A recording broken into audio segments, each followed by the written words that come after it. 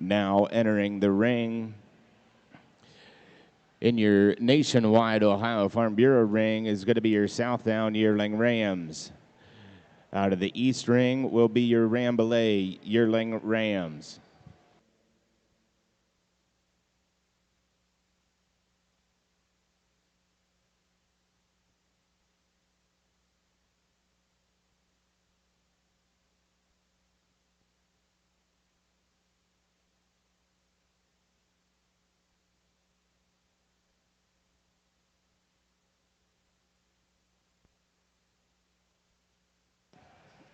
Attention in the barn, attention in the barns. The Oxfords will be moving to the East ring after the Lincolns. If you are showing the Oxfords today, that breed is going to be moved over to the East ring after the Lincoln show.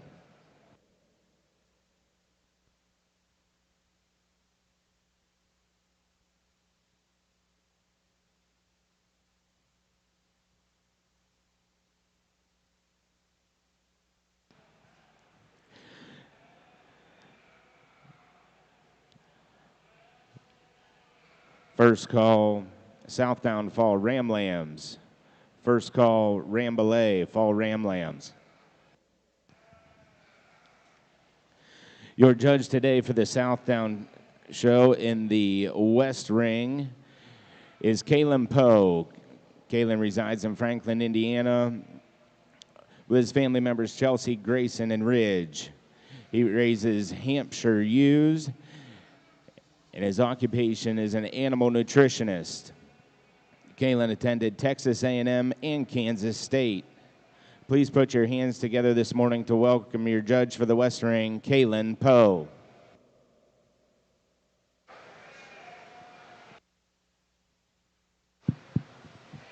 Well, good morning, folks, and it's certainly a pleasure and a blessing to be here with you guys. Excited to sort through a good wool show here today. We'll start off with our Rambouillets. We've got a good yearling ram out here for us to start off the show. One that's just super long-bodied. He's super long loin. I like the Springer rib. I like the shape of the rack on him as well. You put him into motion, I think he's pretty smooth. We crack open that fleece. I like the luster that we see in the fleece. It's pretty consistent as we work from front to rear. Just a nice guy here to start us off. Congratulations. Final call, Rambouillet Fall Ram Lambs. Final call.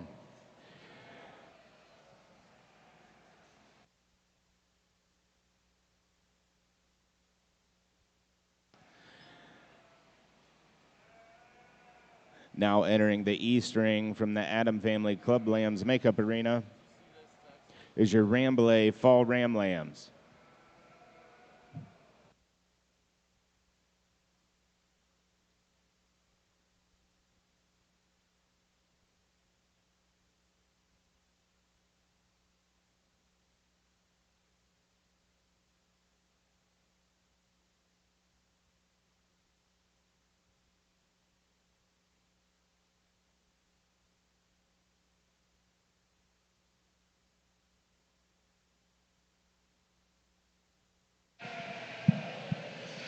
Well, good morning. It's a pleasure to be here. It's definitely one of my favorite places in the world to evaluate livestock is the state of Ohio. So really excited. I've been looking forward to this event for all of the summer. And as we get started here, we're going to figure out the ring pattern, only the first class of the day, but I think it's going to be a good one. We've got some Southdown Rams that we open up with, and we switched them around. The young lady up front here to my right is going to be your class winner. To me, I think that's just a solid free sheep. I think, you know, if you're on a judging team or you're coaching a judging team, this would be an excellent class to take a lot of points away from. There's a lot of differences that you could discuss, and there's a lot of different ways you could go. But to me, he's the one that I think is the safest place to start. In that description, by that I mean he doesn't have any huge holes that we really need to cover in terms of a breeding program. I think if you project this guy out into production and put him into what his purpose is and what he's going to be utilized for, I think his muscle shape is definitely definition, his character, his structure, his soundness. I think all those, I think he was on the top of the card in most of those categories. I think a nice one there that we begin with. I really like the body shape and the overall muscle shape and squareness of the sheep in second. He's one that when you study from any type of the angle, he's one that's big backed. He's square up over his loin edge. He's got some shape and some power in his stifle and his lower leg. Is he big enough? I think that's the big question. He's just too more conventional. He's a little shorter off both ends of his skeleton. He doesn't have quite the stretch and extension of that sheep is that we used to win the class. But comparatively, that's where that discussion would end, because if you're going to utilize him for muscle shape and making your lambs bigger muscled and more directed towards the weathering, I think he's the one you need to use. So in terms of his purpose, I think he's just fine. And we've got a big, long, extended sheep here that comes next. I think, you know, in opposite of the discussion on the one right ahead of him, he's the one that you like in terms of his length, the hind saddle, his length up front, obviously a longer growth curve type of a sheep that's going to pop some extension in those things, but I got to fix him structurally to move him up in class. He's too high and tight in his spine. He gets a bit more restricted off both ends of his skeleton, and I just want to see him relax and free out just a little bit better off both ends. But I think a nice sheep there again. The sheep that comes in next, just to complete the class, deep flanks, solid bodied, like his rib cage. He's one that I got to have a shot more meat and muscle in that one, and we got to have more growth and extension to get around these others. But a great opening class of Southdown Rams. Congratulate them. A nice job.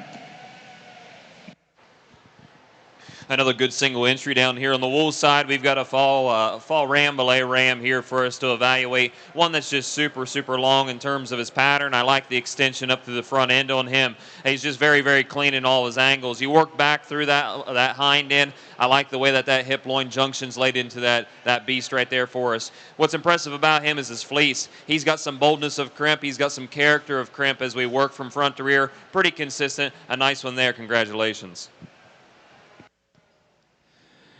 Results from your Southdown Class 1. First place goes to Jalen Lovejoy on 4C R25-172. Second place, Jordan Ramsey on Fowler 2504. Third place, Bella Byler on Hillcrest 2404. And fourth place, Ethan Dravenscott on 4C Miller R25-093. Currently in the West Ring is your Southdown Fall Ram Lambs. Now entering your East Ring is your Rambouillet Winter Ram Lamb.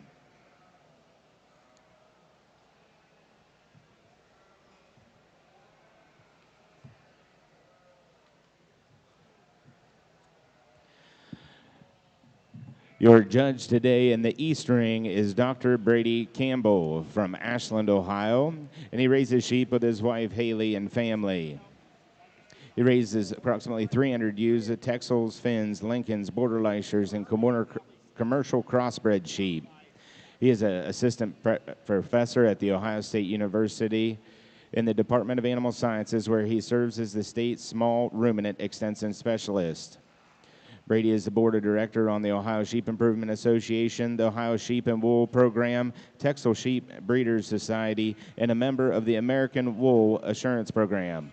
Put your hands together for your judge out of the East Ring today, Dr. Brady Campbell.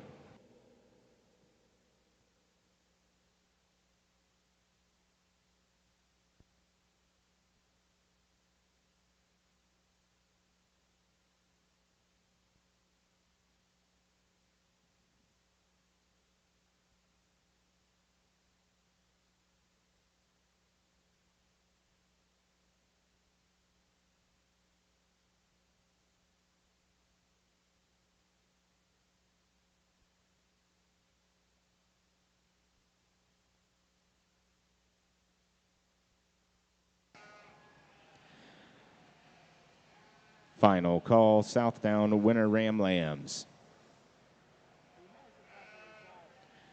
Final call, Rambouillet Spring Ram Lambs.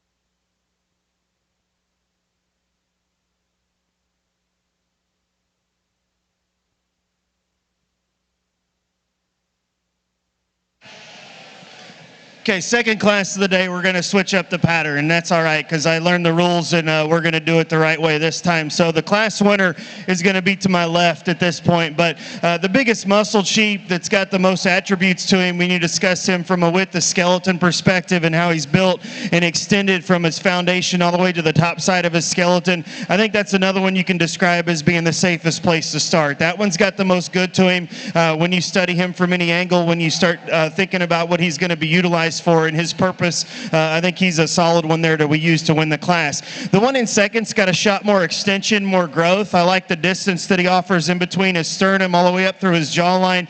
He's one that's got some extension up front and from there back. That guy's got to have more power for me once you get out behind him. I got to have more stifle, more center leg dimension in that one. But I think for the right pieces and what he's going to be utilized for, I think he's going to do some good things. The sheep coming in 3, I really liked him from the start. I think this is another one that is just kind of a solid sheep. You know, he's complete when you want to describe that word in terms of just being a long and extended type of sheep that's got some muscle. I argue, though, that if he has as much of both of those things as the 2 that we placed right above him. So I had some issues sorting through him with that one. But to me, that, again, is just a very useful sheep that's got some bone, some foot size, and some stoutness of foundation. We like him as well. The sheep that comes next, I like from his loin edge forward. I think he's assembled really nicely in terms of his front end assembly. I like his shoulder blade and his sternum and the way he blends a long neck flat and smooth into the top of his shoulder. That's another one, though. Once you spin him around, I got to have a shot more power and punch when you study him from behind. Young man sheep here that completes the class, definitely a solid bodied sheep that's round in his rib cage, deep and soft in his flank. That guy's just got to have more to him to get around those others we placed in class. But a good set there. Congratulate those exhibitors. A nice job. A good set of ram lambs over here on our Rambouillet side. We've got some differences in terms of type and kind, but for me, some of our non-negotiables are those animals that are free-moving. They've got to be structurally sound and correct from the ground up, and I think we found that here in this ram that helps us start off the class. For me today, I think he's the one that's just the most balanced in the profile. He's the widest at the base for me. I think the thing that set him apart from the rest in the class for us today is his hip. I love that hip shape. I just love the way that hock runs into that stifle and just the way that he's able to roll throughout the ring for us today. In 2 here, we've got probably our longer profile type of ram. He is our longest loin ram, probably the one that profiles the best for me today. However, as we put him into motion, he just tends to track a little bit more narrow. He wants to be a little bit shorter in terms of his stride, but nonetheless, a good one there to get us there in second. We come down here into 3 to help us wrap out the class. 1 that's just big and bold and rugged, very coarse in terms of his skeletal makeup. For me today, he's the one that I like to fleece on the most. He's got one that's really bold in terms of that crimp pattern, one that has a lot of luster to it. It's probably going to be the highest yielding fleece for us in the class today. If I were to choose one to create some animals that put a bit more power and some more muscle shape and some terminal aspects into this breed, that'd be the ram for me today. Unfortunately, as we said earlier, just a little bit more coarse in terms of his skeletal design. I'd like to level him out across the top, bring that dock up, and give him a bit more natural muscle shape to help him get up any further in the class today.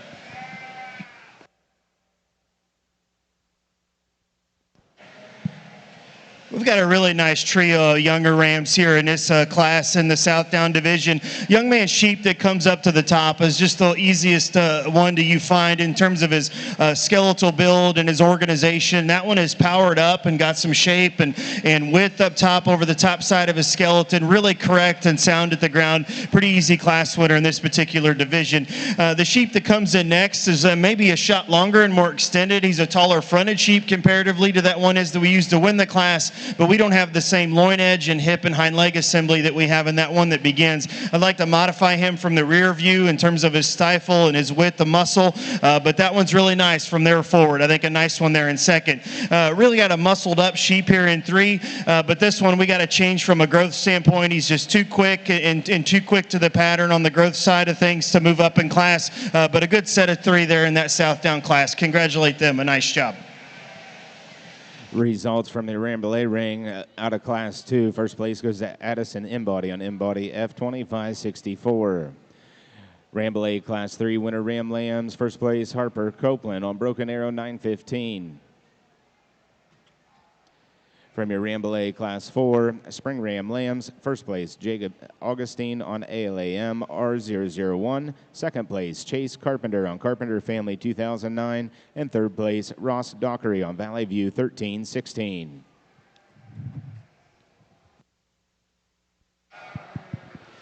Nice round of applause here for our juniors that are running these bucks out here for the Rambouillet breed. And I wish we had a few more out here to evaluate, but I think these guys have done a really, really nice job of representing this breed extremely, extremely well. We've got a nice fall out front here. Just love the capacity. I like the dimension. I like the skeletal and muscle shape on him quite a bit. He's got big bone. He's got a big foot. I think he's got a bright future ahead of himself. We'll come into that early spring there. I love the extension of body. I love the way that front end is assembled. Just a really, really nice one to compare against that fall. And then we come back in here to our late springs, just a couple of bucks that I think that match up really, really well. But I think there's a buck out here that stands out in my mind that we like quite a bit in terms of where he's at, how he's put together, the way that his fleece is presented today. And as we come into our reserve, I think there's going to be a tight second there. But we'll get off of here. Let's give these guys a nice round of applause, and I'll go shake the hand of your grand reserve.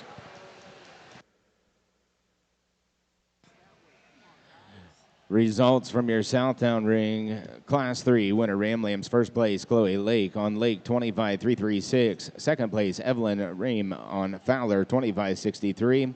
Third place, Jalen Lovejoy on Leggett George 26-02. Fourth place, Caden McCoy on Shane 26.30. And fifth place, James McCartney on Level View Farm.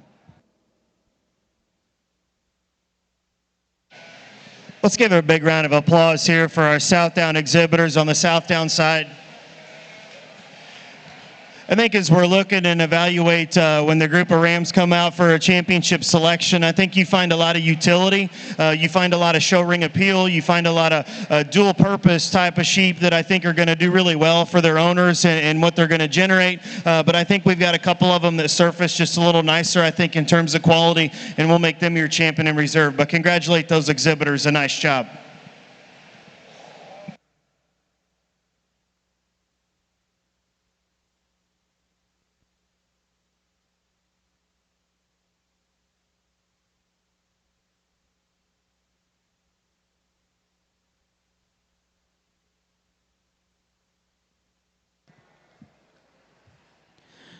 Results from your Southtown ring, Class 4 Spring Ram Lamb. First place, Everett Ream on Lake 26-194. Second place, Ephraim Fowler on Fowler 26-18. And third place, Lucy Byler on Hillcrest 24-13.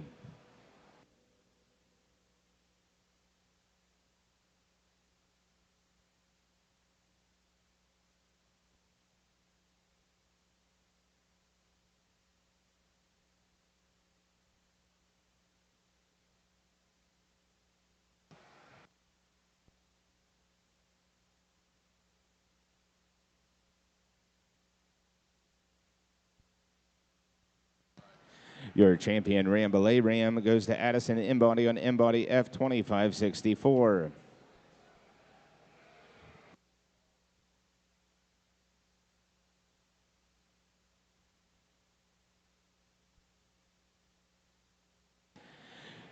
Your banner for that champion Ram, presented by David and Charles Embody, sponsored by Embody Brothers Rambouillet.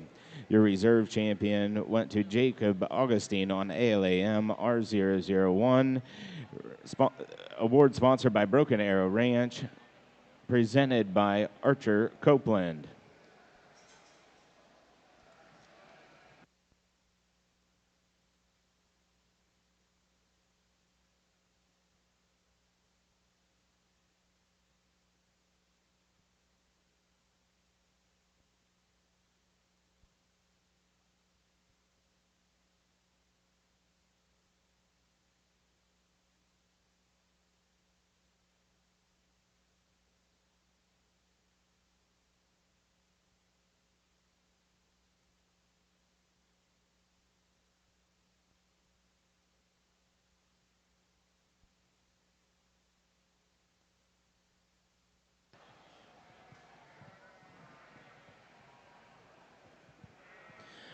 Currently in the nationwide ring is your Southtown Yearling Ewes.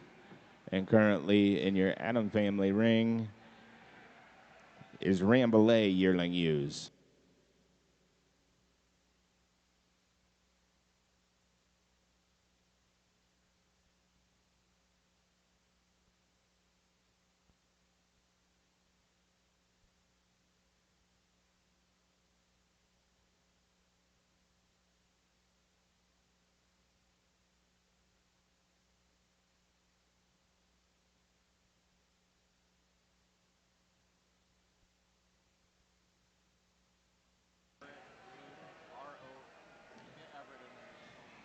Your champion Southdown Ram goes to Everett Ream on Lake 26194.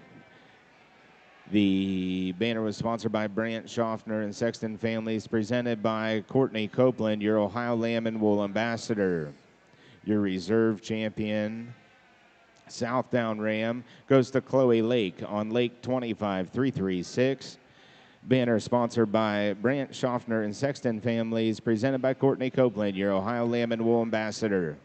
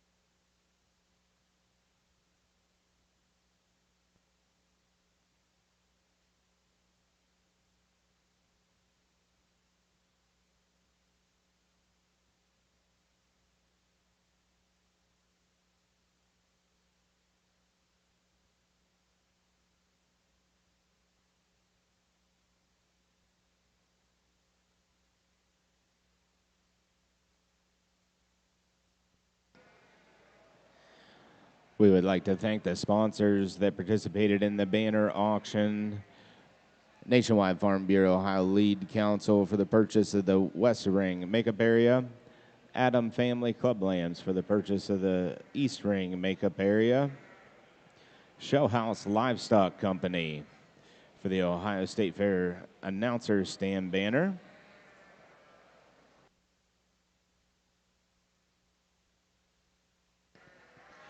Other sponsors include Select Livestock Services, Martin Welding and Fabrication, and All Breeds Picnic.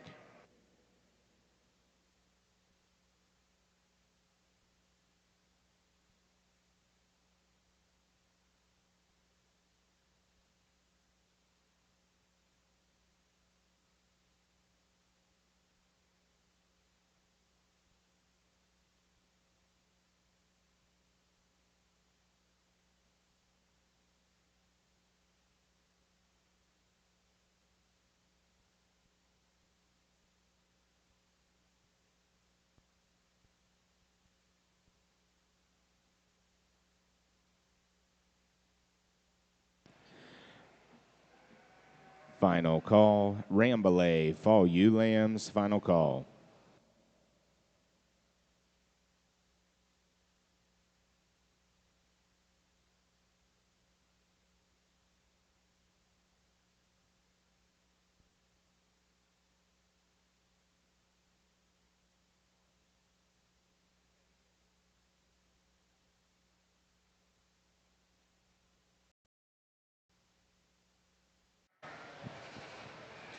A really, really neat class of Rambouillet females for us to start this drive with, and a lot of differences and a lot of variation, and I think that's quite all right. It makes this breed exciting, and it makes this kind of job exciting as well. The ewe that will start the class off here with our class winner is just one, in my mind, that's the most complete, the most balanced. Boy, she's as pretty as a picture. She caught my eye as soon as she came into the ring. One that's just very clean-fronted. She's up-headed. She's the biggest top female for us here in the class, but the thing that impresses me is she's got all those parts and pieces right underneath of that hide. She's also got a stellar fleece as well. You take a look at that thing, very, very consistent in terms of that crimp pattern, in terms of the fineness as you work from front to rear, top to bottom, and in my mind, she's the one that's got the densest fleece for us today and highest yielding fleece as well. We come into a really unique ewe here in second, one that we just love, the depth of body, the capacity, the rack shape, however you want to describe her. She's just a big barreled female and one that'll do a really nice job in the breeding pen here this fall. One that we like for the levelness of top. I like the squareness of dock a tick better on this female here compared to our class winner. She's probably got a little bit more hip shape and structure to her from that standpoint. She just doesn't have the consistency in terms of fleece. She doesn't have that depth of loin that we see in our class winner, but a good pair here nonetheless to start the class off with. We've got a really unique ewe here again in three. One that's just very big and bold and powerful. She's a little bit more rugged in terms of her make. She's a little bit heavier fronted for me today. I'd like to get her cleaned up throughout that chest floor, get her busted apart from a skeletal standpoint to get her a little wider based, but I think a really, really good female from a muscular standpoint there in three. As you take a look at her fleece out of these top three, she's going to be the one that has the lightest yielding fleece in my mind today. A really unique ewe here in fourth, one that I like quite a bit in terms of her fleece and fleece characteristics. If you want some boldness of crimp, if you want some style, this is the female for you. One that's just extremely long in her make. I think one that'll make some really, really big, broody and rangy type sheep if that's what you're looking for. One that's extremely long loined. We appreciate her from that standpoint. For me today, she just doesn't motor near as smooth as what we'd like her to. She gets a little bit straight in that hock, a little tight in that stifle. If we could loosen her up off that hind end, I think we could bump her up a position or two today. Here in fifth, the young man driving the ornery ewe, one that we like quite a bit in terms of her style and her kind. I think one that's just very expressive in terms of her muscle shape. I like the front end assembly on her. She's very clean and crisp in her lines. For me today, you just simply get outpowered. We don't have enough fleece there for us to evaluate compared to the rest, but a nice set of Rambouillet yearling ewes. Let's give these guys a nice round of applause.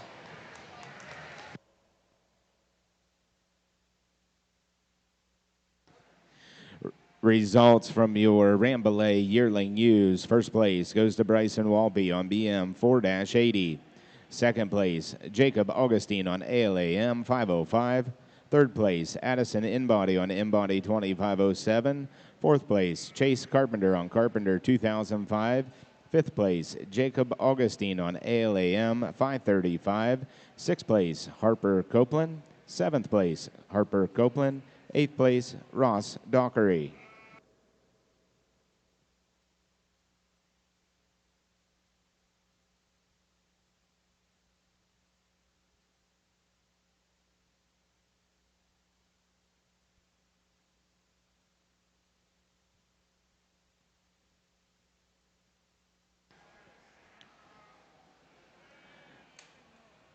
Now in the East Ring, Rambouillet Fall Ewe Lamb.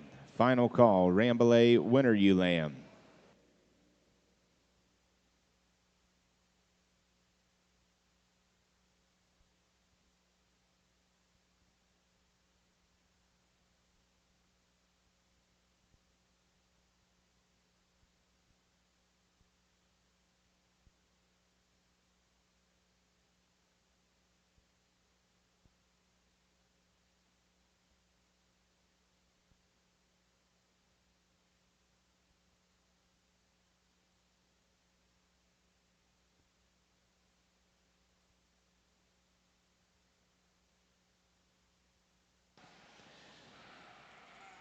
Final call, Southdown Fall Ewe Lambs.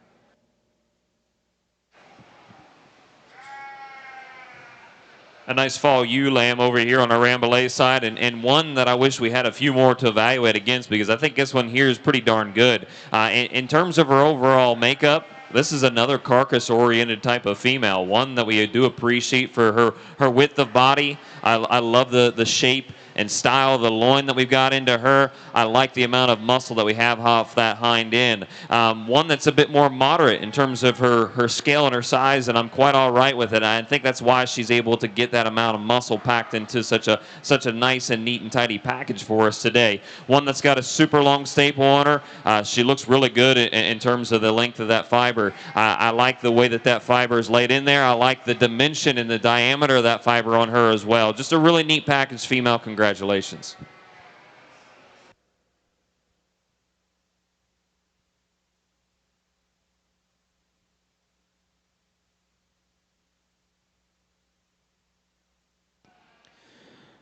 Results from your Rambouillet Fall Ewe Lamb class. First place goes to Ross Dockery on Valley View 1307. Now entering the East Ring, Rambouillet Winter Ewe Lambs.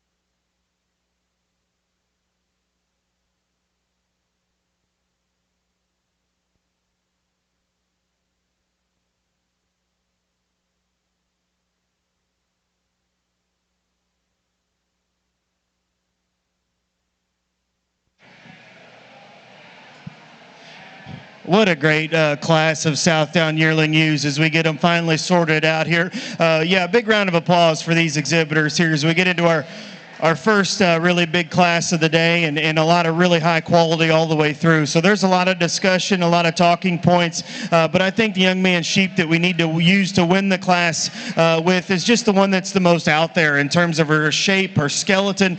This one's her skeletal build is pretty elite. When you talk about chest floor and sternum height compared to her length of neck and how she blends that up into her jawline, her front end assembly is just super smooth and feminine from there back. And at the top point of her her shoulder and how she transitions that into her hip. You get out behind her, and this one is still really square built. She's big muscled and got tons of stifle and outer leg to her. I think the big question is, maybe for most people, is you're going to argue if she's big enough. And, you know, that's the thing. And for this guy, I think I'm going to call her good, because to me, that key word is enough. Is she big enough? Big enough for what? Well, the purpose is going to be raising winners and making champions, and I think she's got the skeletal build to do that, so she's going to be big enough today. But I could see it where some people prefer one a little taller at the point of her shoulder, and that's the one that's in second. This one's a lot cooler up front and at the top side of her shoulder. She's a super extended and feminine and smooth up there, and she's the one that, if you want to talk about a yearling ewe at her stage of development and maturity, is she big enough? I think she exceeds that just a notch, and I think that's her biggest advantage over the one in the first hole that you can discuss. But from there back, comparatively, she doesn't have enough muscle for me. I got to have more stifle. I got to have more cheek. I got to have more width up over the top side of her skeleton. But that's not taking anything away from her belly shape, her depth of flank, her roundness of rib cage. She is ultra maternal in the way that she's built up through her center body, and that's a big advantage and a really nice thing to have in your ewes at home as well. Really nice sheep there in second. The one that's a little more trendier comparatively to the one that we used to win the class is the one I put third. I think from the side view, this is another one that's long and strong in her spine. She's level and cool up about her muscle shape and expression up top. That one's just a little plainer featured. She's not as out there in terms of her pieces and features as those two that we placed right above her, but that's a solid sheep. She's got a lot of really good things about her. I think she's going to generate really nicely for her owners. One coming in next is another one you talk about belly shape, width of rib cage, and center body dimension. I think she has all those things going for her as well. That one's got to have more muscle shape and expression to move up in class. Then we've got a bigger statured ewe here that we round out the top 5 with that definitely has some growth and extension. I like the ruggedness about her foot size, her bone density. But again, that one's got to have more feature, more outward turn to her leg, more shape and expression of muscle to move up in that class. But an excellent group and a big set of yearling ewes. Give those exhibitors a big round of applause. Results from your Southtown Yearling U class. First place goes to Ephraim Fowler on Fowler 25-29. Second place, Ephraim Fowler on Fowler 25-35. Third place, Chloe Lake on Lake 25-095. Fourth place, Caden McCoy on Shane 24-39. Fifth place, Bella House on Fowler 25-09. Sixth place, Allie Boyd on Obliger 21-61. Seventh place, Lydia Lake, Lake 25-256. Eighth place, Jordan Ramsey on Oldenburg 25-046. Ninth place, Emma Henson on Fowler 25-30. And 10th place, Lucy Byler, Hillcrest 24-05. Folks, I thought our yearling drive was pretty stout and competitive, but as you take a look at these 4 spring ewe lambs, I think they've got a run for their money. Out there in front, that first place ewe, one that we just like quite a bit and for multiple reasons. I think we can all agree as we put them here on the profile, boys, she's as pretty as you can make them. For a Rambouillet female, I think she does all the right things for me today. One that's just super, super balanced. I love the lines both on the top and bottom of her. For me, in terms of her skeletal makeup and her muscularity throughout her body, I think she's the one that's got the most amount of mass, natural mass, I should say, throughout the center of that body. I love the hip shape on this female as well. If we could be slightly critical about her, I'd like a little bit more length of fleece on her so we could really dig down there and take a look and see what that character of that fleece is. But nonetheless, a fleece that's super, super fine and dense to the touch. We've got a female here in second, one that's probably our oldest female in the class, and she's big and she's bold and rugged, and we like a lot of those things about her. I love the rack shape and the rib shape to her, one that's just super, super powerful and wide at the base. When you take a look at that fleece on that one, when we talk about character, that's my winner in my mind in terms of a fleece. I love the character. I love the structure of that fleece, especially as we continue throughout that fleece. Really can't find a hole in it. It's got enough density for me today. When we compare A to B here on our top end, I think the reason we put her here in 2 is she just isn't as fluid in terms of her movement. She wants to get a little wild on one of those hind legs for me. If we could get her straightened up and stiffened up, if you would, in that hind leg set, I think think we could get around that class winner any day of the week. We've got a nice ewe lamb here in third, one that I really like in terms of her structure and her design. She's a little lighter boned, and I'm quite all right with that. I like the length of fleece on her. I like the staple that's presented for us today. Out of any of them here in the class today, she is a freight train. She is our longest loin. She's probably a rib or two longer than anything else realistically in the class for us today. For me, with the scale and size that she is, I'd like her to be a bit more deep in terms of her body structure. I want to get a bigger barrel, a bigger chest. I want to get a bit more base width underneath of her, especially for how long she is today. We come into a really unique female here in fourth, one that we do like that rib shape for, and one that I like the fleece characteristics to her. For me today, especially on the fleece, she wants to get a little cross-fibered, especially as we work from that 13th rib back. I'd like that fleece to be a bit more open to be able to evaluate it a bit more. From a skeletal standpoint, I think we need to balance her out a little bit more. She needs to be a bit more level topped. I want to bring that tail head up. I need to drop that rear flank just as she's balanced from that profile. I'd like to bring that head back and that neck back a little bit back into that shoulder blade set. But a really, really phenomenal set of females here on the Rambouillet side. Congratulations. Nice little group of ewe lambs here on the Southdown side. We're going to use the sheep, I just think, from a skeletal quality standpoint, just offers a little bit more of an edge. I think when you study these two females in motion, once you ask the young people to step off of them just a little bit, I think our class winner just holds herself together up front just a little neater. She's more tucked up at her chest floor.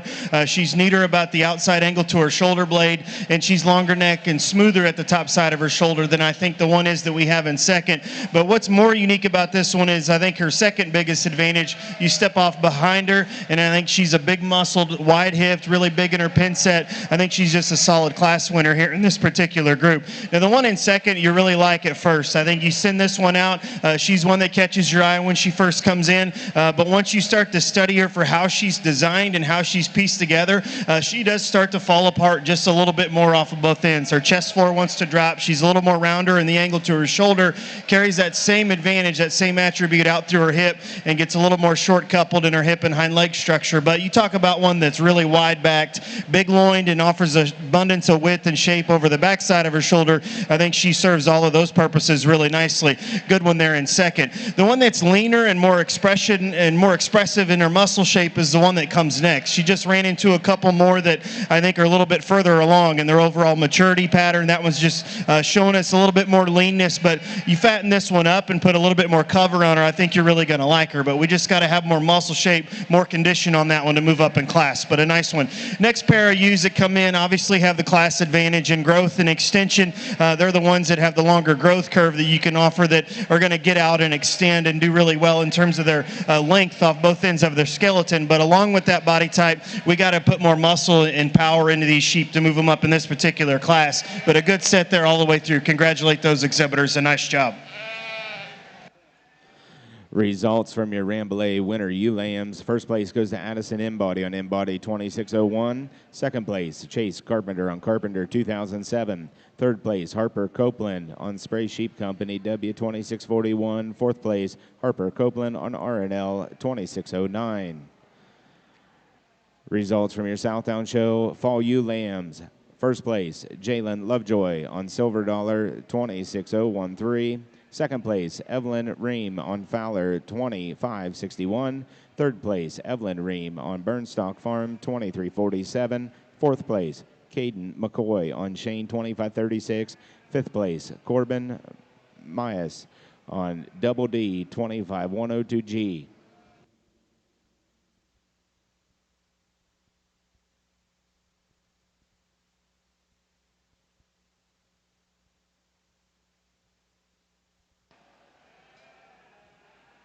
Currently in the ring for the Rambouillet Show is your Spring Ewe Lambs. Currently in the ring for the Southdown Show, Winter Ewe Lambs.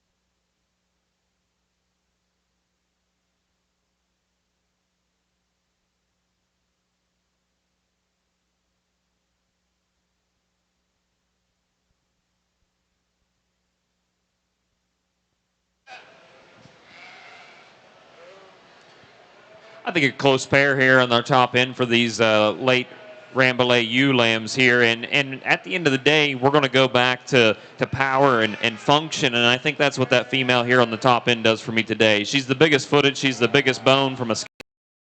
We work up through the center of that carcass. She's our deepest loin. She's our biggest loin. She's our biggest rack female for us in the class today. You get right up behind her. I love the shape of the leg on her. She's got a lot of inner and outer bulge to that hind leg. Just a female that's hard to find a hole in terms of a carcass standpoint. From a profile, I really, really like the way that she profiles extremely well. I think what she does a tick better compared to that ewe there in second is that I think she's just got a cleaner front end assembly for me today. You take a look at that fleece. I think it's consistent enough as we work from front to rear. A nice female here in second, one that's probably our longer spined and longer bodied female here in the class. She is our longest loin female in the class. I like the hip shape on her quite a bit as well. Probably presented a little bit better in terms of hip shape and structure compared to that female that helps us win the class. As you take a look at her again, this young man's done a nice job on his fleeces. I love the crimp. I like the structure and the character of these fleeces. Probably a little bit more consistent as we work from front to rear, top to bottom compared to our class winner.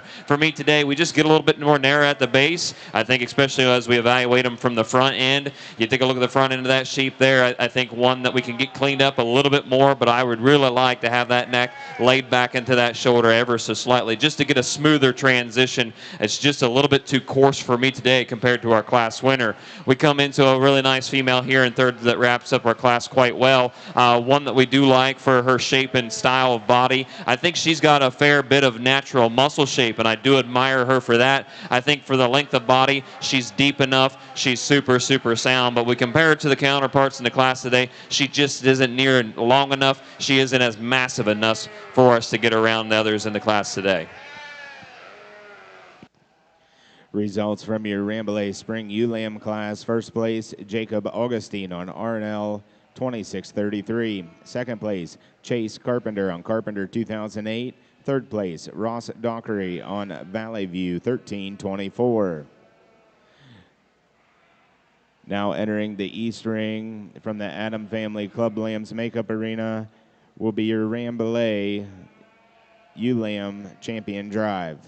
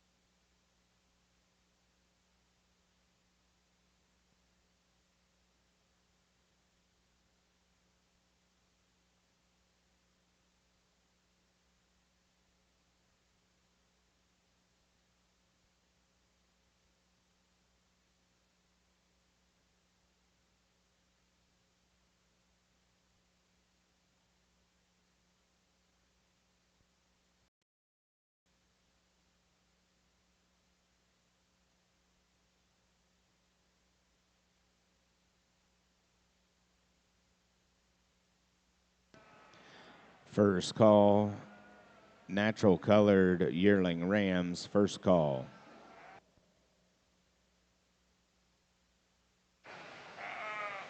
One more time for our Rambouillet breeders. Let's give them a nice round of applause and thank them for bringing out such a high-quality set of females here for us to evaluate today. And boy, this really makes me excited for the future of the wool breeds. And I think they're regaining some attraction and some attention, especially from the show side. And I think these young exhibitors out here have shown us exactly why that's the case for us in our industry today. I hope we can appreciate some of the females that we've brought up to the top. I think they've sorted themselves quite easily to the top. They've got some style. They've got some flash to them. them, especially as we put them into the ring. As we saw them walk throughout our classes, I think they've got some structural correctness. I think they're very fluid in terms of their movement. We handle these females. Boy, they've got a lot of meat packed in there, especially for a fine wool breed. I think these guys have done just a phenomenal job of making these breed, a sheep specifically, multi-purpose, and we do appreciate them from that standpoint. And then at the end of the day, taking a look at that fleece. Really, really good handle on these fleeces. Got a lot of luster to them. They've got some good handle, good touch, and good characteristics to them. In my mind, there's one female out here that's definitely deserving of that grand champion banner for us today. One that's just impressed me since she's hit the ring. As we take a look at reserve, I think there's a couple others that are quite deserving. For me, I think there's another one here that mimics that champion quite well in terms of structure and design and characteristics that we're looking at for this breed. So with that being said, one more round of applause. I'll get off here and shake the hand of our champions.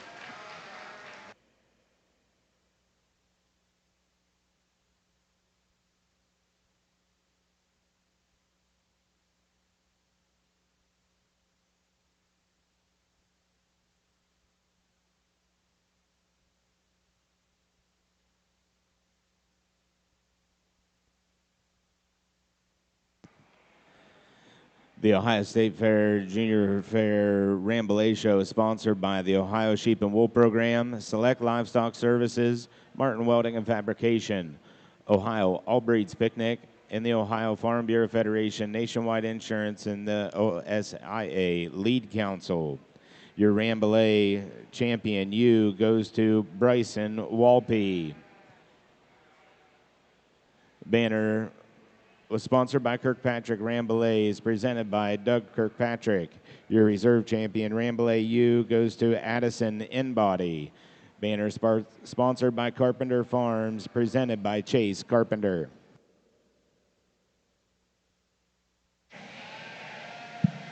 We've got a really nice set of ewe lambs here in this particular class as well. And like we mentioned before, if you're associated with any livestock judging teams, these top 3 or 4 could really be discussed a lot of different ways. You could teach a lot of differences, and stage of development, maturity, I think comes into play here in this particular group. The one that I just think is the most appropriate when it comes to her growth and maturity or size, the amount of condition that she's carrying over her last strip, I think she needs to win. But outside of that, I think the biggest thing you notice about her is just her elite build of skeleton in terms of shallowness and tucked up in her chest and smooth and extended up front. And then she still has some muscle to go along with it. But I think for her size and her maturity, her condition, I think is the most appropriate that we can discuss here in this group. I think that's a really nice one to start.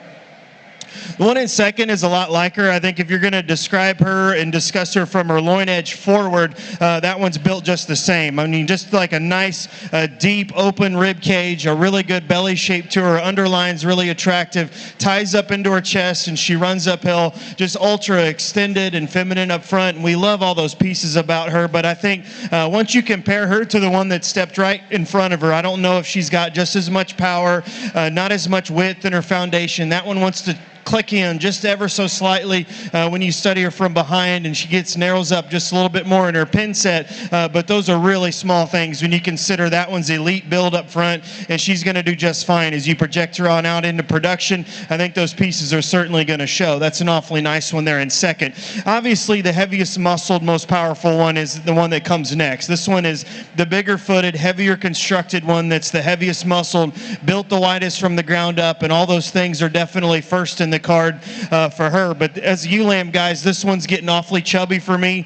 She's a little softer over that last rib, and she's a little fluffier there up over the top side of her skeleton. I would like to lean her down and just see a little bit more immaturity there in her condition to move her around those other two. But you talk about one that's trendy, one that's going to make heavy muscled wethers and going to put together a really nice skeletal package there to get along in the show ring in the future. That one's going to do it for you. Just want to lean her up in today's class, but an awfully nice one.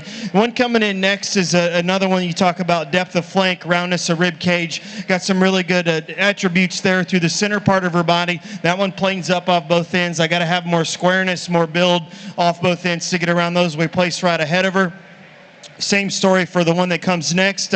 From the side, this one's long and neat in her spine. She's attractive from the side, but she's carrying the most in terms of depth and shoulder when you study her from there up front. Just want to clean her up, make her a shot more feminine and neat looking there from the side. Really good class of ewe lambs in that group. Congratulate them. A nice job. Results from your Southdown winner ewe lambs. First place goes to Ephraim Fowler on Fowler 2580. Second place, Ephraim Fowler on Burnstock Farm 2435.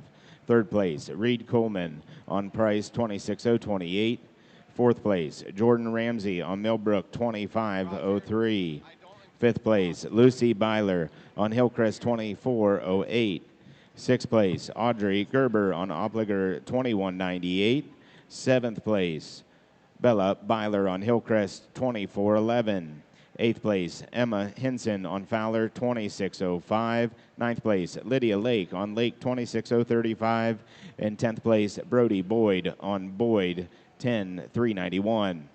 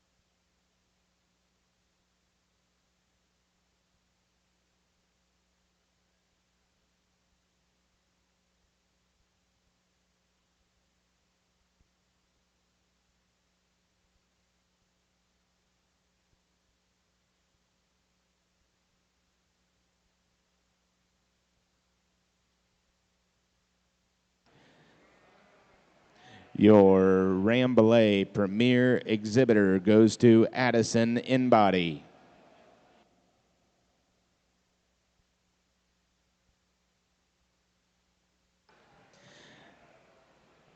Banner is being presented by Courtney Copeland, your Ohio Lamb and Wool Ambassador. Results from your Rambouillet flock class. First place, Addison Embody. Second place, Jacob Augustine. Third place, Chase Carpenter. Fourth place, Harper Copeland. And fifth place, Ross Dockery.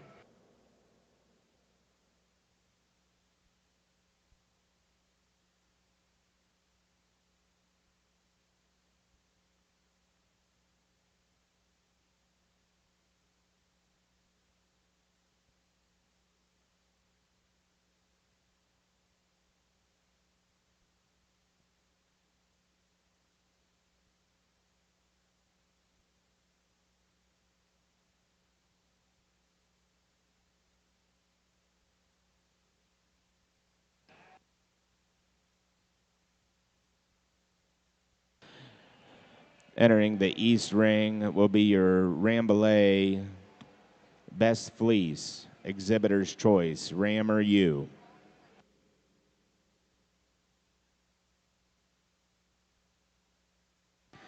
Attention Southdown exhibitors, there will be a breed meeting today at 2 p.m. in the wool room. Southdown exhibitors, there will be a breed meeting today at 2 p.m. in the wool room.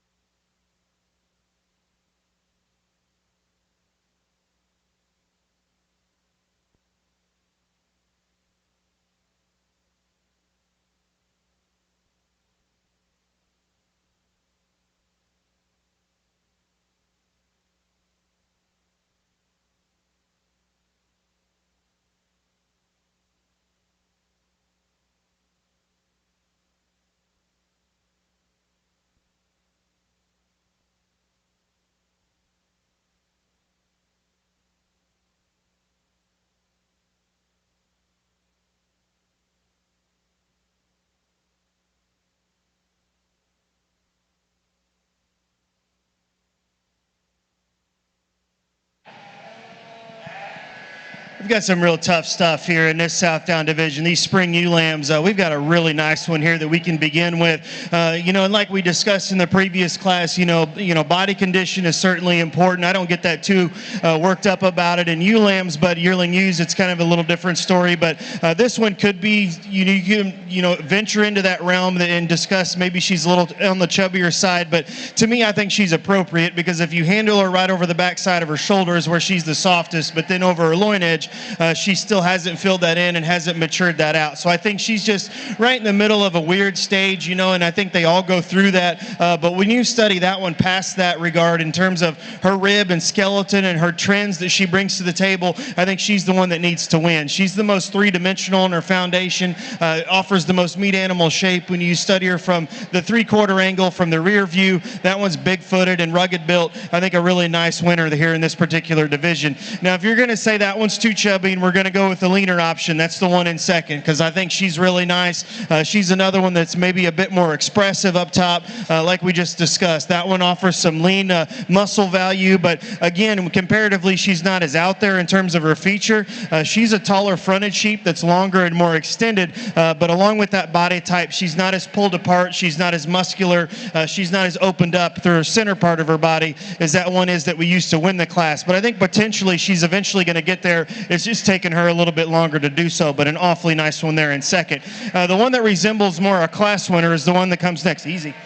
The one that comes next is big-bodied and round in her rib cage and deep and soft in her flank. I wish she hooked together better right there, right behind her shoulder, because from there back, we love her hip and hind leg assembly and the way that she's constructed, but she wants to drop her front end. Once you set her in motion, she gets a bit rounder and more coarse and opened up there in her shoulder. I just want to tuck her up, make her more up and out, a little more feminine to get around those other two. The one that does that for us in that particular pair is the one that comes next. This one's a lot better fronted, more extended up front.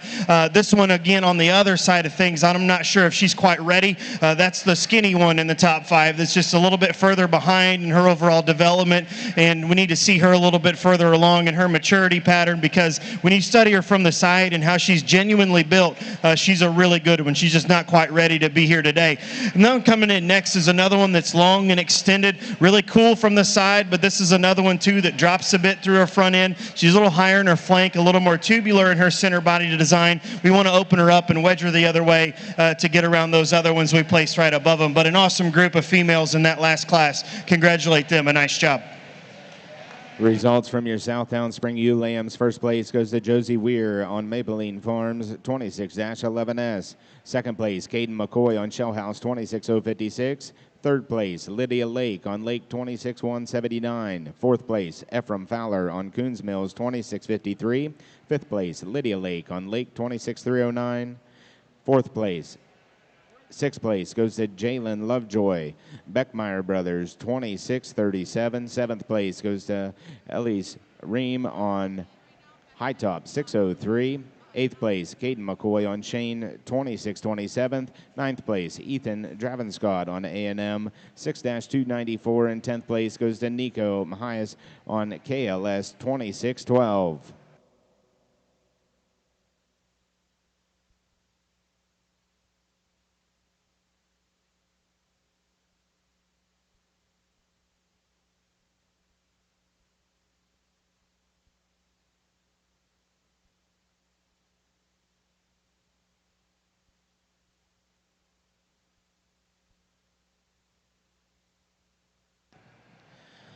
Now entering the Nationwide Farm Bureau Ohio Lead Ring is your Southdown U Champion Drive.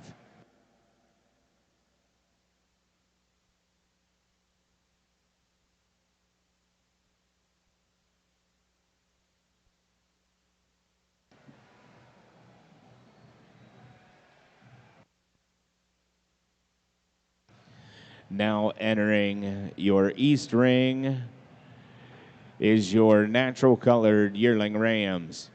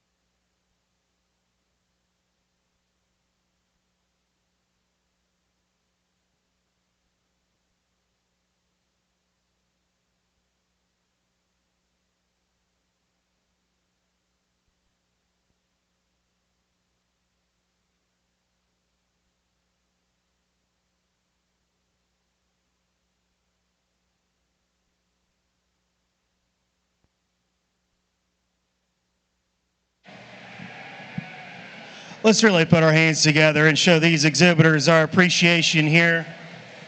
In our champion Southdown U Drive, what an awesome group of females. I think we did a lot of discussion about, elite skeletal build with maternal attributes that genuinely, as breeding sheep folks, you have to think about the future quite often. And when you project these things out into production and how they're going to generate for their owners and what their purpose is, I try to take a lot of those things into consideration. Some of us, obviously with livestock judging, we all have our opinions and it's a subjective activity. And if it wasn't, if people didn't disagree with each other, we'd be stuck in the same place forever, and that's not very interesting at all. So if you disagree with things, I think that's good, because if we weren't disagreeing on anything, we'd be stuck, like I said. So we got to keep the progression going. You got to keep your opinions and, stay the course and make the sheep that you like and that you think get along in the show ring or whatever it is that their endpoint is. But I think each of these females, when you're talking about sheep shows and raising wethers or raising elite breeding sheep, I think they can serve a lot of general categories in a lot of general places. So really comfortable with our two that we're going to select out of the Champion of Reserve in this division.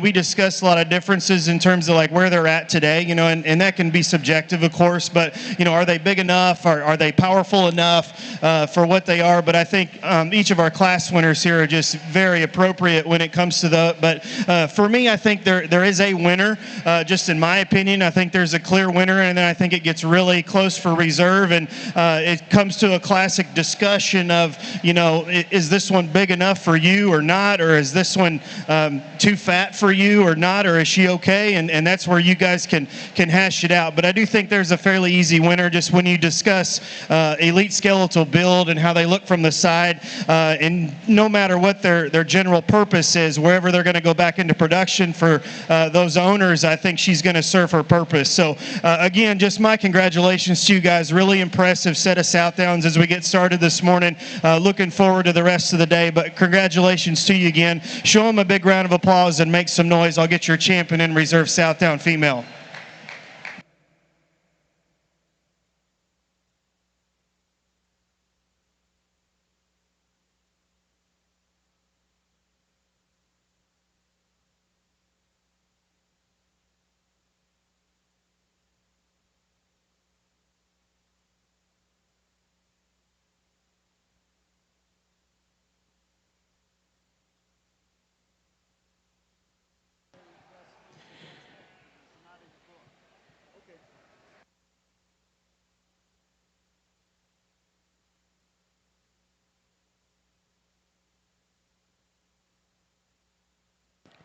Your champion Southdown U goes to Ephraim Fowler.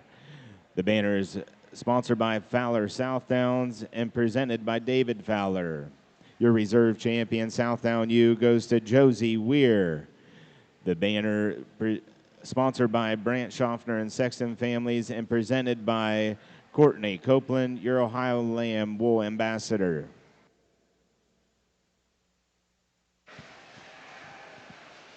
Switching gears over here in the wool ring, we'll run into our natural colored breed, and boy, we've got a nice set of rams out here for our yearlings to help us start off that drive. The one that we use to win the class here is the one that I think just is the most massive, the one that's just the most correct in terms of a skeletal build, one that we appreciate for the depth of body, the shape of rib on him. I like the width of top. I like the actual dimensional pieces of that muscularity running throughout his system. When you crack open his fleece, he certainly doesn't disappoint you there. He's got a good long staple. He's got one that's very high luster, high yielding type of fleece, one that we appreciate for the characteristics that he brings to the table. Just a nice one to help us start off the class. The one here in two, one that I really appreciate from a profiling standpoint. Boy, I tell you what, when you think about extension up in the front end, you want one that looks pretty fronted, real long side. This is the buck for you. As you take a look at him, I think he's our longest loined animal in the class for us today. One that does have a fair bit of rib shape to him as well. I like the hip shape and the way that it's laid into that skeleton ever so slightly more than that class winner. But for me today,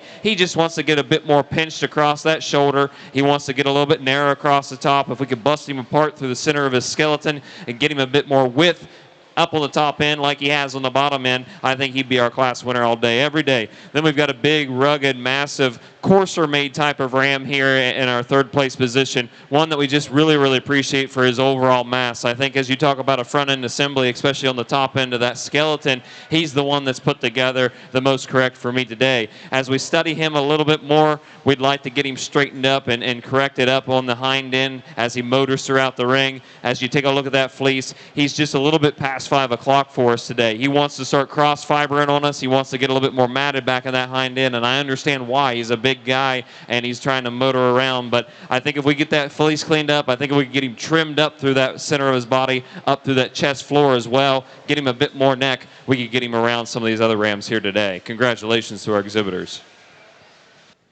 The Ohio Southdown Breeder Association has a scholarship winner, Evelyn Ream. Congratulations, scholarship winner, Evelyn Ream.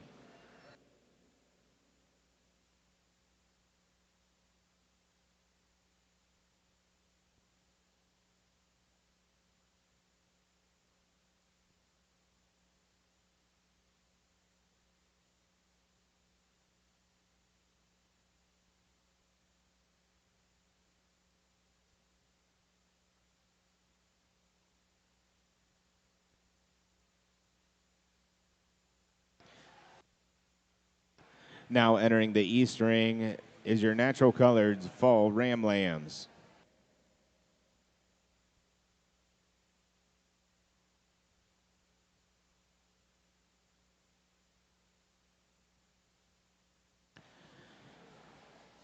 First call, Hampshire yearling rams. First call, Hampshire yearling rams.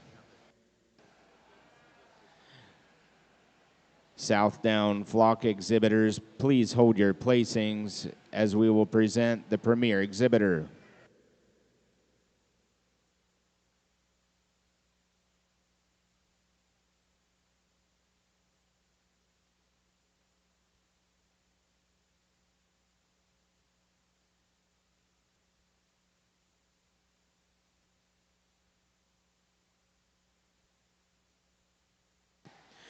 Results from your natural colored yearling ram class. First place, Brooke Hershey on SF 25-22. Second place, Brooke Hershey on Hershey Cropland. In third place, Archer Copeland on Hilltop Farm 2352. In your Southdown ring at this time, your premier exhibitor goes to Ephraim Fowler.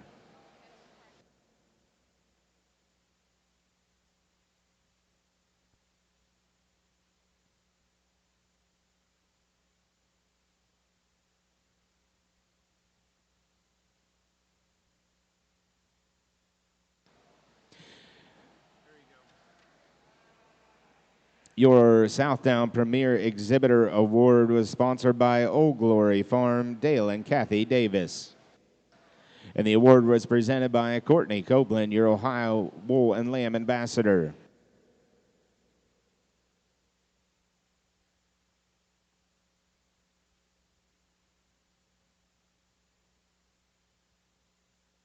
Results from your Southdown show from the flock class. First place goes to Ephraim Fowler. Second place, Caden McCoy. Third place, Jordan Ramsey. Fourth place, Evelyn Ream.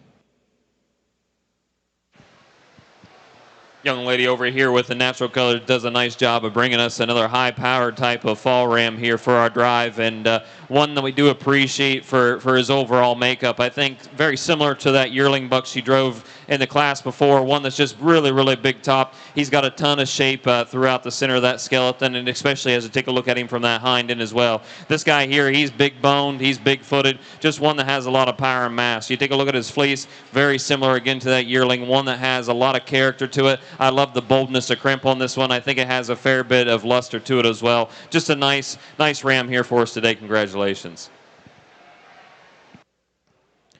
Results from your natural colored fall ram lamb. First place goes to Brooke Hershey on Hershey Cropland, 1795-74. Now entering the ring will be your natural colored winter ram lambs. Final call, Hampshire Yearling Rams. Hampshire Yearling Rams, final call.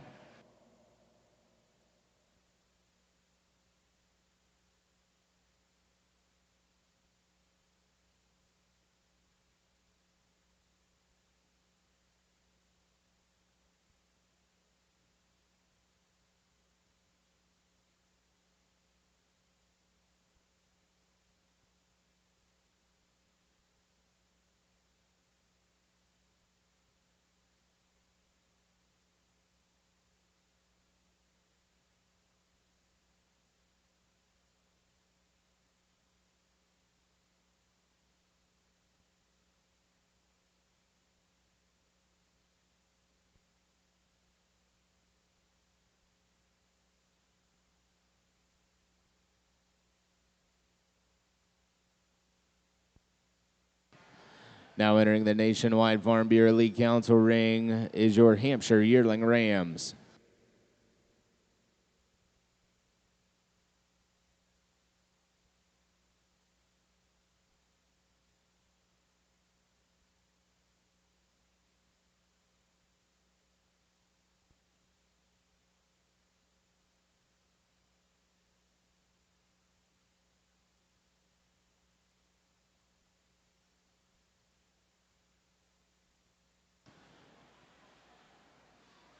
First and final call, Hampshire Fall Ram Lambs. First and final call.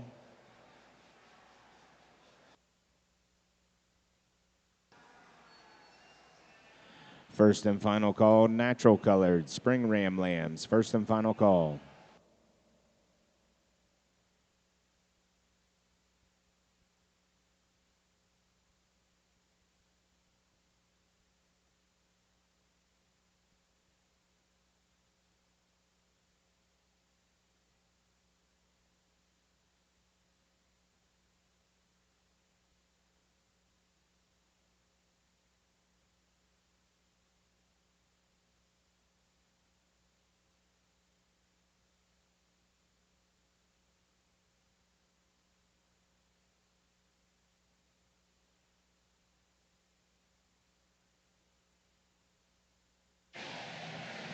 think as we get started here in the Hampshire division, we've got a couple of yearling rams that bring some good things to the table as far as, the terminal sire aspect, and still going to make some show sheep. And that's where I think our winner surface is just a little bit better and neater in terms of his spine and the way that he's hooked together and his skeleton. This one's a little square, more true and accurate at the ground once you set him in motion. We'd like to lean him up a little bit in terms of the, in the stage of the summer that we're at in terms of the breeding season, but now it's a nice sheep to go ahead and begin the class with.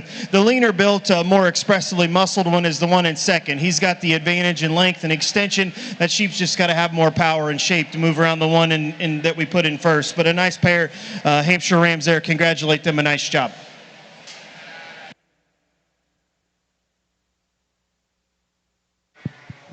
Back over here on the wool side, we've got a really unique set of bucks here for our winter ram lambs, and a lot of differences. And I think you could swap these top two pair any way that you'd want to based upon the day that we're in. The one that we're going to start off with is just the one that just has a bit more mass in my mind today. Now, granted, he's probably the one that's a bit more older. He's probably got a month or two in terms of age over that ram there in second.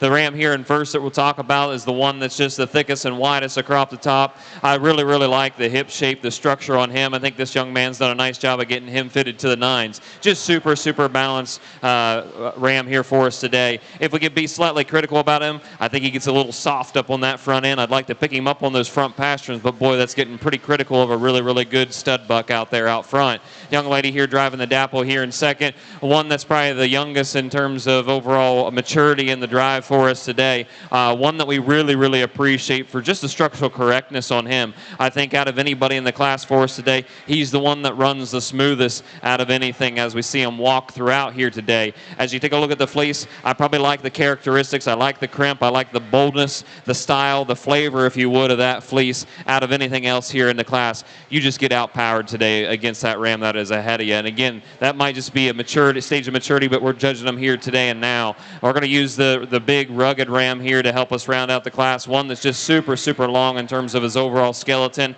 I like the shape of rack. I like the elevation of this ram as well. For me today, he just gets a little bit too narrow up on the top end, especially in that shoulder blade set. He just doesn't have enough fleece for me to evaluate today. But what we can see, there is some character, there is some crimp. I just want a longer staple length to have a look at.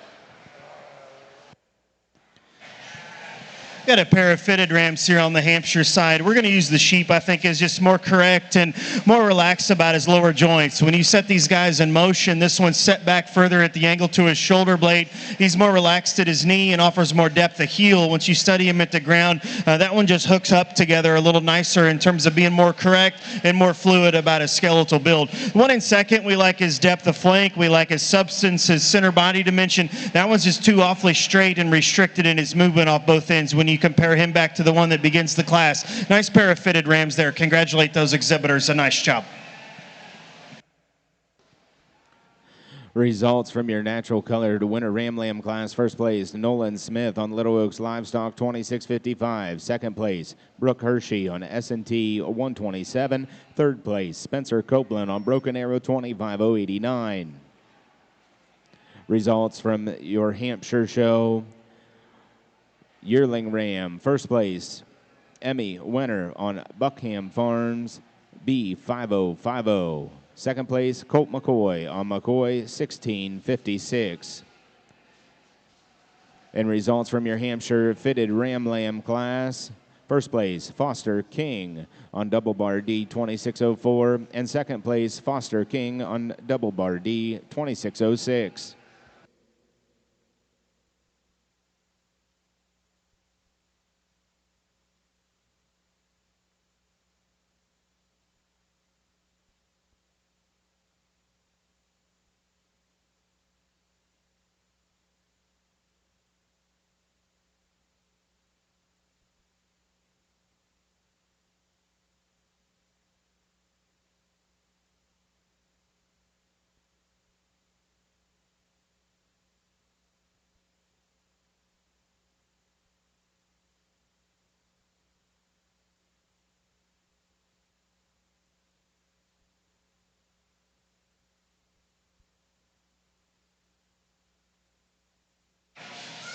a set of 3 rams in this particular class. Just one easy decision here up on the top end. This one just outperforms the other 2 in terms of growth and performance, maturity. He's the heavier muscled sheep that's further along, appears to be a lot older and more mature. He's the place you need to start in this group. One coming in second is long and extended. I think comparatively to the one in third, he's the one that's got a little bit more to him in terms of growth and extension. The sheep in third, you like his center body dimension, his internal shape, but that one's just got to be remodified from a skeletal standpoint to move up in this class. A nice set of 3. Congratulate them. A nice job.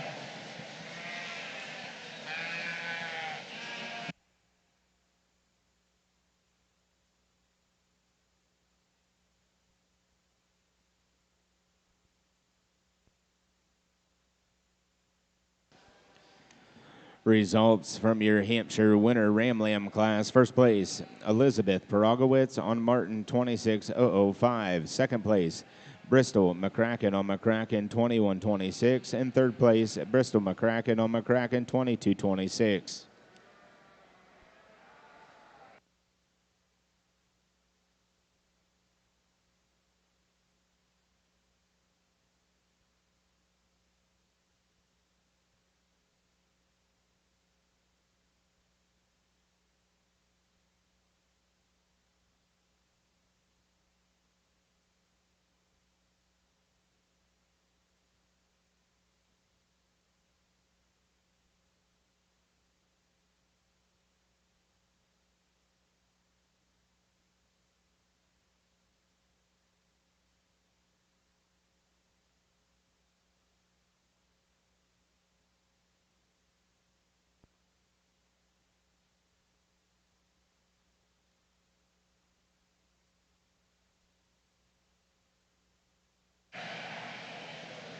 Here in this pair, in this Hampshire Ram division, another one that just completes himself a little neater and better in terms of that show animal look with some muscle shape and correctness of body and correctness of skeleton. Sheep in second's got some attributes in terms of lean muscle dimension and expression of muscle.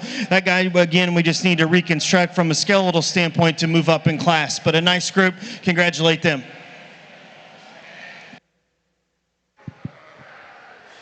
Pretty easy sort for me in these Rams for our natural colors as we wrap up this show. Boy, the young lady has just been fire today. She's brought out a really heavy hitting set of Rams and really appreciate this one nonetheless, even given his age. One that just has a ton of structural correctness. I love the bone. I love the footwork on this guy here. Just very, very fluid in terms of his movement. You get up on top of him, he has a ton of natural muscle shape. He's got a lot of potential. He's got a long loin. He's got a good top end. I love the saddle set on this guy here. You talk about a good, clean, assembled front end on a sheep. That guy does the job for me today as well. You take a look at his fleece, you can't find a hole in it. I tell you what, just one that's just very, very consistent as we work through it. I love the character. Probably the one that's the most bold in terms of its crimp pattern. One that's just a really, really high quality medium type of fleece. Congratulations to you, young lady. We come in here into second. One that's a bit more plain in terms of his design, and I'm quite all right with it. As we take a look at 3 and 4, he's the one that's the most structurally correct as we start evaluating the rest here in the class for us today.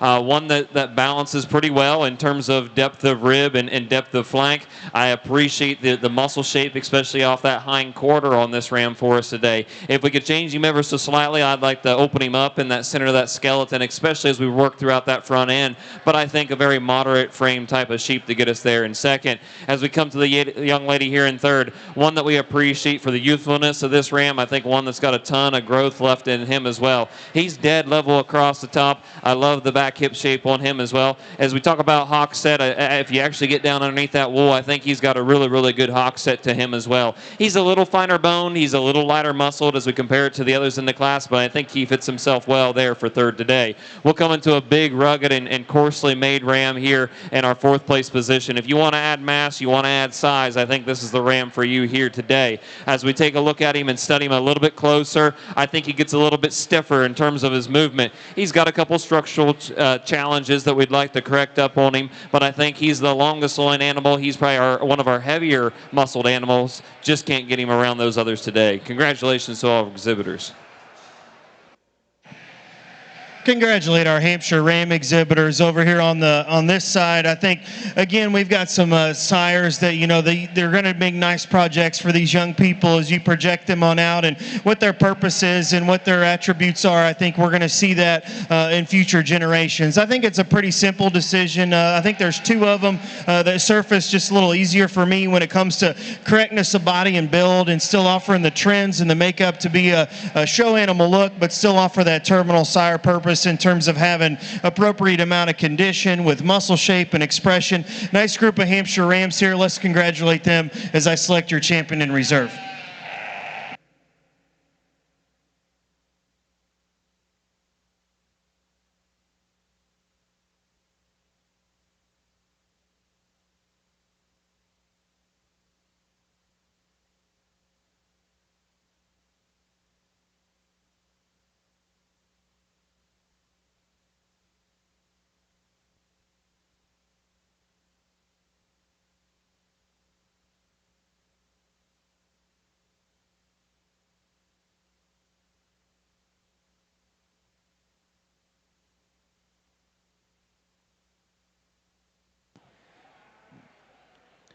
The Ohio State Fair Junior Show, Hampshire Show, sponsored by Ohio Sheep and Wool Program, Select Livestock Services, Martin Welding and Fabrication, Ohio All Breeds Picnic, Ohio Farm Bureau Federation, Nationwide Insurance, and the OSIA League Council.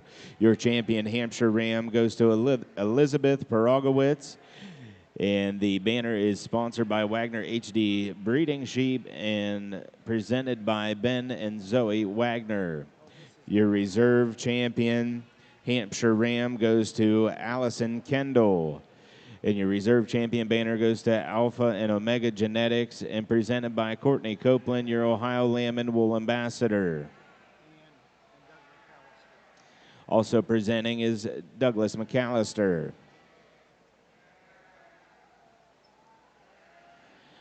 Results from your Spring Ram Lamb class out of your Hampshire show was first place Allison Kendall on Hogger 26066. Second place Hannah Winter, Sheep Thrills.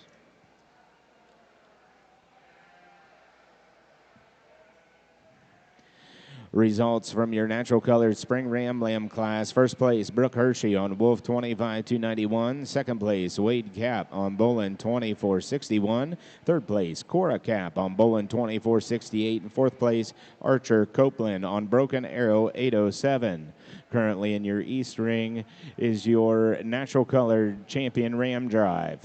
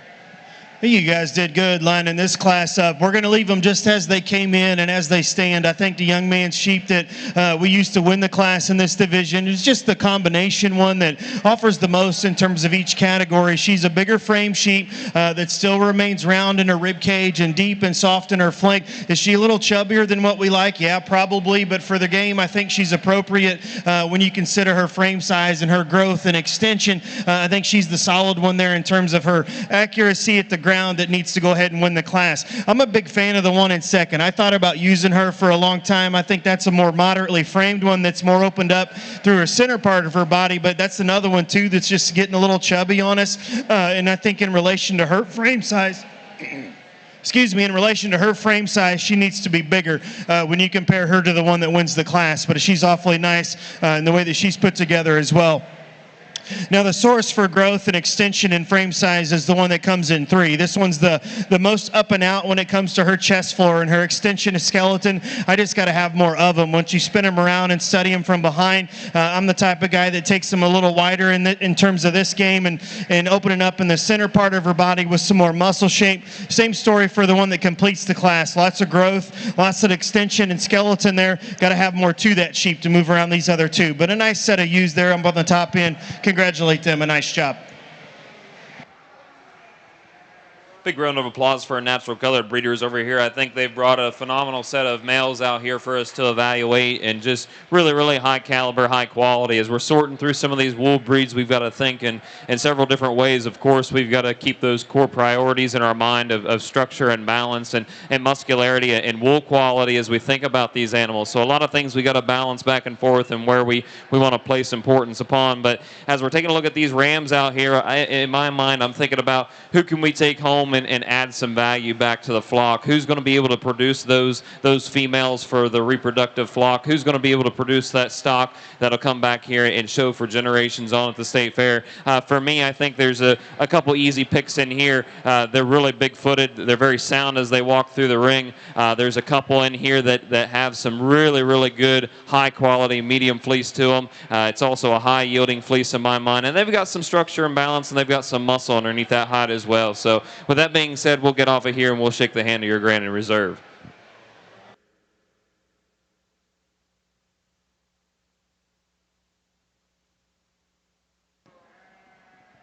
Results from your Hampshire Fitted Yearling U class. First place goes to Foster King.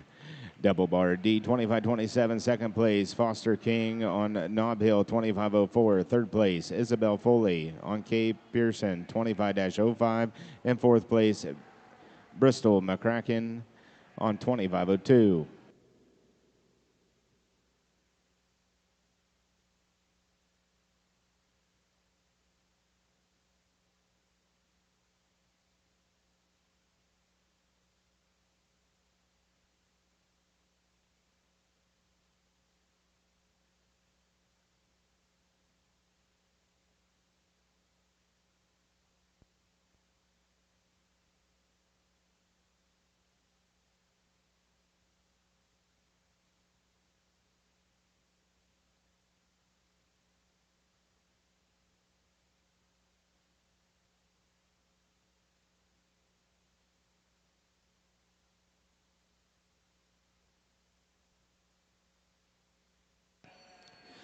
Your Natural Colored Ohio State Fair show is sponsored by Ohio Sheep and Wool Program, Select Livestock Services, Martin Wooding and Fabrication, Ohio All Breeds Picnic, Ohio Farm Bureau Federation, Nationwide Insurance, and the OSIA Lead Council.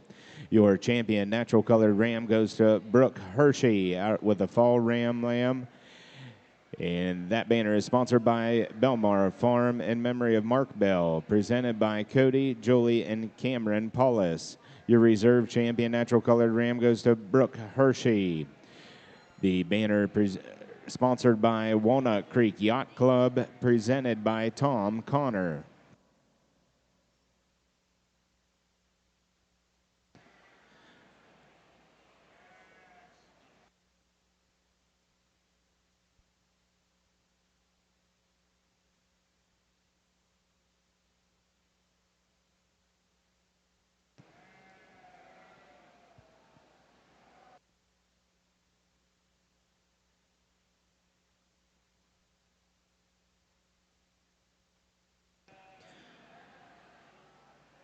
First and final call, Hampshire Fall Ewe Lambs. First and final call.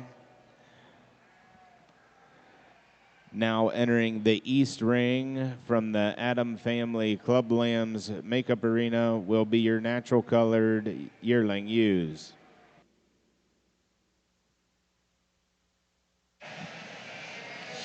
Nice group of yearling Hampshire females here in this group. We're going to use one again that just, represents a little bit more of a show animal look when it comes to skeletal organization and being appropriate in her condition for her size and maturity. I think she remains more symmetrical in her lines in terms of her spine in relation to her underline.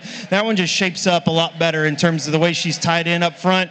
She's still stout and muscular once you get out behind her and is accurate and square at the ground. I think a really good one there to begin the class with.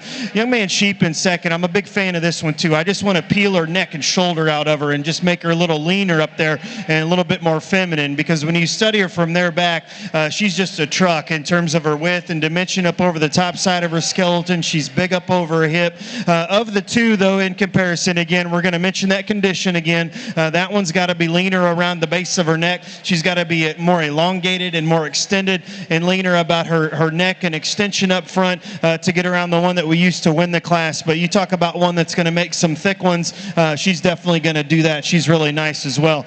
The next one that comes in, I think, as far as skeletal build, genuine shape, I think she fits a lot of pieces. Obviously, she's given up a lot of pounds in performance compared to these other two that we put in class. But study that one for what she is. I'm going to go out and guess that she's probably a lot younger than those other two just on paper. But that one's built really nice from the side, really expressive and lean in her muscle shape. We really like her skeletal build. Just got to be more of that sheep to get around those other two in this particular class. One coming in next is deep and soft-centered, round body shape, definitely broody and offers a lot of potential there in terms of production. Just as far as the show animal side of things go, we got to have more extension of skeleton. We got to be more attractive from the side, have her carry herself a little neater in terms of her hip and hind leg structure to get around those others. But a nice female. The one that completes our top five is another one that counters the one just in front of her with offering a bit more growth, length, and extension. But we got to have more trends in that one and featured and more breed character to get around those we place above them. That one's round-bodied and good in her rib shape and soft in her flank. You got to make her more attractive from a cosmetic standpoint to move her up. But a really nice one there in that group. Congratulate them. A nice job. Results from your Hampshire Yearling U class. First place, Allison Kendall on AS-2002. Second place, Noah McAllister on Westlake 2543. Third place, Colt McCoy on McCoy 1750. Fourth place, Isabella Paragowitz on Paragowitz 2508. Fifth place, Alexis White on 8598. Sixth place, Eva Lammers with Westlake 2572. Seventh place, Michaela Heidenshield on Schiff 5028. Eighth place, Haley Mees on Cornerstone 0215. Ninth place, Ross Dockery on Dino Livestock 25078.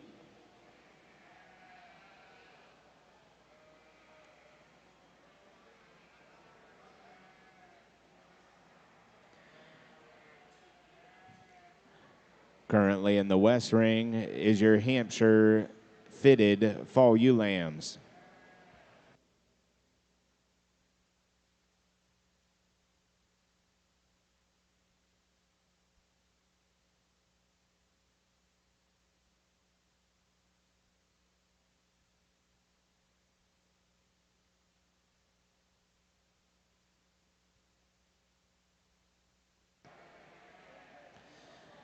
The Ohio Sheep Improvement Association would like to share an important announcement with all exhibitors and guests in the sheep barn today.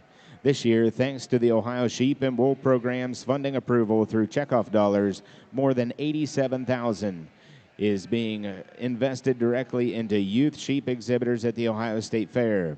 This support from OSWP is the driving force behind the Ohio State Fair Youth Sheep Excellence Initiative, and we are proud to recognize its impact.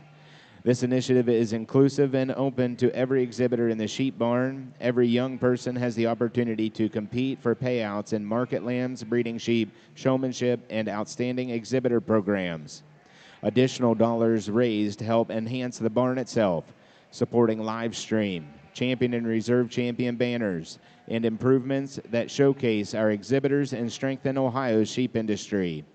The Ohio Sheep Improvement Association, in cooperation with the Ohio State Fair Sheep Barn Directors, extends a sincere thank you to the Ohio Sheep and Wool Program Board of Directors and to all supporters of the Ohio State Fair Sheep Barn Promotion Auction for making these opportunities possible.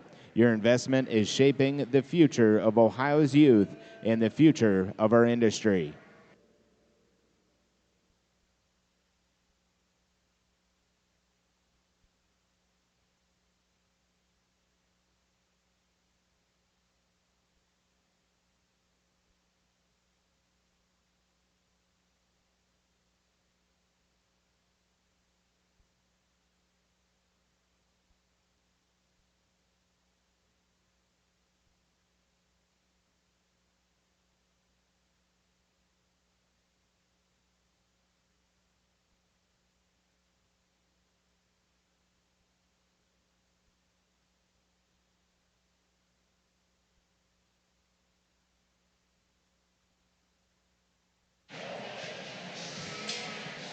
Got a fancy one to begin this class with. I think if you're going to discuss fitted breeding sheep, she's one that has a lot of really good pieces to offer in terms of still just offering that growth and extension, the frame size and the top side of her shoulder and the point of her shoulder. But then after that, she tends to blend more belly line, more substance, more depth of flank, and still offer some muscle shape from behind. I think that's the place you need to start in this particular class. One coming in second, you like her depth of flank and her belly line, her shape of rib.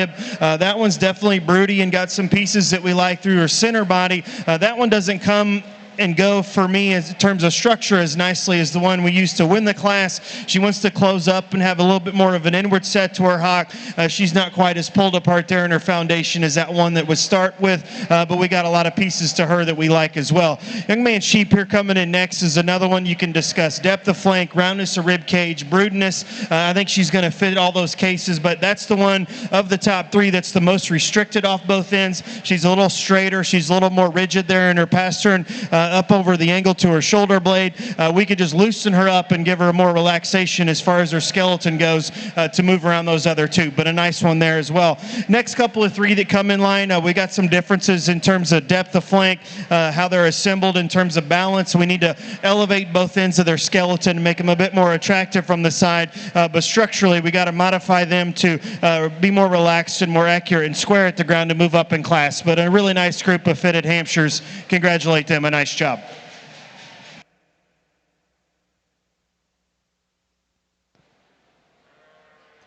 Results from your Hampshire fitted ULAM class. First place goes to Foster King on Foster King 2604. Second place, Alden Epley on Caskey F2 24. Third place, Alden Epley on Little 2602. Fourth place, Foster King on Foster King 2603. Fifth place, Foster King on Held 5082. In sixth place, Bristol McCracken on 2606.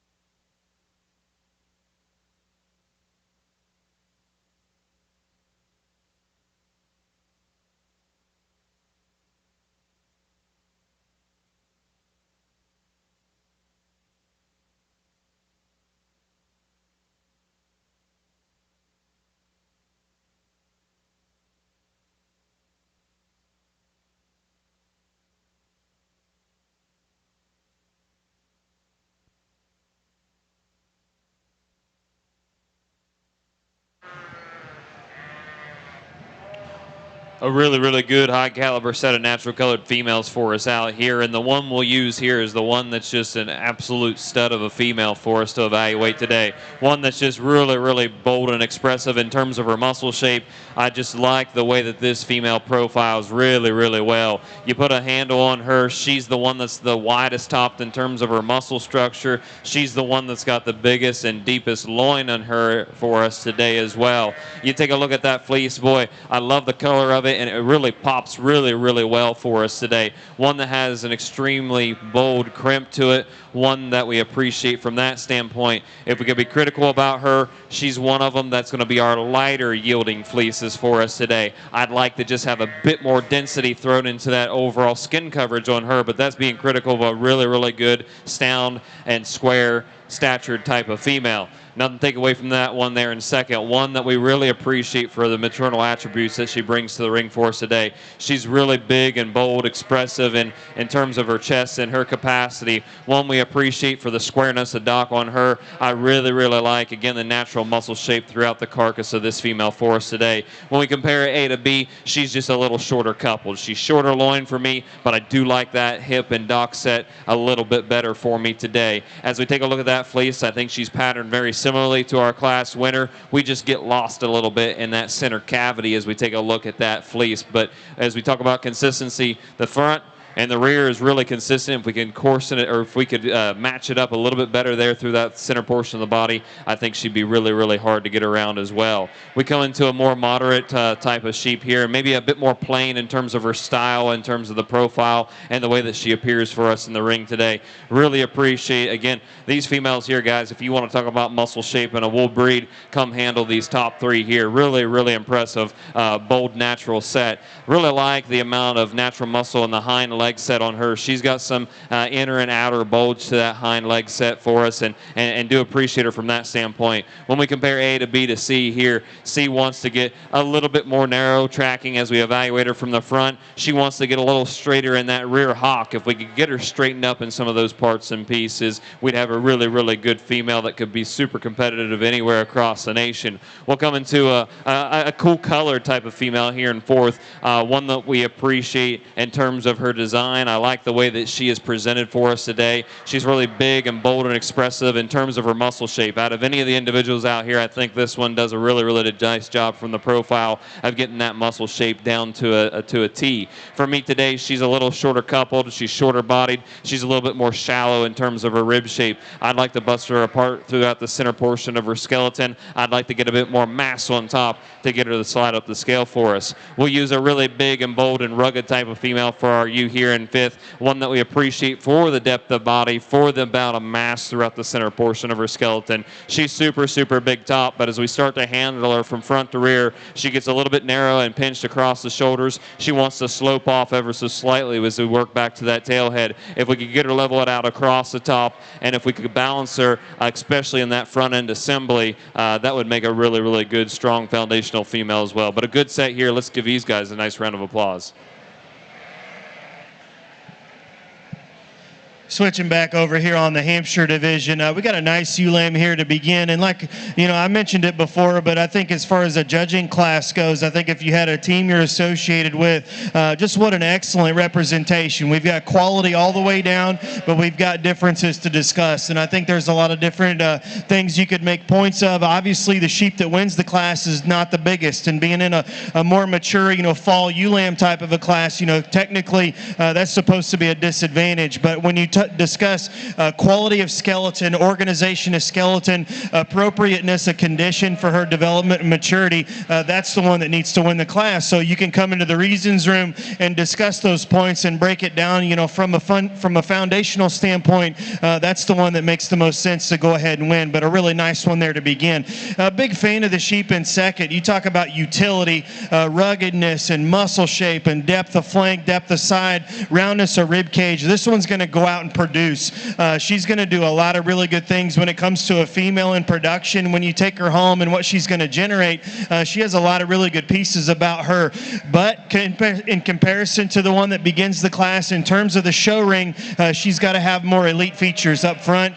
She's got to be more extended. She's got to be better in terms of her hip and hind leg structure. But the biggest thing I think for her is like she's just pushing way too much up over that last rib. We need to lean her up for this stage of the game to make her more attractive, but one that's definitely been cared for at a high level, not missing any meals. She's awfully nice as well. One coming in next is another one in terms of muscle shape, broodness, roundness of rib cage. That's another one that's going to fit the bill, but she's awful plain on both ends. We want to make her a little bit more elite stock up front, tuck up her chest floor a little more, lengthen her hip and hind leg out, and have her carry herself just a little neater uphill once you set her in motion. But another one that's got a lot of good things about her.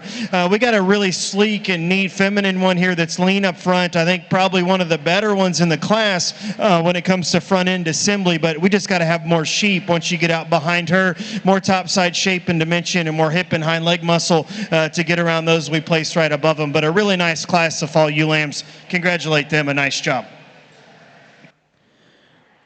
Results from your natural colored show yearling U class. First place, Nolan Smith on Little Oaks Livestock 2530. Second place, Brooke Hershey on Hershey Cropland 1795-60.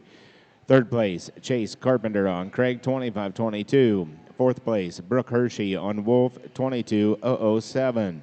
Fifth place, Spencer Copeland on Broken Arrow 674. Sixth place, Archer Copeland on LRC 3002. Seventh place, Lincoln Dillon on Mentor Homestead 4007. Eighth place, Lincoln Dillon on Mentor Homestead 5022.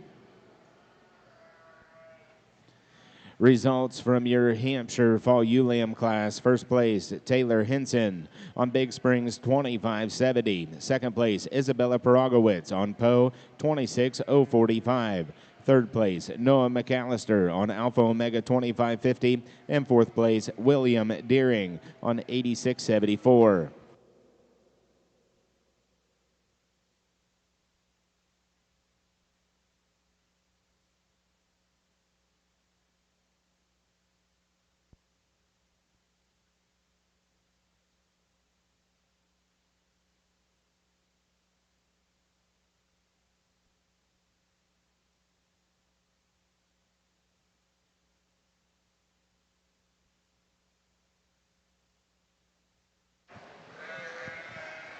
A pretty easy sorting class for a natural colored fall ewe lambs. The one out front here is just, in my mind, the one that's just most complete. I really like the angles. I like the levelness of top. I like the balance of this female. As you take a look at her from the front end, I think she's just as good as you can get them in terms of front end assembly. I love the way that neck is laid into that shoulder blade. I think it just does a nice job in terms of her transition.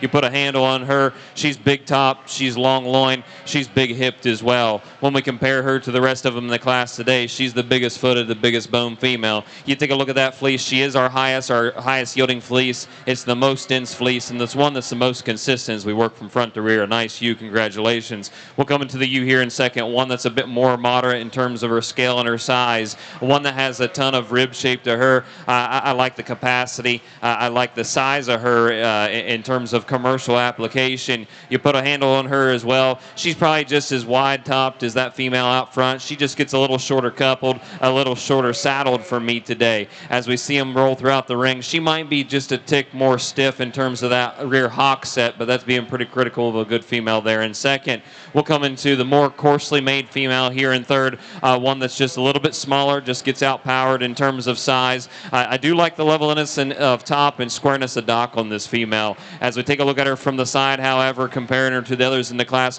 she tends to run downhill a little bit. She wants to get a bit heavier fronted. If we could change over so slightly, I'd like to drop that rear flank, and I'd like to fine up that fleece. For me today, she gets a little inconsistent, especially as we work throughout that rear leg. She wants to get a bit too coarse for me today.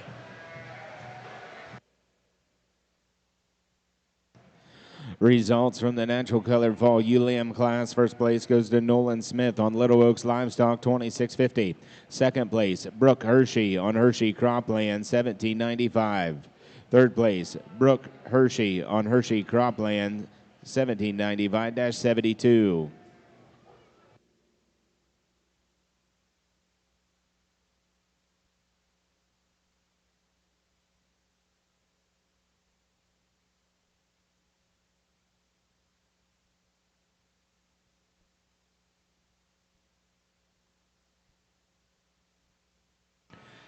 Now entering the ring for your natural colored show are Spring Ewe Lambs.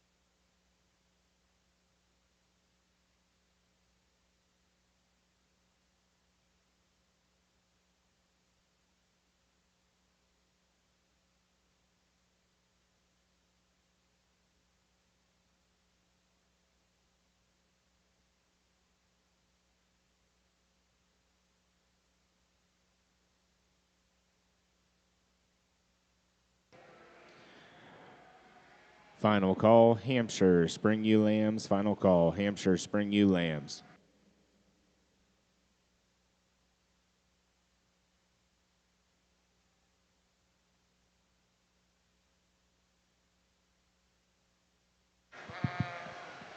For our ewe lamb class here in the natural colored drive, we'll leave them lined up the way that they came in. We'll use the lighter colored female to help us win the class. And I think for me today, we're going to use power and mass over anything else. This female here is the one that's got the most amount of product underneath the hide for me today. One that is just very, very solid throughout the center of her body. One that's probably got a bit more hip shape and style to her when we compare it to the ewe there in second.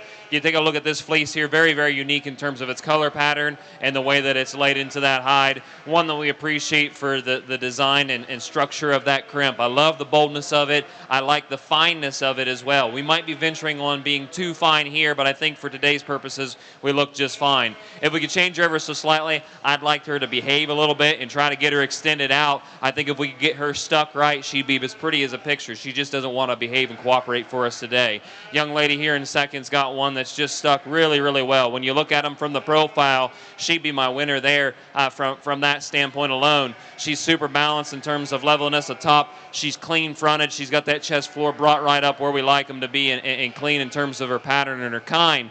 For me, as we compare 1 to 2, this female here is the one that's a bit lighter muscled. She's also the one that's a bit lighter bone for me today. You take a look at her fleece. She's just a little bit shorter fleece. She's got some consistency of fleece. I'd like to improve the consistency throughout. I'd like to increase the density of fleece on this female as well. But a nice pair here. Congratulations.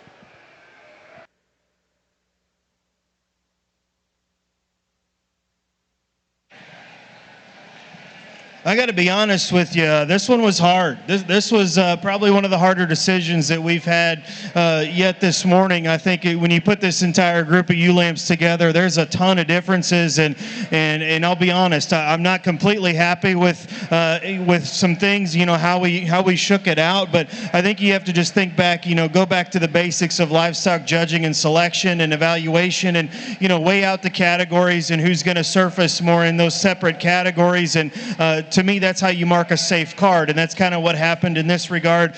We just got a lot of nice females in a big class, but they're really, really different all the way through. But we've got quality all the way down, so you exhibitors are definitely to be commended. But to me, I think a comfortable place to begin is the one that we use. Is she the biggest sheep out here? Absolutely not. So you could make that argument. Is she big enough? Is she tall enough at the point of her shoulder? And to me, I think for this particular age break in this particular class, I'm going to go ahead and let it say that she is, because everything else, she's got the most quality of skeleton. She's big muscled. She's round in her body shape, round in her rib cage, and she's the trendier one in terms of feature. Now, I would like to extend her front end. I would like a couple more vertebrae there to make her a little bit more elegant in her front end assembly, but that goes with her body shape and her body type, kind of genetically what she's designed for.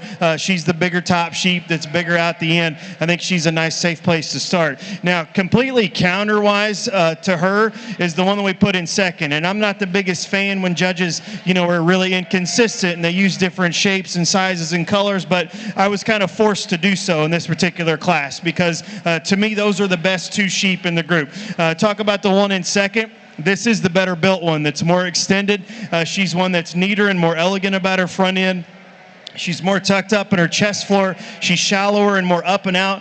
She's a tick longer bodied. Along with that, she gets a little too long bodied for me. And she's got some lean muscle shape and dimension. And she's not as highly featured. She's not as fuzzy. She's not as white featured as that one is that wins the class. Not that that's a big deal, but it does weigh into your consideration when you're thinking of the overall big picture. I just want to shorten this one's spine up just a little bit. Give her a little bit more punch and power once you get out behind her because she's very feminine and very cool and very high quality up front. Really nice one there in second. I'm a big fan of this sheep in third as well. I think depth of flank, roundness of rib cage, softness of center rib and skeleton, she's probably the best one in the group because she's broody, she's pulled down, underline's really nice. That one's just the plain one when you compare her to those other top three. She's one that dips down in her chest floor and her shoulder blade. She gets rounder and more coarse there in her hip and hind leg structure when you set her in motion. I just like to modify that one off both ends, make her a bit neater and more attractive off both sides to move up, but a really high quality one there in three.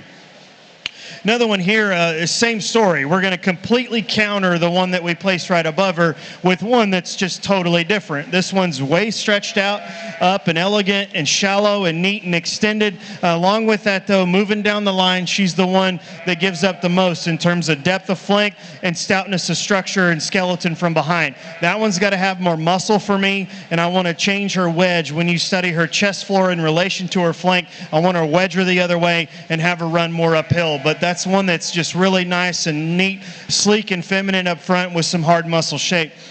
One coming in next is kind of the same story. This one appears to be, and I'm going to go out and guess that she appears to be a lot more behind in terms of maturity. She appears to be really young.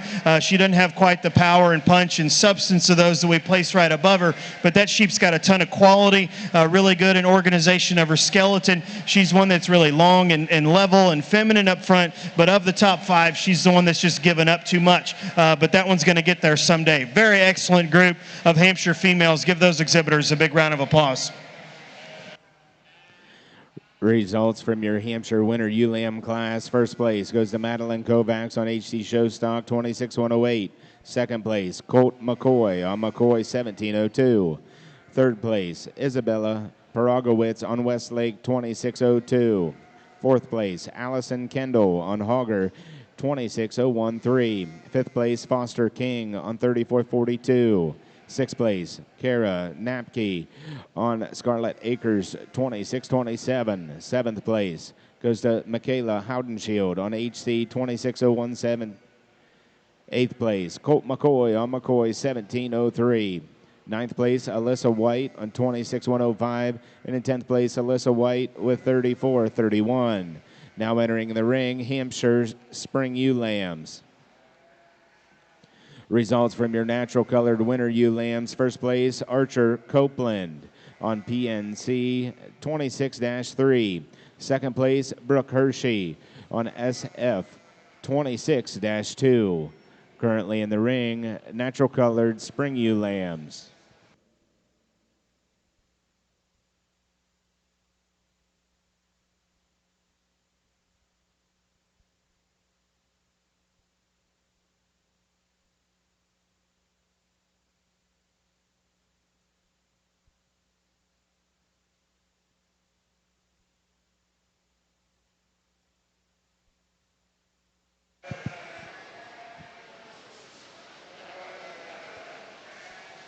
What a stellar class to sort through over here on the natural colored side. And folks, if you're looking for a natural colored female, look at this female that we've got here on the top end. It's kind of a little bit about where's Waldo, something doesn't match, and I think it's the female that's out front. She's just at a different class, a different playing field compared to the others in the class for us today. One that's just very, very feminine in nature in the way that she's built and designed, but has that mass, has that structure, has that physique that we want to see in an animal that has some characteristic in terms of its overall muscularity and design. One that's just dead level across the top. She's big top, she's big footed, she's big bone. You take a look at the fleece, very consistent as you work throughout it. One that's super, super dense, just a stellar female to help us start off the class. Nothing to take away from that female there in our second place position. One that's just super, super long in terms of her skeleton, in terms of her design. One we like quite a bit from that standpoint. I like how clean she is and elegant she is in terms of her front end assembly. As you compare to A to B, she just doesn't have that wow factor, doesn't have that mass, doesn't have that width across the top.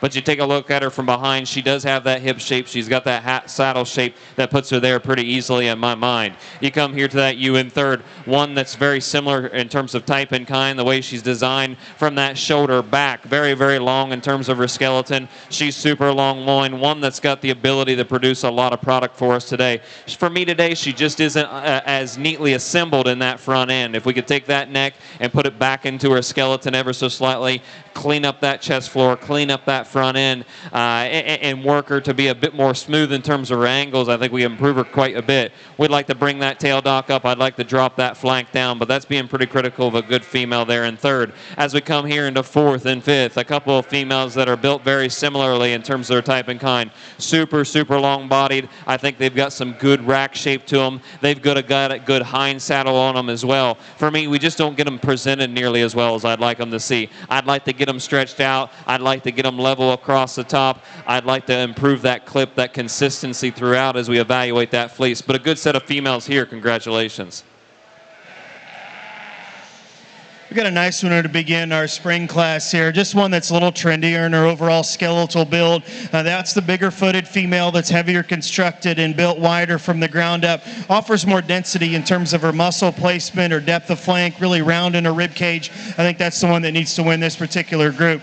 We like the depth of side and the flank structure of this one here that comes in second. One that's opens up from behind. She's got some shape to her outer leg and depth to her twist. That one needs to be stretched out from the side. That one gets a little shorter coupled, not quite as attractive, not quite as sleek as that one is that begins the class. One coming in next counters her with front end assembly and skeletal extension. That one's got to be modified from a balance standpoint, just like to lift her tail head up, give her a shot more neatness in terms of her chest floor and the angle to her shoulder blade, but one that aside from that balances up nicely from a brood standpoint. One coming in next, I think from her hip forward, is neat and feminine up front. She's shallow and elevated there in her chest floor. Got to have more muscle in that one to move up in class. And then the same story for the one that completes our top five. We've got a sheep that's easy feeding, efficient in terms of her rib cage and depth of flank, but we got to change her in terms of a show animal look to move her up in this particular drive. Good set there in the spring group. Congratulate them. A nice job.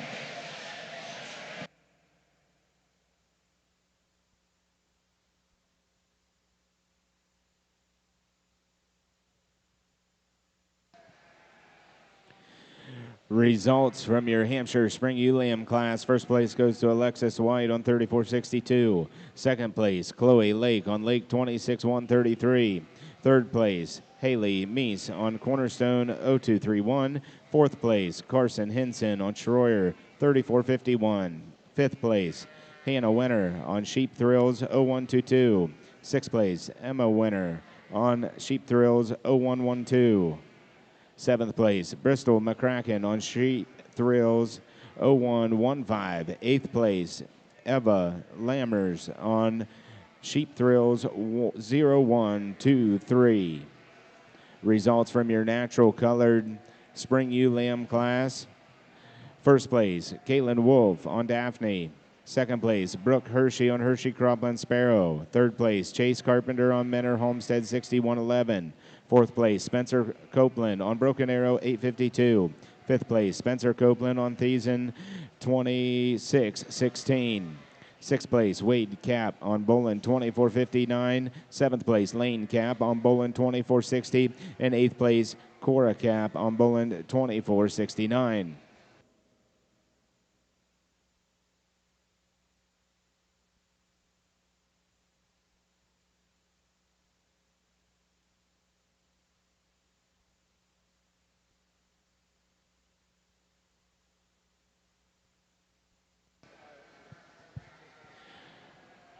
Currently in your East Ring is your natural color champion U Drive, and currently in the West Ring is your Hampshire U champion Drive.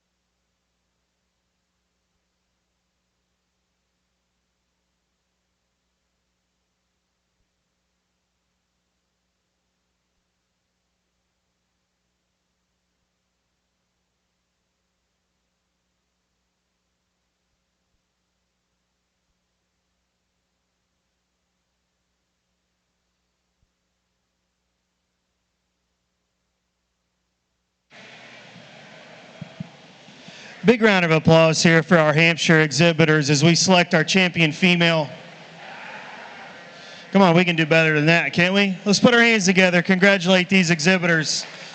Impressive set of females. You know, when you're at a Midwest State Fair like this, you're expected to see some really good ones, and I think you know, that goes without saying. We've got some different varieties in this breed. We've got some different lanes that you could pick, and I don't think that's necessarily a bad thing. And yeah, it does create a little bit of inconsistency when it comes to, you know, selecting evaluators and making decisions. But what I try to do best is, you know, I find myself in a lot of different breeds at a lot of different different show rings, and I always just try to be consistent, and good livestock is good livestock. You know, no matter if we're looking at sheep, fitted sheep or sheared sheep, or when you get into some other off breeds or wool sheep or anything like that, I think good livestock is just represented, you know, as far as it goes on a basic level. So, you know, I get the opportunity to judge a lot of shows, you know, here and there, or at least I used to, in and outside of the U.S. And I find myself in some variety of different breeds. But what we've always tried to stay tuned with is just good animals that represent livestock production. They represent the game as far as the show ring goes. You try to keep a balance of mindset when you're evaluating them on that regard. And I think this Hampshire division does that really well as far as covering all the bases. We've got some really nice fitted ewes that fit into that fitted division just extremely well with an abundance of quality and dimension. And then we've got some sheared ewes that come off on the sheared side that, again, just set the bar really high. So it's just what it comes down to is just a personal preference and what you're able to be safe with. And I think, you know, this decision is fairly, you know, it comes forth fairly easily when you're just talking about, you know, just picking the one you like, because there's going to be a lot of differences of opinion. A lot of different people are going to do different things. But as I mentioned before, in the Southdown division, if we weren't doing that, we wouldn't be very, very progressive. So, you know, disagreeing is okay. But to me, I think in this Hampshire division, there's two of them that just suit me just a little neater in terms of what I look for in my females as far as that show animal look with some organization of skeleton, some attractiveness of skeleton, and then they have to have a little bit of feature just to fit into that show ring side. But then again, we don't forget what they're built for, and they have to have muscle, they have to have rib shape and be practical in their skeletal body and build. And I think there's a couple of them that are going to come out and surface for me just a little better, just putting all those good pieces together. But really impressive group all the way through. Let's congratulate those Hampshire exhibitors one more time. I'll get your champion and reserve female.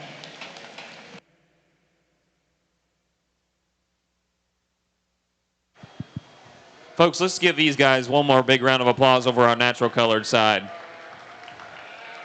You talk about big, pretty sheep that have got some muscle, they've got some correctness in terms of their design, and they've got some really, really nice medium-type fleeces on them. I think we've done a nice job of sorting these females to the top. And so as we work through some of these classes, I mean, we'll talk briefly about them because I think they're that good and that powerful in terms of their depth of choices in these classes. We've got a couple yearlings up front that are just super, super sound, especially given their size and the type and kind that they are. They've got some muscle shape, they've got some boldness of rib, they've got some top shape to them as well. We come back into those falls, and I tell you what, those falls may be on track to being just as big, if not bigger, if they come back next year to the state fair. And in terms of their skeletal size, their design, I love the length of body, especially on that class winner. We come into those winter lambs, some that are just super, super green, and that's all right for this stage of the game. They're kind of hit that awkward growth stage, but a couple of them there that are just good, just outright good in terms of their type and kind, the kind that you like to take home and feed and continue to make them better. And then we come back into those young guns back there in that spring class, a couple of that pair up really, really well, a couple that are just very, very attractive and flashy in terms of the style and kind that they present for us here today. As we take a look at some of these females, in my mind, I've gone back and forth between what we want to do. And in my mind, I think you could change it based upon your breeding program and based upon what you like. But for me today, it's going to go more on style and appearance and structural correctness. So with that being said, we'll get off here and we'll go shake the hand of your Grand and Reserve. Let's give these guys one more round of applause.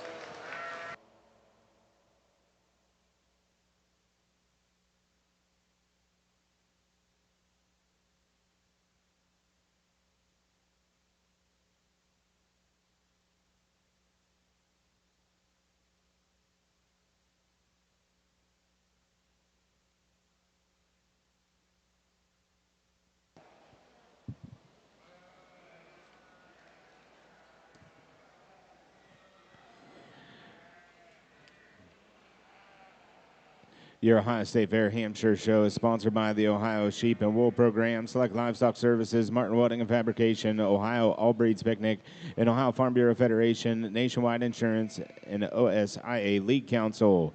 Your champion, Hampshire ewe, goes to Allison Kendall. The banner is sponsored by Cornerstone Livestock and presented to you by Corey Wagner and Caden Tackett.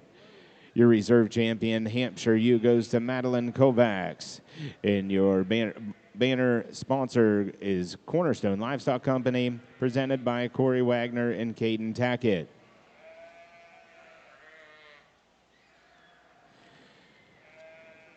Your Ohio State Fair Natural Colored Show, sponsored by the Ohio Sheep and Wool Program, Select Livestock Services, Martin Welding and Fabrication, Ohio All Breeds Picnic, and Ohio Farm Bureau Federation, Nationwide Insurance, and OSIA League Council. Your champion, Natural U, goes to Kalen Wolf. And the banner is sponsored by Belmar Farms and presented by Julian Hadley and Knox Paulus. Your reserve champion, Natural U, goes to Nolan Smith. Banner sponsored by Little Oaks Livestock and presented by Caden Saylor.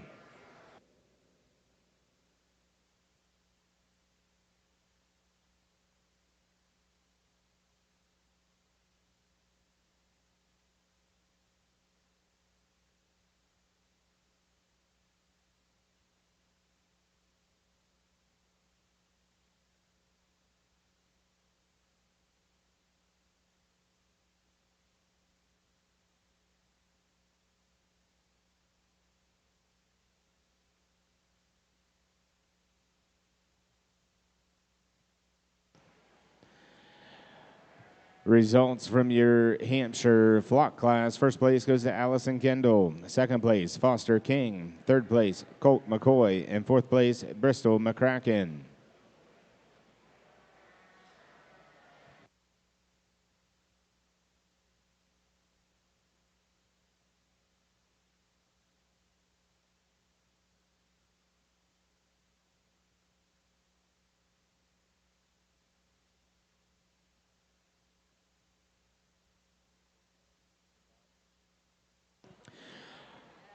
First call, Katahdin Yearling Rams to the West Ring.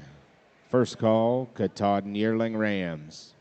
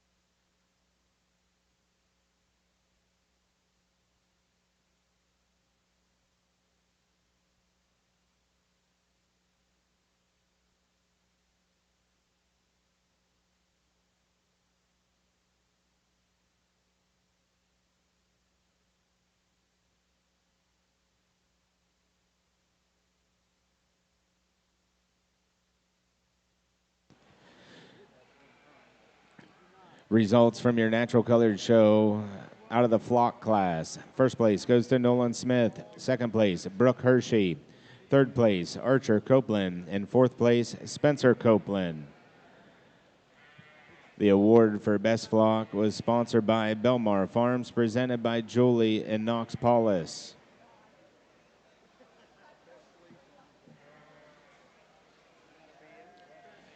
Final call, West Ring. Final call, Katahdin Yearling Rams. Final call, Katahdin Yearling Rams.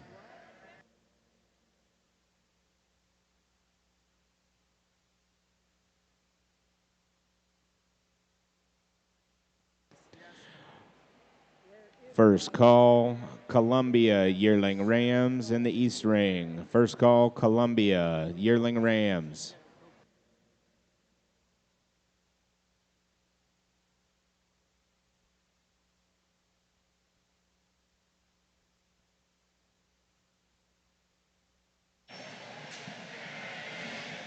As we switch gears here, like I just mentioned in the Champion Hampshire U-Drive, we're going to switch over and go into hair sheep. And again, not scared of it at all. I've seen a lot of these things over the years in other countries, and what a cool breed. And you just certainly have to appreciate their multi-purpose facets when it comes to the industry and what they're utilized for. Yeah, maybe they're a little different than the club lamb types and some of the other things that we usually see at a sheep show or a show ring, but when they're starting to make these things better and improve quality and skeletal build, it just makes the industry so much more adaptive when you're talking about recruiting new people to get involved and get involved in raising sheep. So not taking anything away from a commercial Katahdin, utilization as far as their place in the industry. So really excited to get started with this breed as we get started. We got a single entry yearling ram.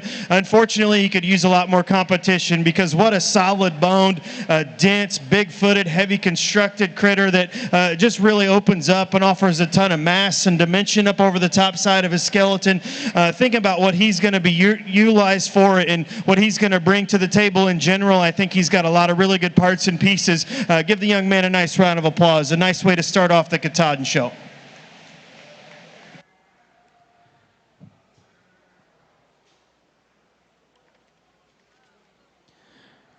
First place with your Katahdin Yearling Ram goes to Logan Inbody on ALAM 521.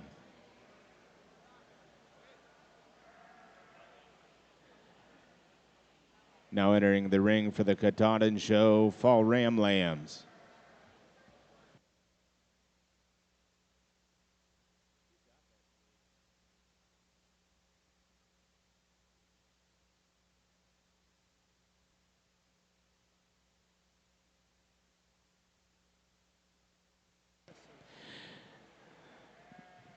The Ohio Natural Colored Sheep Association sponsored the award for Best Fleece, and it goes to Nolan Smith. Final call, Columbia Yearling Rams, final call.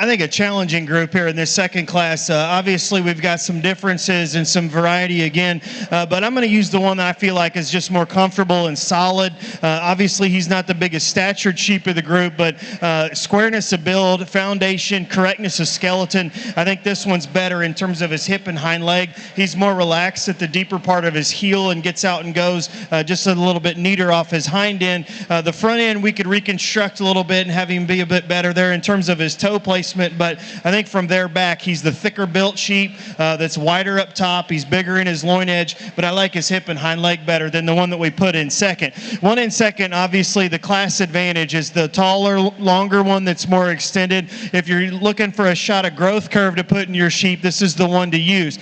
But of that, once you study him on the motion, that's the one that gets the most upright and rigid in his hind leg.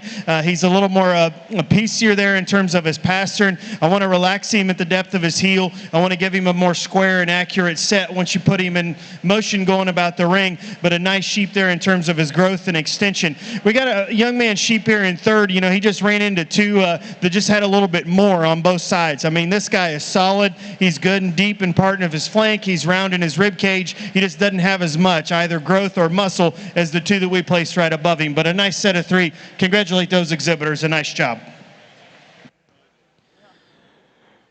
Results from your Katahdin Fall Ram Lamb class. First place, Logan Embody on ALAM 548. Second place, Lauren Julian on SRS 0839. Third place, Jacob Lewis on LLS 01. Now entering the ring, Katahdin Spring Ram.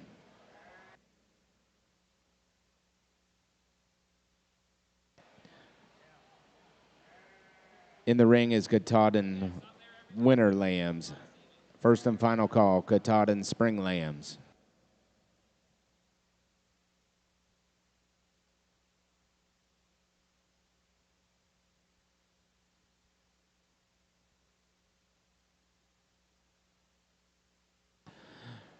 First and final call, Columbia Fall Ram.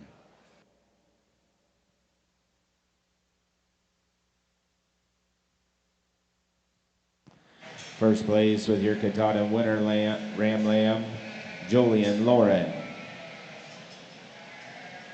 We've got a single here, but another one, it's just unfortunate there's not more to show him up against, because this sheep represents a lot of quality from the side. He's square built, he's level out of his top, he's deep and practical in his center body and his flank, his rib cage. That one's sound moving too once you put him in motion and gets out and goes really well. Nice one there for the young ladies. Congratulate them. A good job.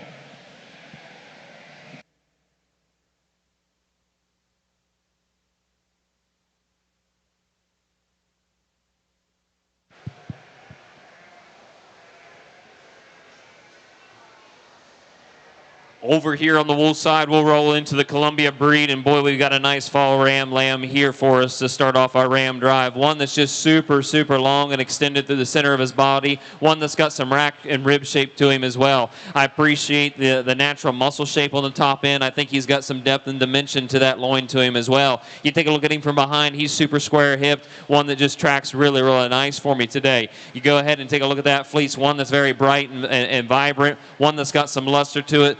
Got some staple length to it as well. Just a good specimen here to start off our Columbia drive. Congratulations.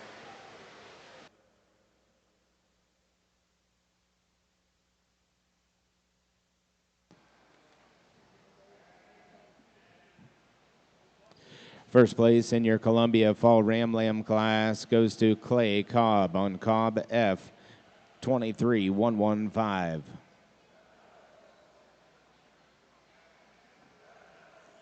Now in the ring are your Columbia Winter Ram Lamb class.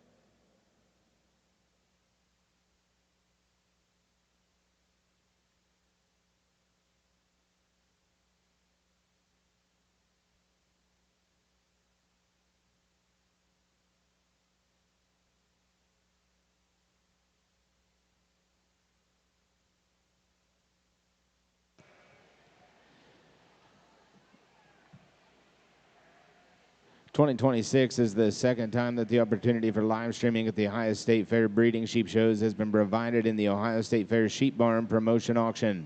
The company that has been tasked with providing the Ohio State Fair breeding sheep shows live streaming is Ringside Live. They will be live streaming during the 3 days of the Ohio State Fair breeding sheep junior shows.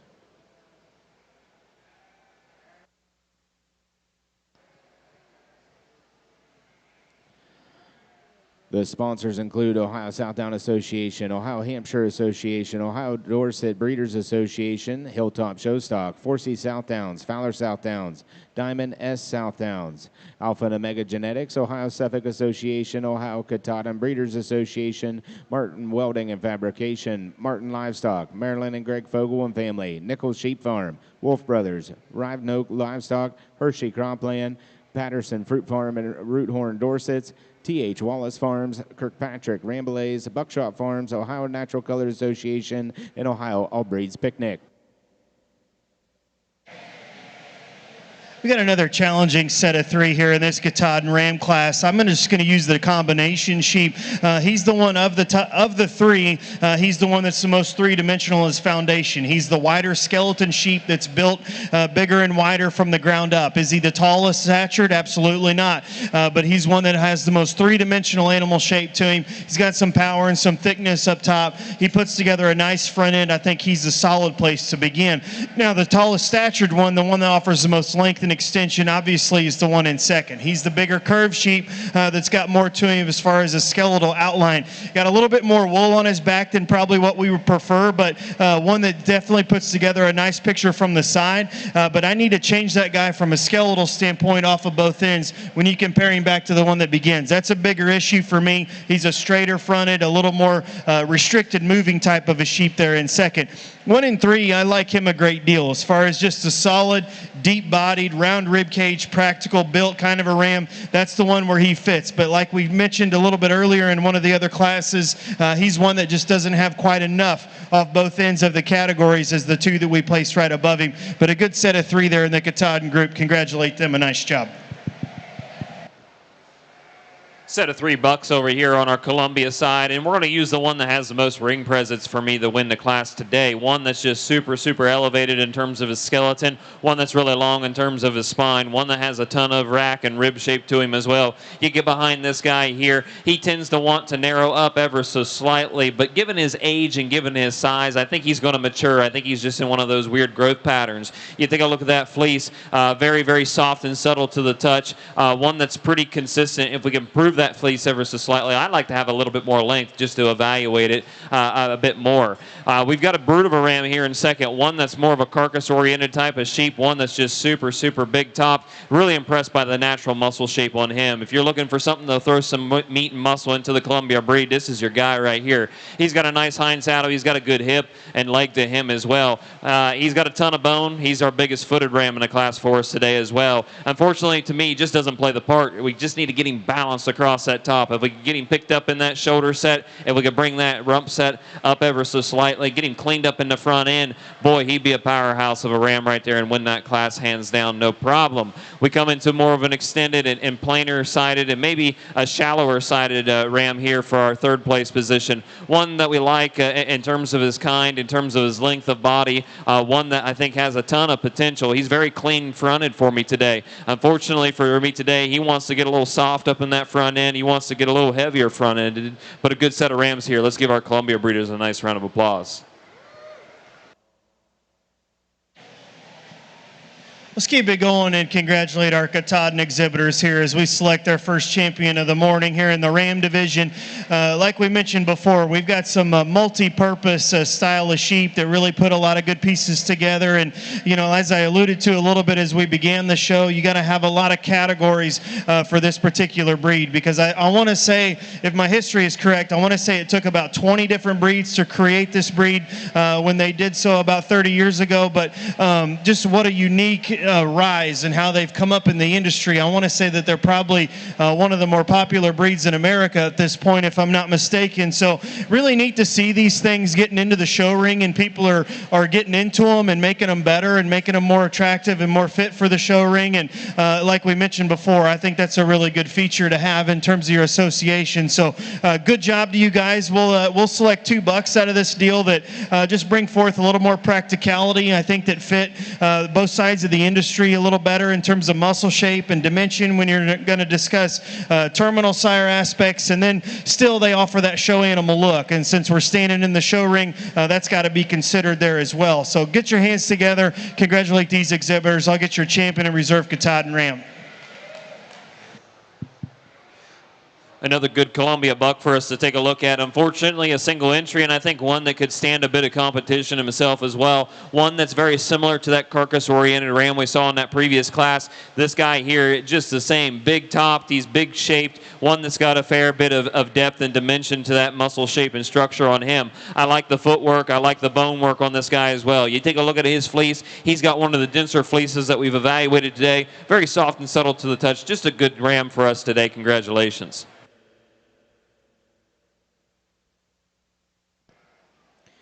Results from the Columbia show from your winner Ram Lamb class. First place, Claire Morris on Copeland 8:10. Second place, Lane Cap on Bolin 24:48. Third place, Ella Kitzler on E26:01.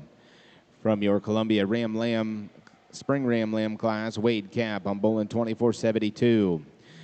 Your Katahdin Spring Ram Lamb class. First place, Annie Sailing on WHW 26021. Second place, Lauren Julian on B&G 26264. And third place, Hudson Wiesand on WHW 26014.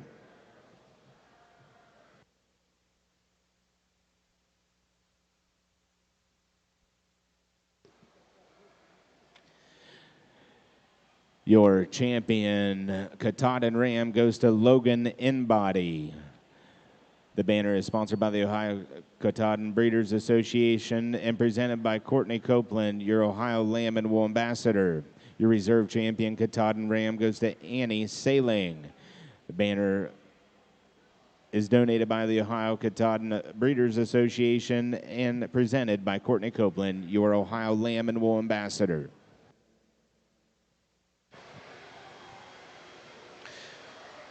Folks, so unfortunately, we just have a few rams for us to evaluate in the Columbia breed, but a really, really good set and a deep set of rams here. Just wish we had a few more to compare and contrast against.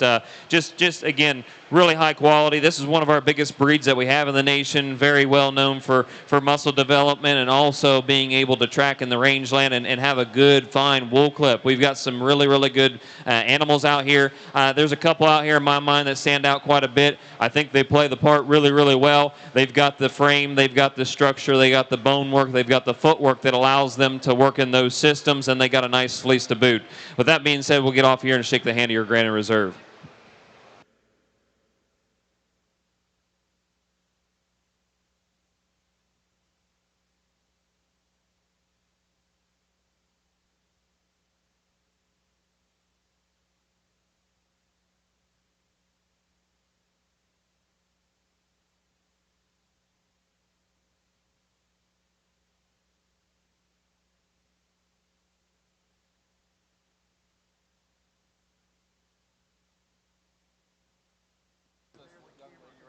The Ohio State Fair Columbia show is sponsored by the Ohio Sheep and Wool Program, Select Livestock Services, Martin Welding and Fabrication, Ohio All Breeds Picnic, and Ohio Farm Bureau Federation, Nationwide Insurance, and the OSAI League Council.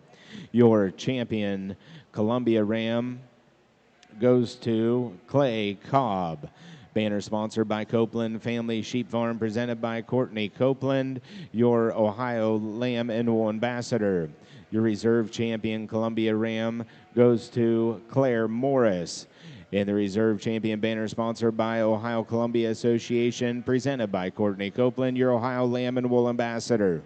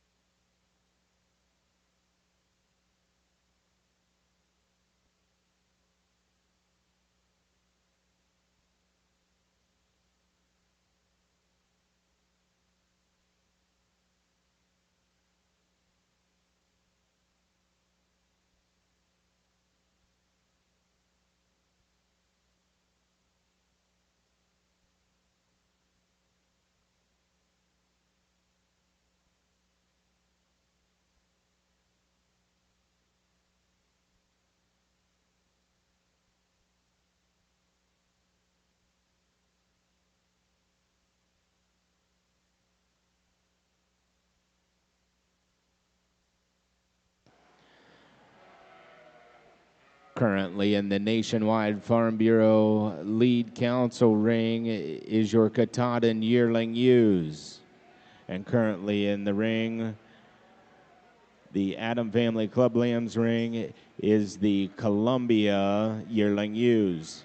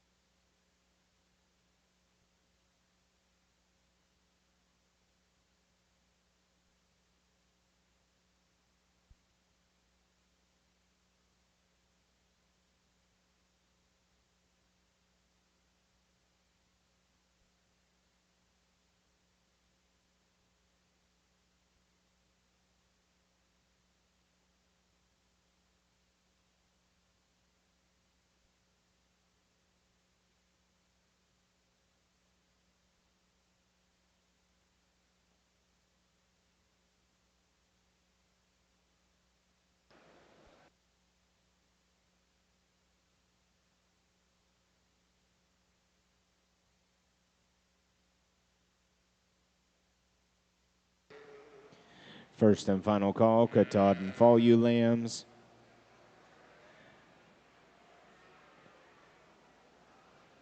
First and final call, Columbia Fall Ewe Lambs.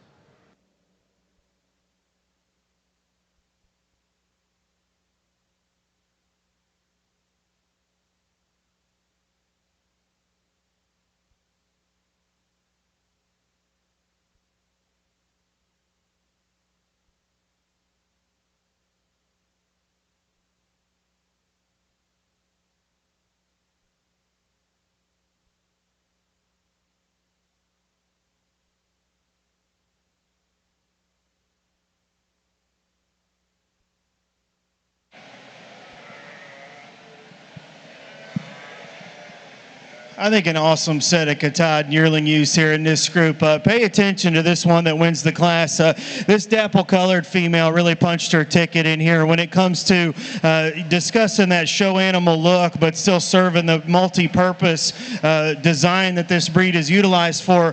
This one is just really up and out there. I think when it comes to skeletal build, attractiveness, she's the stronger spined one that's more attractive on the move. Comes together in her hip and hind leg structure a lot squarer and more accurate. She's round-bodied. She offers a ton of shape and curvature to her rib cage, deep and soft-centered. I think a nice place to start here in this particular division. I'm a big fan of this blonde one here in second as well. I mean, she's got every attribute you want in terms of depth of side, practicality, brood ewe potential. All those things fit her extremely well. She's just a little smaller. When you compare her back to that one that we use, she's just a little shorter statured, but that's not taking anything away from her as far as what she's going to be utilized for and what she's going to generate, because she's thick-ended, she's round-bodied, she's big top, she's got some muscle. Just want to, stand her up a little taller there at the point of her shoulder compared to that one that we used to win the class.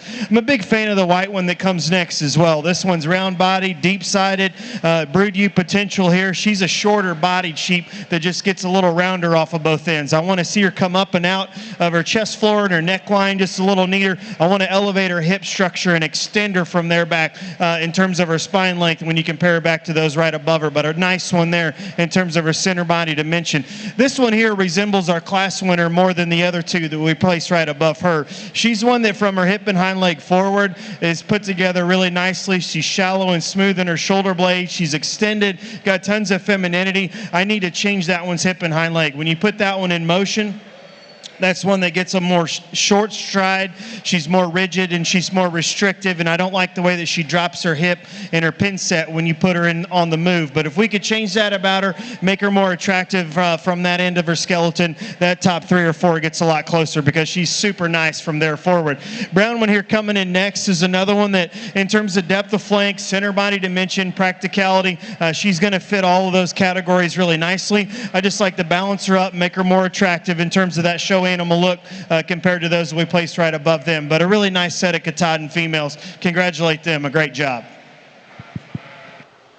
A really cool set of females to sort through on our Columbia side. The yearling ewe that we use to win the class is just the one that's got the most mass, biggest center of body. She's got the most natural muscle shape to her overall compared to the others in the class for us today. You take a look at her, she's big hips, she's big saddled, she's pretty thick and wide across the top, but what it gets for me today underneath that hide is that she's the biggest and thickest loin for me at the end of the day. You take a look at her fleece there. We wish it was a little bit cleaner, but as we work down through it, it's got consistency from front to rear, top to bottom. I like the crimp. I like the structure on her. A good ewe to start us off with. Congratulations. We come in here to 2. One that's really big and pretty from the side. One that profiles probably just a tick better. She's got a square hip on her. I like the way that she is presented for us today. One that's probably balanced in terms of her top line and bottom line really, really well. She's probably our widest top female in the class, but when you evaluate A to B here, B is just shallow loined for me today. She's big top, but just doesn't have that depth of muscle as we see in our class winner. You take a look at her fleece, boy, it's pretty. It's got a lot of luster. It's soft and subtle to the touch. I just wish that there was more to it. Just isn't as dense as what we see in that class winner. We come into a unique sheep here in 3, one that I think is really, really good for her type and her kind. I like the moderate frame and size to her. I like the amount of muscularity throughout the center of her body on this one. For me, what gets me is that she's got a really, really unique and neat fleece, one that has a ton of character, some good pattern to it as we work through it. For me, I question whether it's getting a little bit too fine to be comparative to the others in the class today. If we could change her ever so slightly, I'd like to bring that tail head up and level her out across the top. We come into a big stout brood ewe here in 4th, one that's got a big rack and big rib into her, one that's got a ton of capacity. I like the top line on her as well. If we could change her ever so slightly, I'd actually like to trim her up throughout that front end. Of all of our females that are here today, I think she's the one that's carrying the most condition. I'd like to get her slimmed up, especially being really close to breeding season. As we come into our ewe here in 5th that helps us round out the class, one that's very moderate in terms of her skeleton and size, one that's got a good and correct hip shape to her. I like the way she motors throughout the ring. She's very fluid and smooth in terms of her transitions. For me today, she just simply gets outpowered. She's a little bit narrow base, but a good set of ewes here. Congratulations.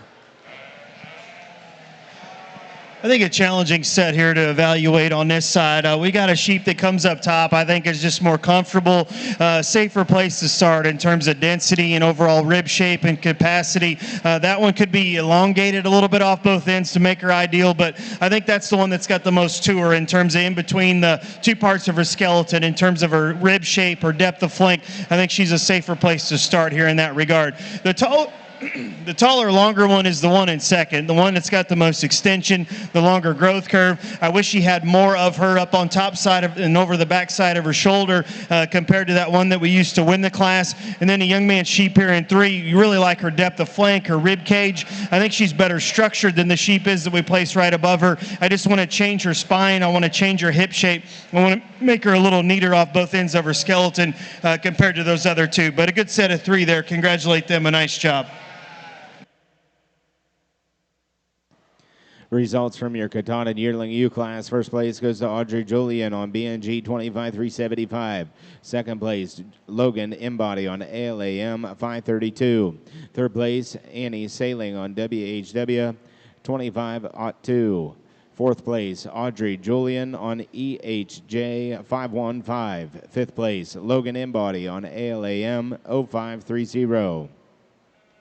Sixth place goes to Hudson Wiesand on WHW 25006. Seventh place, Jacoby Meg on 30 MJM 2534. Eighth place, Jacoby Meg on RLH 2417.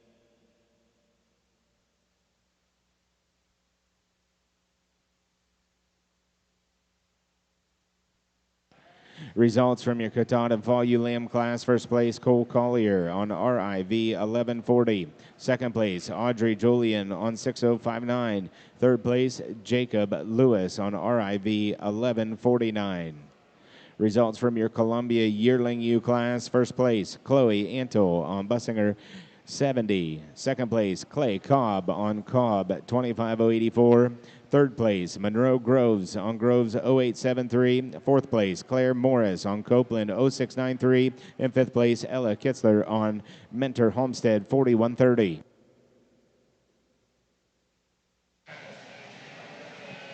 Here in this late spring ULAM class, we got a red one here we're going to start with. I'm a really big fan of this one. She's super nice.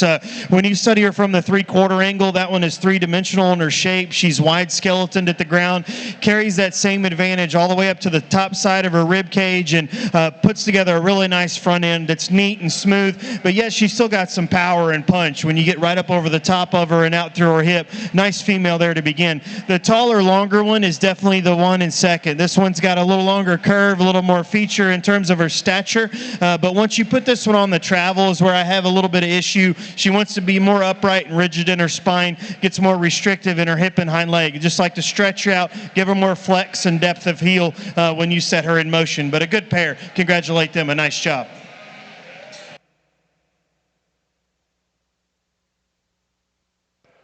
Results from your Katana Winter ULAM class. First place, Logan Embody on ALAM 0559. Second place, Vivian Julian on Hall 2619.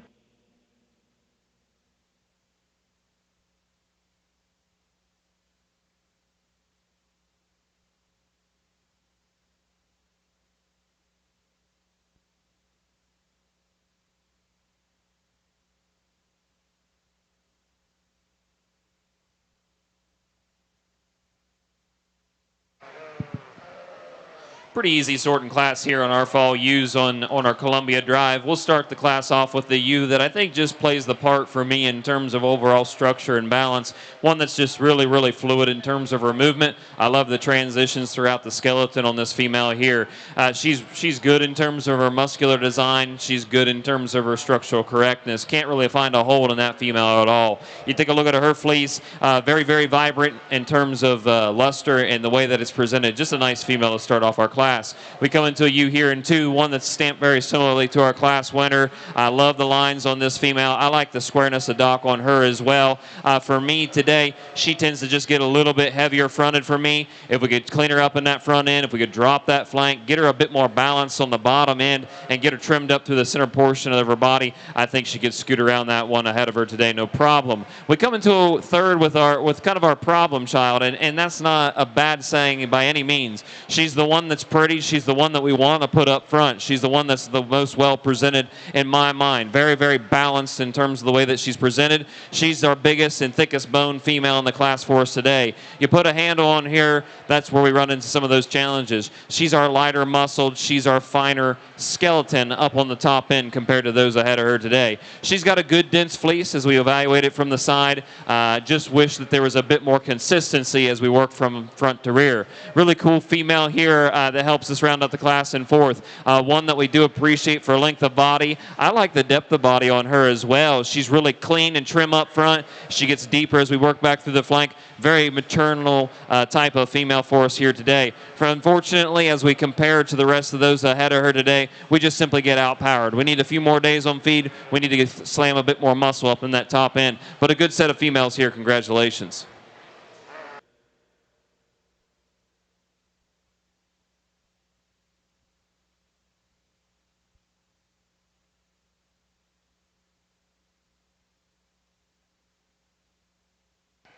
Results from your Columbia Fall ULAMs. First place, Clay Cobb on Cobb 26042. Second place, Clay Cobb on Cobb 23119. Third place, Lincoln Dillon on Seifert 428. And fourth place, Dristan Pajak Stenger on Y23026.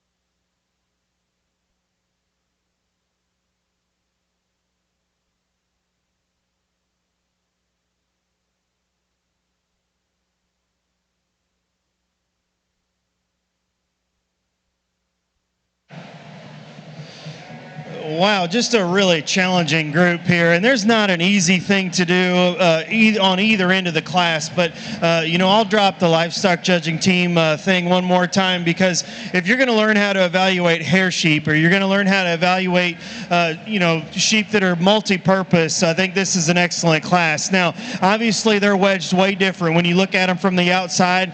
Is that little one too skinny and raw to use? And that's the biggest question. Is she too small? Is she too far behind when it comes to performance? But as the way I understand it, the dynamic of the age breaks are quite vast, and so just not knowing how old she is and just understanding that there may be 30 or maybe even 60 days in between some of these things, I think she's genuinely the better animal. So we're going to go ahead and let her win the class. When you study her as far as muscle definition, muscle shape, skeletal build, she's the better fronted one that's more dynamic and youthful in her rib cage. I think she transitions that with being a deeper bodied sheep that's more proportional in terms of her rear rib and flank. She's the soundest footed one when you set her in motion in terms of her skeletal build. Now, she gives up a lot of power and performance, obviously, in terms of her stature, but you take that into consideration as far as her age goes. I've got other issues with some of the ones that we placed behind her, so we're going to let her go ahead and win, but a very interesting class. One coming in second is just a solid one. I think this one obviously outgrows and outperforms the one right above her today, but I think potentially when you think on down the road and how she's developed, she's one I don't think she's as unique. I don't think she's as neat in her rib and skeleton. Her hip and hind leg structure is the one that we used to win the class, so I slide her into second place, but she's got lots of rib cage, lots of depth of flank. I like the side on that one quite a bit. Now, the one I considered using the most is the one I put third, and as we got started, that's the bigger statured one that's longer and stronger in her spine. She's more level out through her hip. She's neat and tucked up in her chest floor and her shoulder blade. But my biggest issue with that one is when you put her on the travel, she's the one that's the most restrictive. She wants to tighten up in her hip and her pin set. She's a bit straighter there in her hip and hind leg. I want to loosen her up to get around those two that we placed right above her. But from there forward, I think has a lot of good to offer as well. Another challenging one, I think, obviously, this is probably the one of the class that's the highest performing. This is the fleshiest one that's got the most honor. She's the one that's the most mature in her overall rib and skeleton, but I think that works against her just a little bit because she's a little chubbier over the last rib, and she's the one I have the biggest issues with once you set them in motion. That one gets more restricted. She's not one to work with us as well, so it's hard to get a read on her, but that's the one that takes the shortest stride, the straightest off of both ends. But I think a really nice female in a very challenging class. So give those exhibitors a big round of applause. Results from your Katahdin Spring ULAM class. First place, Logan Embody on ALAM 0569. Second place, Hudson Wisen on WHW 26008. Third place, Vivian Julian on B&G 26316. Fourth place, Vivian Julian on B&G 26280.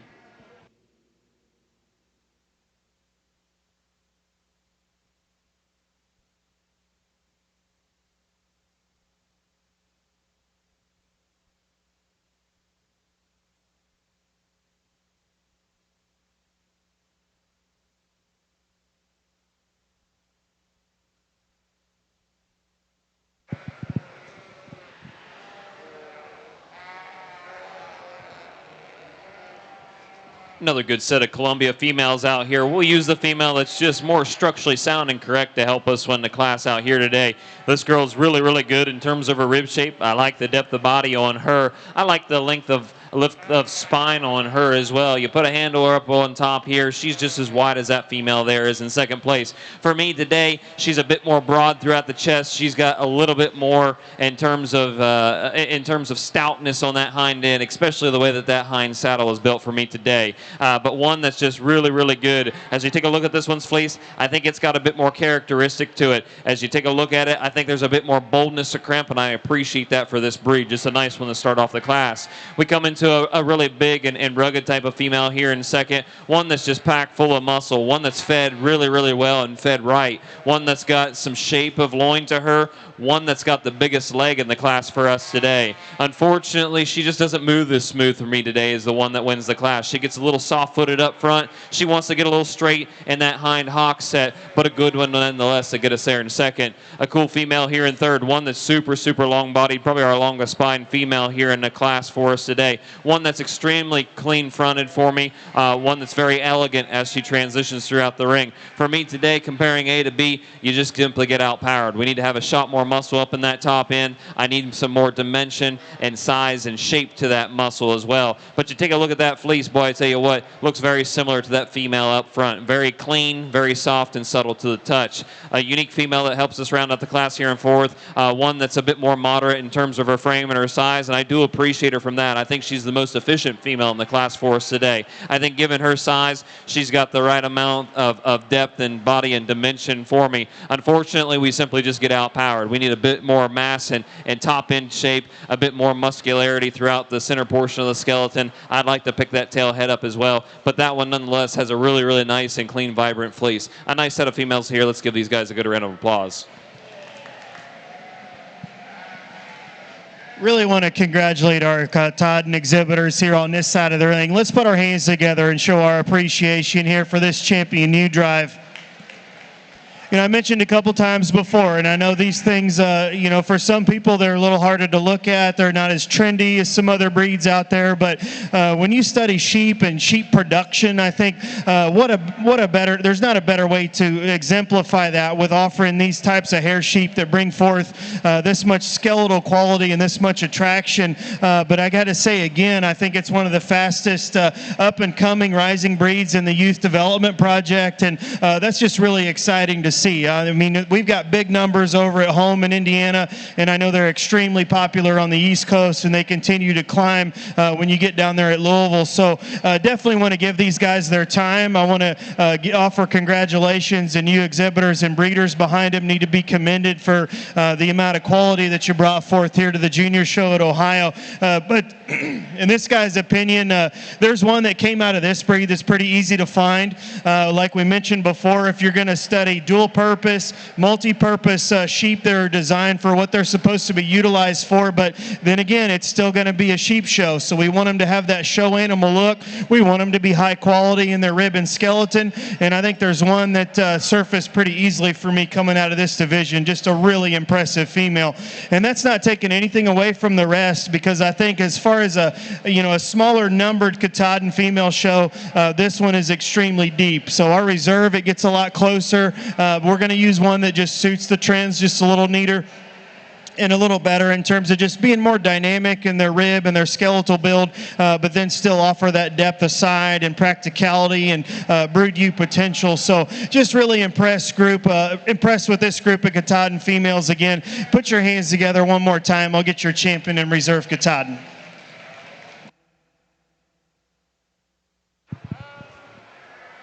Over here for our final class on the Columbia ewe lambs. We'll leave them lined up just the way that they came in. This might be a bit untraditional, but we're going to use the smaller female here. For me today, she's just the one that's a bit more structurally correct, freer moving throughout the ring. You put a hand on her, she's the one that's got the most amount of mass and muscle. I really do like the top shape and the rack shape on this female quite a bit. You take a look at her fleece there, one that's very, very bright and clean, one that's soft and subtle to the touch, pretty consistent as we work from top to bottom throughout. If we could change her ever so slightly, I'd like to clean that muzzle up a little bit, but that's being critical of a really good ewe there. We come into our bigger and probably older female here to put us there in second. One that, of course, has the most length of body to her. She probably has a bit more rib shape and capacity overall. For me today, she's just a little softer fronted. She doesn't have that muscle mass that we see in that female that helps us win the class. If we could change her ever so slightly, I'd like to have a little bit more wool to evaluate there. She just isn't near as consistent for me as we work from front to rear. We're really, really fine as we're up front, but as we work throughout that fleece, we get coarse as we move towards the rear. But a good set of females here. Congratulations.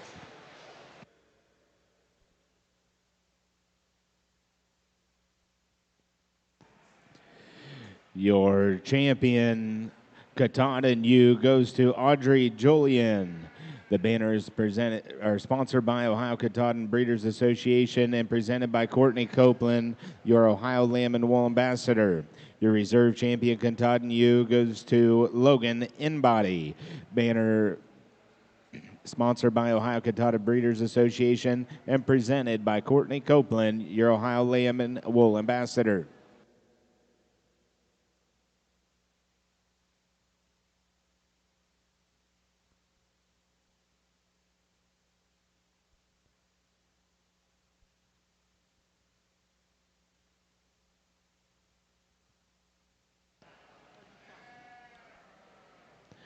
Results from your Columbia show. First place, Claire Morris on Copeland 805 out of your winter ewe-lamb class. Second place goes to Chloe Anto on Cobb 26049. Third place, Claire Morris on Copeland 897. And fourth place, Driston Pajak Stenger on Y22 894. Results from your Columbia Spring ewe-lamb class. First place, Cora Cap on Bolin 2473. And second place, Ella Kitzler on Copeland 0816.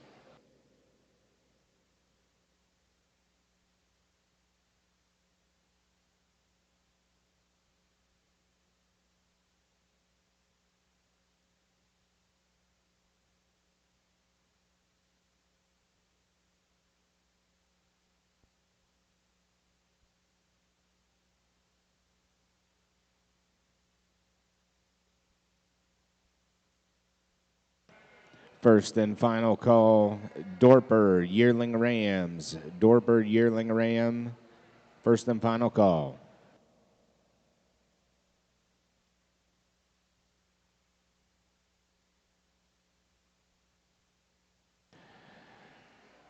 Results from your Katahdin flock class. First place goes to Logan Inbody. Second place, Jacob Lewis.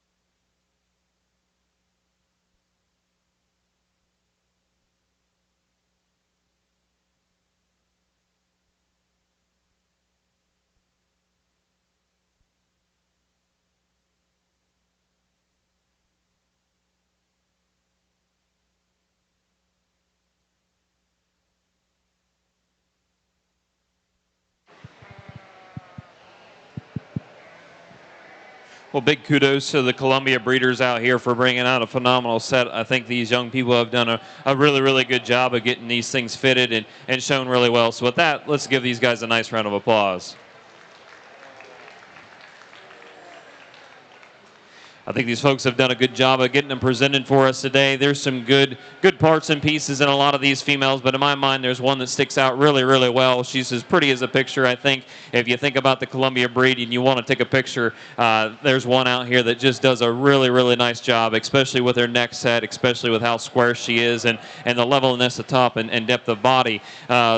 As we think about where we'll go for our reserve, there's a couple different ways we can go. We can go for looks, we can go for style, but at the end of the day, these are all production sheep, and we need to make sure that we're also providing a product that is good in terms of quality, but also desirable by the American consumer from the American sheep industry. So with that, we'll kind of look at style. We'll look at the way these fleeces are laid into these sheep, and we'll also take into consideration those important aspects of muscle and meat quality at the end of the day. But I think there's some good ones here. We'll get off here and shake the hand of your Granite Reserve.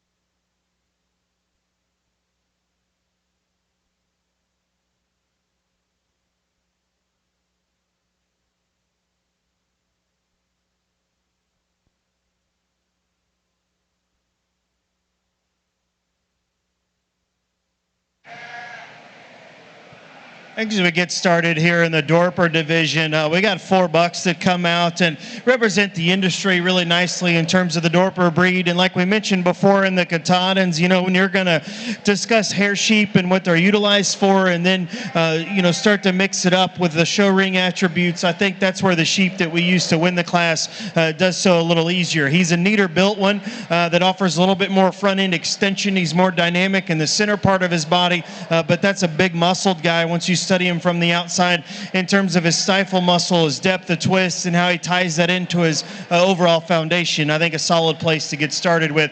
A little smaller featured one here that comes in second.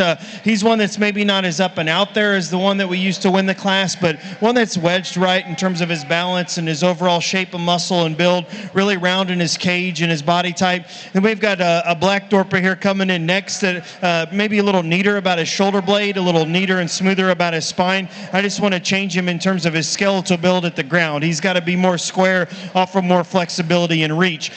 Big long-sided sheep here coming in next. I just wish we could shorten him up, make him heavier muscled and rounder in his rib cage to move up in class, but one that's certainly long and extended. Congratulations to those exhibitors.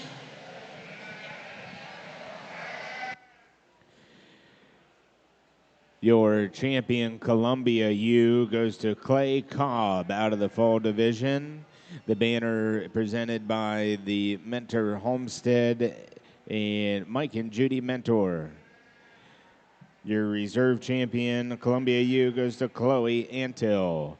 And the banner by the Ohio Columbian Association and presented by Courtney Copeland, the Ohio Lamb and Wool Ambassador.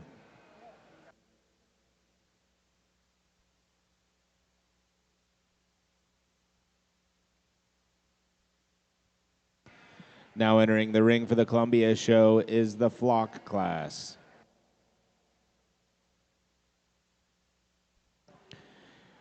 Results from your Dorper yearling ram class. First place goes to William Deering on Wildcat Ranch, 4035. Second place, Logan Deering on Deering Farms, 2521. Third place, Sierra Shields on 2K 003. And fourth place, Sierra Shields, Manger Farms, 1608.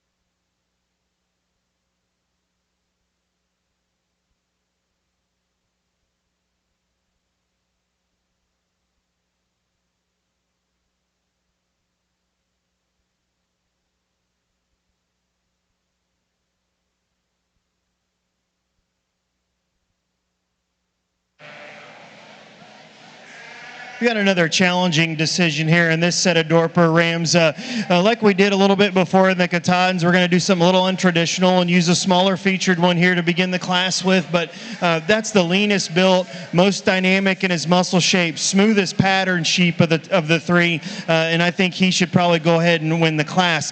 One coming in second's a lot like him in terms of being youthful and smooth and extended up front. I just want to make him stronger topped and a little more attractive from the side. Obviously, the highest performing, most mature sheep is the one that we put in third. That one's stout and rugged in his build and big-footed. I just need to make him more attractive in terms of his skeletal standpoint from the outside and want to see him a bit leaner and more expressive and bigger in his muscle shape to move up in class. Nice set of Dorper bucks there. Congratulate them. Out of the Columbia flock class, first place goes to Clay Cobb. Second place, Claire Morris. Third place, Ella Kistler. And your Columbia Premier Exhibitor goes to Clay Cobb. The Exhibitor Award is sponsored by Diller Sheep Farm. We're going to do best fleece first because they already dispersed. They messed us up. Sorry. I already announced.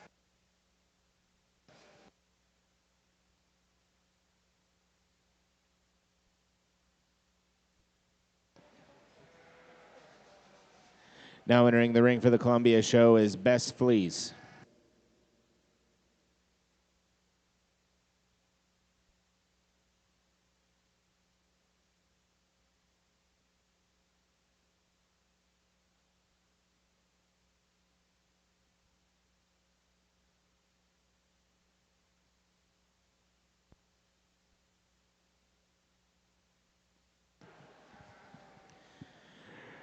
Results from your Dorper Fall Ram Lamb class. First place, William Deering on NK Ranches Inc.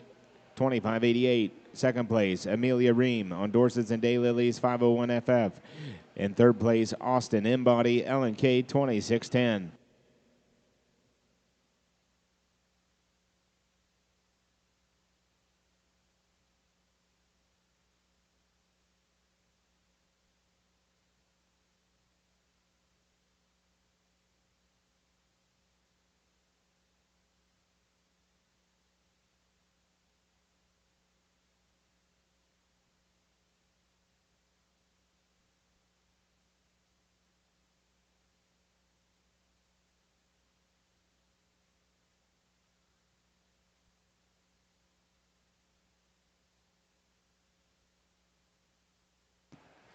Your Columbia Best Fleece, sponsored by Walnut Creek Yacht Club, presented by Tom Connor, goes to Claire Morris.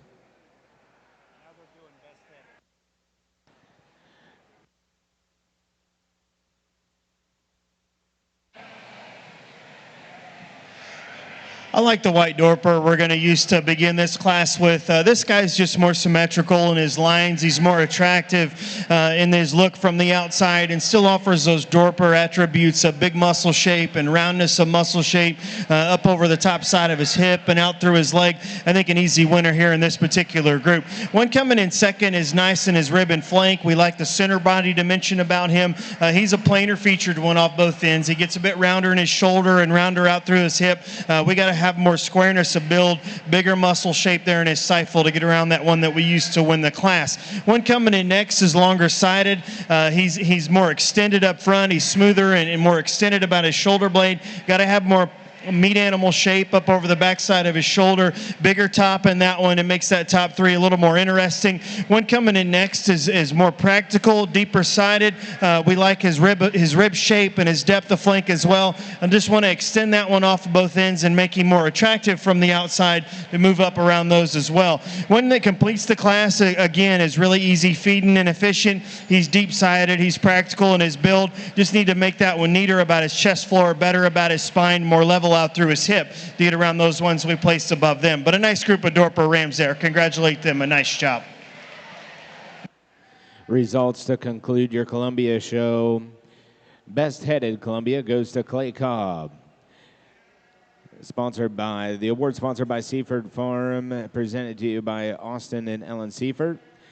And your premier Columbia exhibitor goes to Clay Cobb, sponsored by Diller Sheep Farm, presented by Steve Diller. Clay Cobb, please come to the ring for your Premier Exhibitor Award.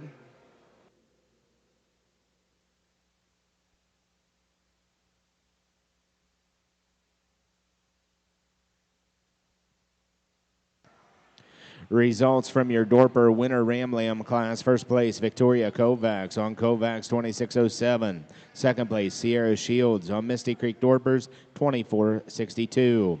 Third place, Cole Collier on NFD 2159. Fourth place, Amelia Ream on Dorsets and Daylilies 602S. Fifth place, Jacob Lewis, NFD 2319.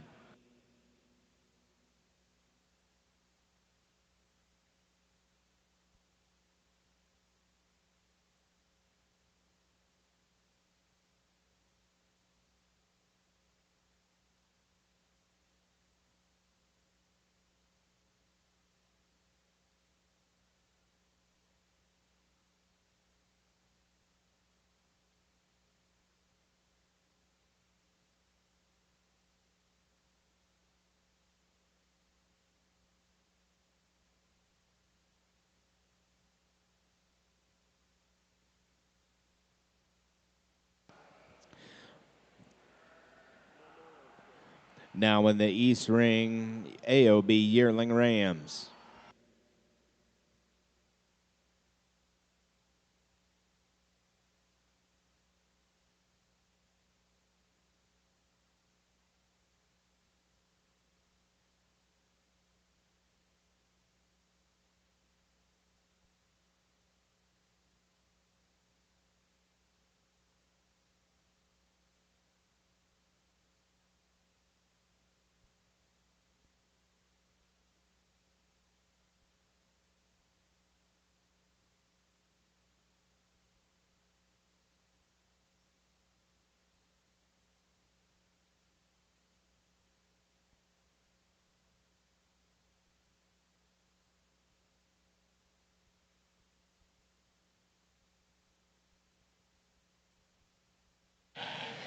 We got a young Dorper Ram Lamb here we're going to use to begin the class with. Is just does so a little bit better just in terms of dynamic and build, and the one that offers the most quality is Skeleton from this side. He's chiseled out up front and smooth and short in his blade and still extended and smooth as he transitions that into his spine and over the backside of his shoulder, and then without lacking any Dorper indicative traits of just being big muscled and round in his shape. I think that's a nice one there that we used to begin the class.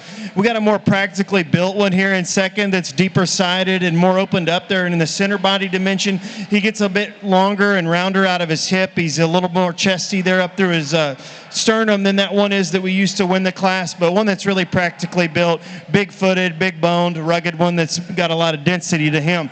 A little more youthful one here that's a little neater and smoother up front. He's just not quite as attractive, not quite as high performing as those two that we placed right above him. And then we got a pair of them here that represent a lot of youthfulness, a lot of quality, uniqueness of skeletal build. We're just a little bit further behind in that overall muscle shape and dimension compared to those ones we placed right above them. But a good set. Congratulate those exhibitors. A nice job.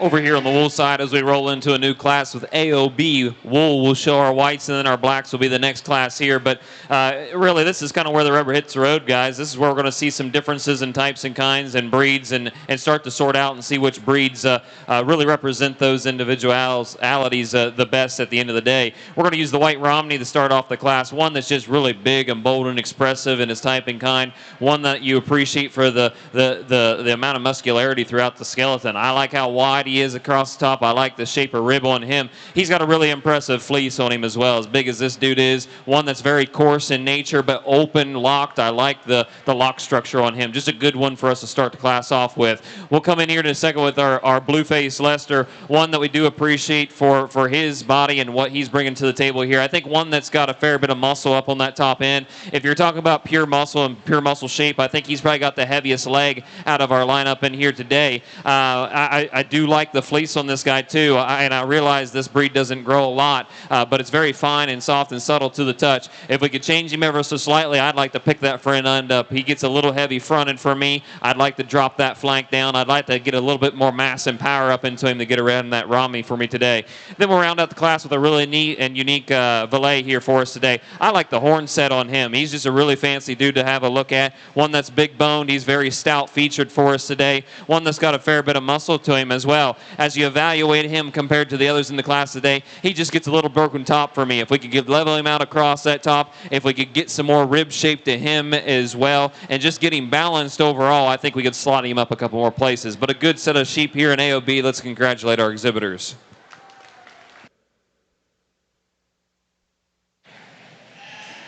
Yeah, let's keep it going and put our hands together. Congratulate our exhibitors on the Dorper side for their champion ram selection. I think, again, when you talk about what this breed is utilized for and the utility that they bring to the ring in terms of being a multi-purpose breed that maybe has more of a heavier commercial aspect to it, but at the same time are built for the show ring, I think there's going to be a couple that come out of this division that do so pretty easily. You know, you can discuss, Dorper traits of muscle shape and dimension and carcass quality. I think each of them are going to do that, but when we're going to crown a champion at a show, I think you need to have that little bit of extra in terms of dynamic skeletal build and an attractive look. And I think our champion in this drive does that really easily. So my congratulations to you guys. I'll get your champion in reserve Dorper Ram. Let's put our hands together and show our appreciation one more time.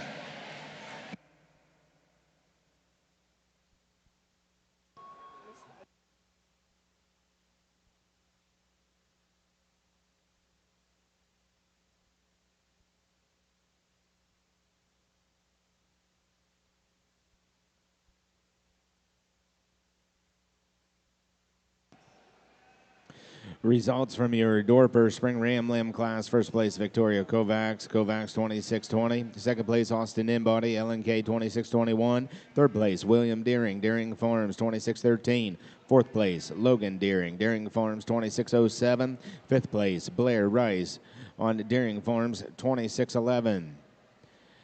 And results from your AOB Yearling Rams. First place, Lydia Henry on Millridge 2510. Second place, William Ashton, Ashton Homestead. Third place, William Ashton, CCF Mercury.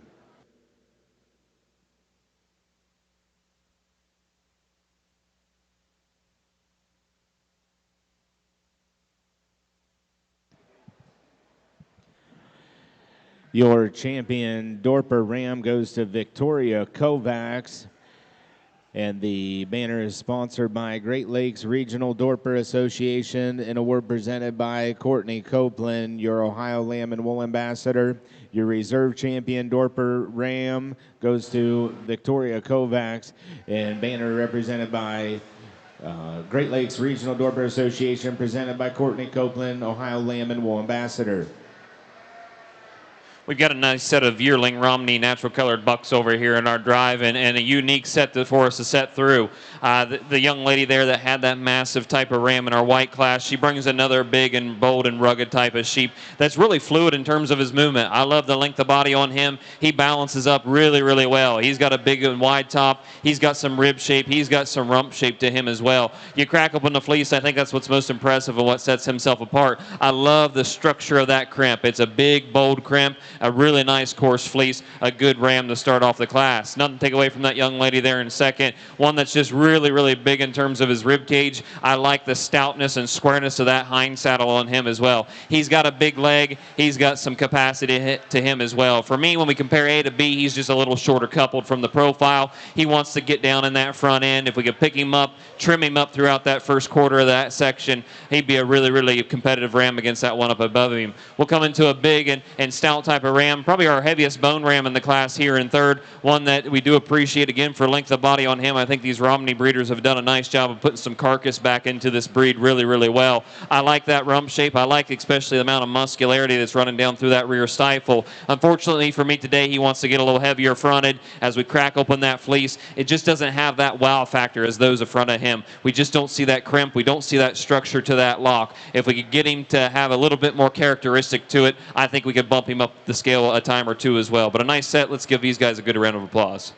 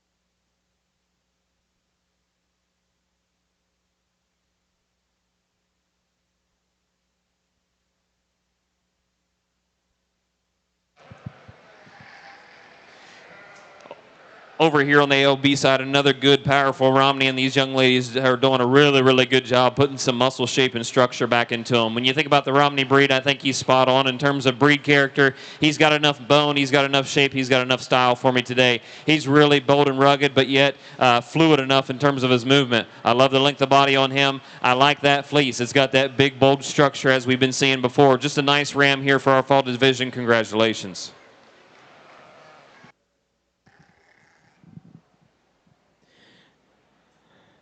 Attention in the barn. We're going to be taking a break from the show as soon as the Dorper show is concluded and between and after the AOB Rams. And that break is going to be for the presentation in memory of Bob Highfield. Again, we're going to be taking a quick break after the Dorper show and after AOB Rams.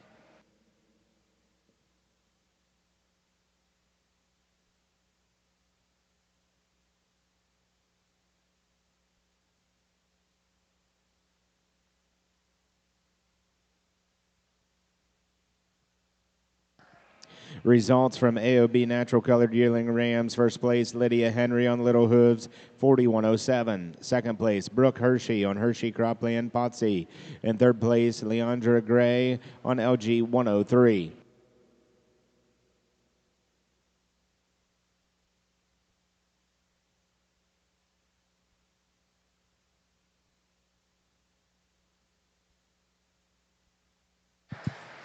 Another good single entry on our Ram Lambs here on the AOB side. Another good Romney at that.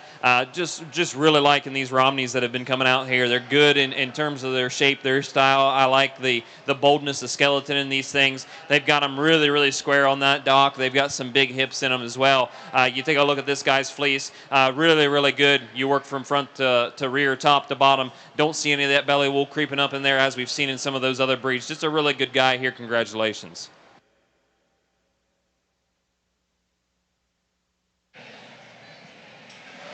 Well, this opening pair is just really, really tough, and I definitely want to, give them their time and attention. They brought two yearling Dorper females up in this class, they're just really elite level, high quality individuals. So if you want to switch them with me, that's perfectly fine. We'll discuss them just a little bit.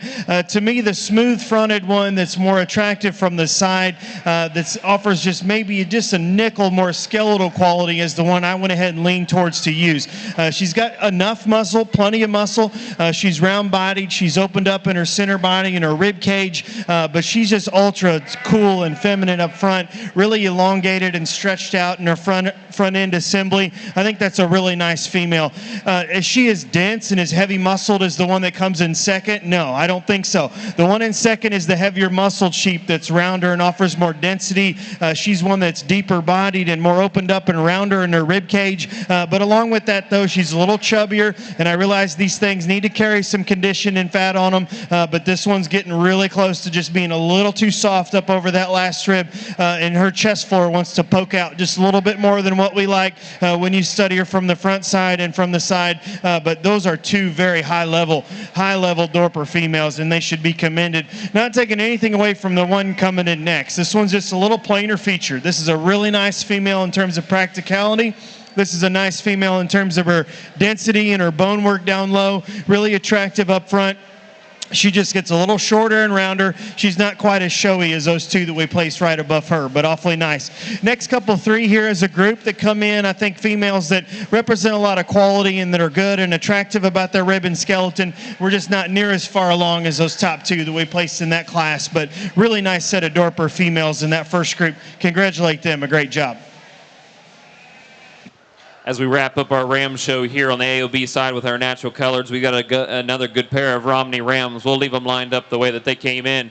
The class winner here for me is just the one that's a bit more complete. He's got the most amount of mass and muscle to him. You take a look at him, I think he's just as big and bold as any other that we've seen today. He's the one that's the biggest bone, probably the most stoutest featured. He's got a good fleece on him as well. You come into that Ram there in second, I think one that's very elevated in terms of his type and kind, especially in that front end assembly. One that we do appreciate for length of body and squareness of hip on him. For me today, he just doesn't have enough gas in the tank left to get around that Ram ahead of him today. Congratulations. Results from your AOB White Early Spring Ram Lamb. First place, Claire Henry, Millridge, 2608. In your AOB White Late Spring Ram Lamb. First place, Brooke Hershey, Hershey Cropland Prankster. Results from your Dorper show from your yearling U class. First place, Austin Embody on LNK 2508. Second place, Victoria Kovacs with East Star Livestock 2529. Third place, William Deering on Deering Farms 2522. Fourth place, Amelia Ream on Dorsets and Daylilies 4449. Fifth place, Sierra Shields, Misty Creek Dorpers, 2422. In sixth place, Sierra Shields, Misty Creek Dorpers, 2430.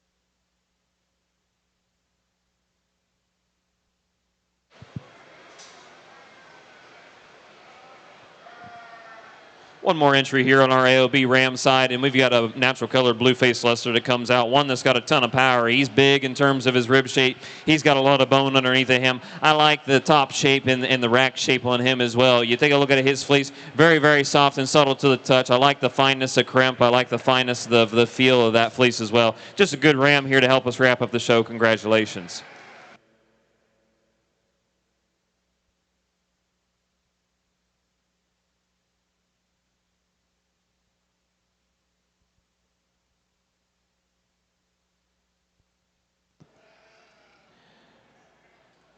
AOB Class 6, natural color early spring ram lamb, first place William Ashton on Ashton Homestead, AH74.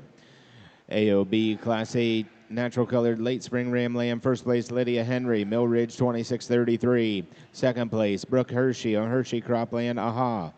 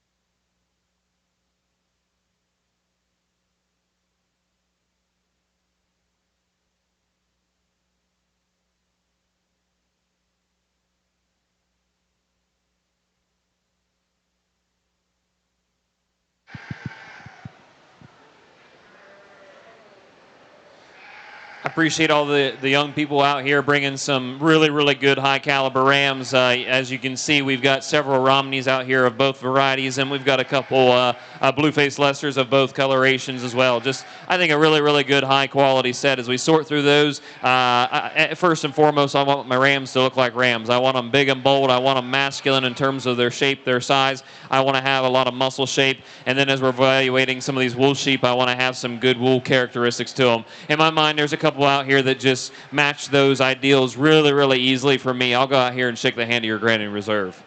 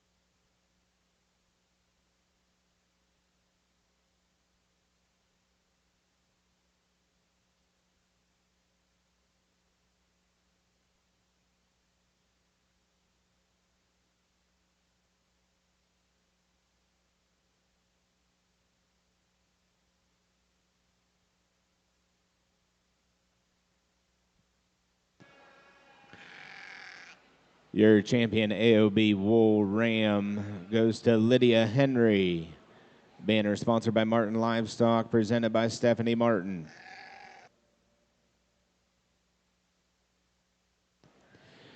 And your reserve champion AOB Wool goes to Lydia Henry with your natural yearling. Mill Ridge Farm sponsored the banner and presented by Kate and Lila Henry.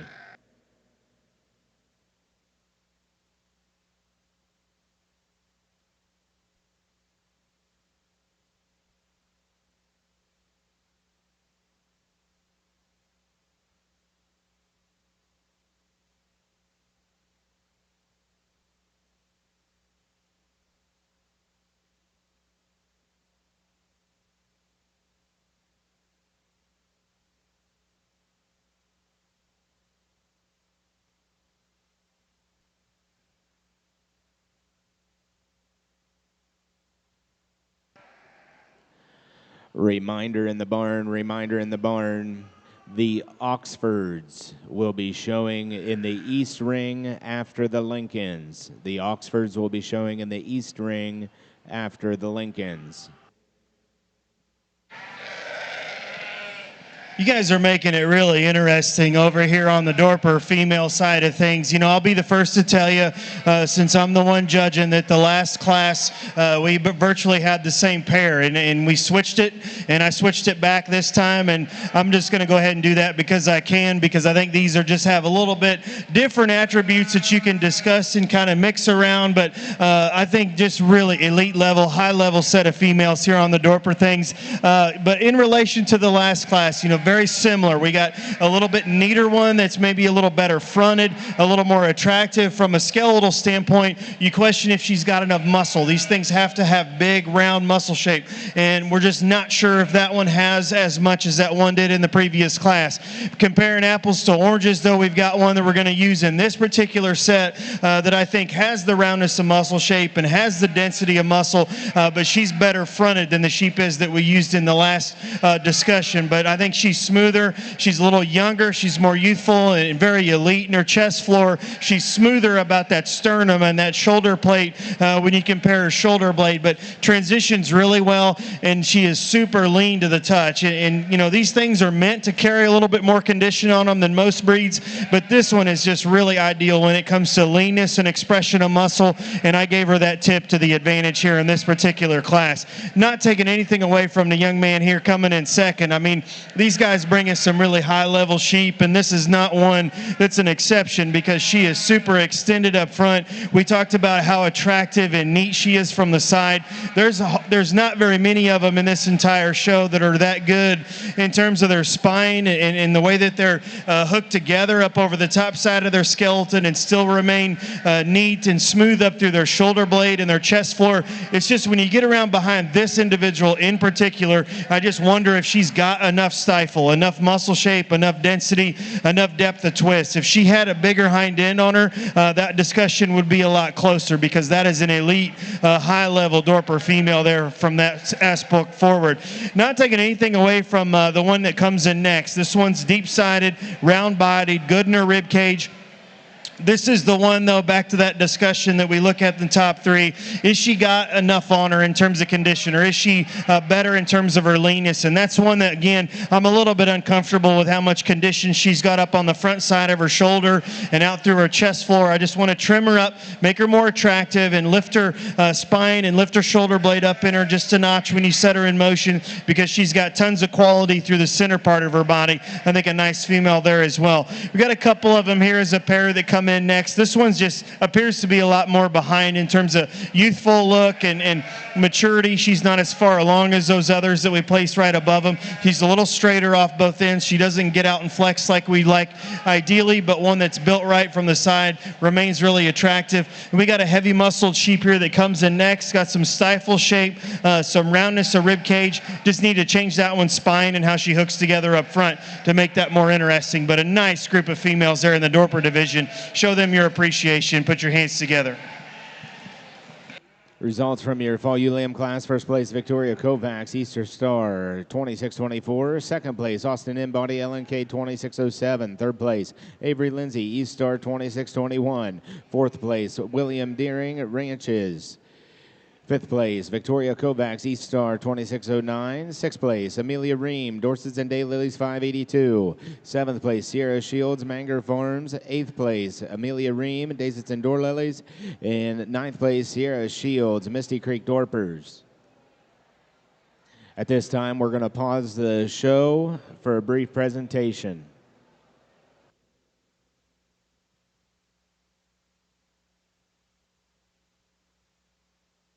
Test.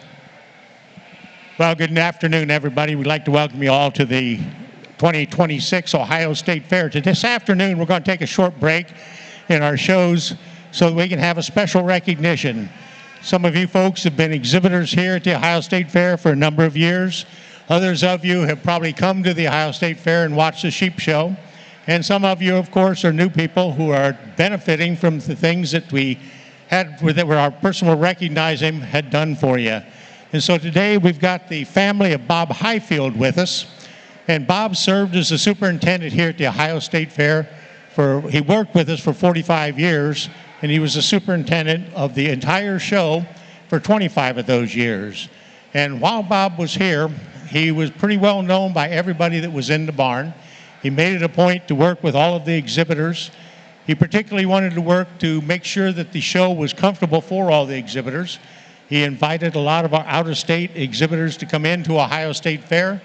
Many of them, he'd sit around in the evening and visit with them and talk to them a little bit about what was going on here at the show and how he might be able to improve it.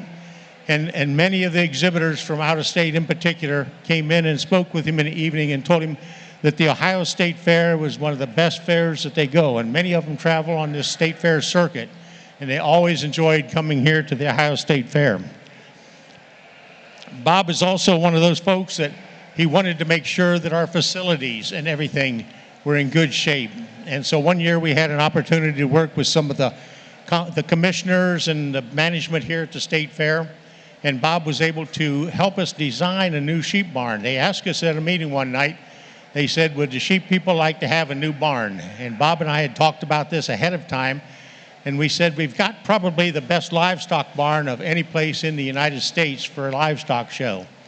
And so when that happened, we said we would like to have some money, if we could, to improve the facilities that we do have. And so Bob went to work, and we talked about the different things we needed. We completely redid the floor. Those of you who have been around a few years know that the concrete was all raised up in this barn. The drainage didn't work at all. And so we got all new drainage, we got all new floors, all new pens, and then probably the one thing that most of the exhibitors probably appreciate more than anything else were the fans that we have up in the show ring. Those fans are basically the one reason that most of our exhibitors are willing to come into a class early. Sometimes we're sitting here waiting for people to come into a show ring, but the fans are helping us to make sure that everything worked. Pat Myers now is the person who has worked on this with us, and she's currently our new superintendent, and she's been with us now for 3 or 4 years, and she's doing a great job, and we're still having one of the best sheep shows in the United States. I'm working off page 8, and I'm in page 1.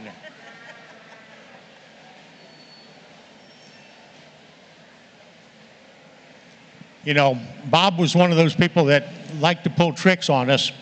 I worked with him for a number of years, and when he would be working out in the ring, sometimes we'd have 2 shows similar to what we have today, and he would be clerking one of those shows. Now, clerking wasn't what Bob necessarily did on a regular basis, but he would love to stick it to somebody if he could. And unfortunately, one time I was the one he did it to. We had a small class of sheep in the ring. The judge was out placing. I was busy recording points for the premier exhibitors. And I turned around and Bob placed the cards on my desk of who placed where. So I picked up the cards and read them. The judge was Dave Smith at the time, and he came on up to talk to me, and he says, would you like me to continue with this class? And I said, well, what do you mean? He says, I haven't even placed the class yet. And Bob had gone in there, written the placings down on the cards, handed them to me. I'd announced them, and the judge hadn't even completed his job yet. And those were the kinds of things you had to be on your toes with Bob to make sure that he wasn't going to stick you with something. The problem was, when the judge got done placing that ring of sheep, he was absolutely right. He placed them the same way that the judge placed them.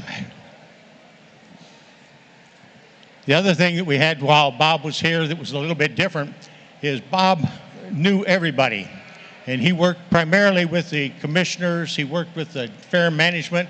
He worked with everybody that he thought might be somebody who could help us in some way.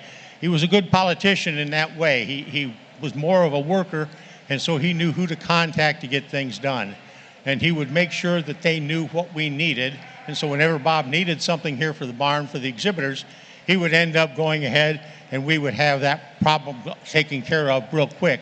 But the key people that Bob worked with the most, and most of you don't realize this, is the most important people at the fair are not the show ring people, they're not the management, they're the people who work behind the scenes, the plumbers, the electricians, all the people who help us set up the stage here in the show ring. Those are the people who are very important to us here at the State Fair. Bob would work with those people year round. He'd end up going in there and he'd have a meeting with him and take pizzas to him. I know he took donuts into the grounds crew a number of different times during the fair or before the fair. And then when we got to the fair, if we said we needed something here, he'd make sure that we had it. And by golly, I'll tell you, I'd sit out in the ring and I'd be watching the shows and I'd see something that we needed. And then I'd go in and tell Bob, I say, Bob, we need to get this done. And I'd go back in 2 hours later and I'd say, how are we getting along on that? And he'd say, well, it's already taken care of. They'll be here at 4 o'clock. And that was how we did an awful lot of things like that.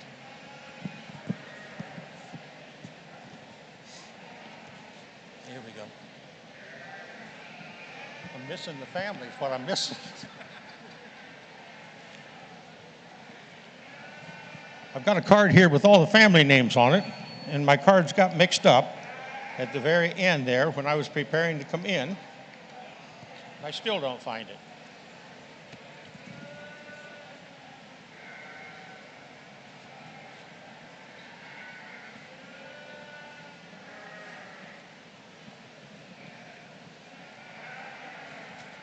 Here we go. With us today, we've got Bob's family. And we have Linda Highfield, this is Bob's wife.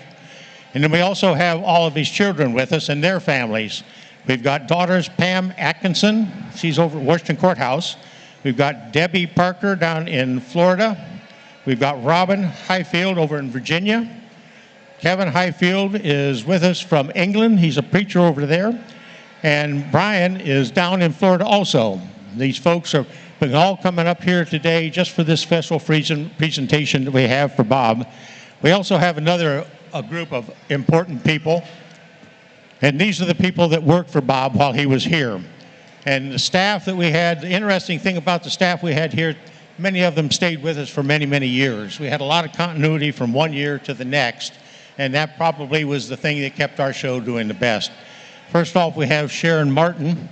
Sharon, are you back here? Here's Sharon. Now, Sharon's kind of the matriarch of this whole thing because she was the one who came in and she pretty well trained all of us what we were supposed to do. Ralph Grimshaw was a superintendent when some of us started, and Sharon was the office secretary. And Sharon would come in and she knew everything about the barn. She knew everything that was supposed to happen. And she educated all of us. And we're pleased that Sharon was able to be with us today. Thank you, Sharon. Also, we've got Pat Myers. Pat is our current superintendent here at the sheep barn. She's been doing this for 2 or 3 more years, and she's done an excellent job for us, keeping the traditions alive. We've got Nevin Smith. Nevin was the market lamb specialist. I don't know how many years he's worked with market lambs. It's an interesting group to work with, but Nevin's been able to keep a good rapport with the market lamb people, and we have a very good market lamb show here. We've got Ann Moomaw. Ann's the ramrod of the Junior Fair, and Ann has been with us a number of years, and she takes care of the Junior Fair people checking in all the time. She runs all the Junior Fair shows. She knows everybody in this barn. If you need to know where somebody's being penned, all you have to do is check with Ann, and she'll be able to point you to it. We've got Roger High. Roger High is our former state sheep specialist here in the state of Ohio. And he also was responsible for the educational displays, the Grimshaw display that we have directly in front of the office over here. We've got Blake Campbell. Blake was one of our ring men, and Blake worked with us for a long time. We've got Sarah Haskins. Sarah, she's here with us here. She's been with us a number of years also, working out of the office. And then we had a couple of other people. Bob Prano was our wool man. And then we also had Greg Fogel. Greg was Greg's here? Where's Greg? Hi, Greg. I'm real glad you joined us. Greg was kind of Bob's right-hand man. If there was a mission that we had to go on to get something, Greg was the driver, Bob was the director, and Greg got off and stole whatever Bob told him to take. And so, yes, it's true.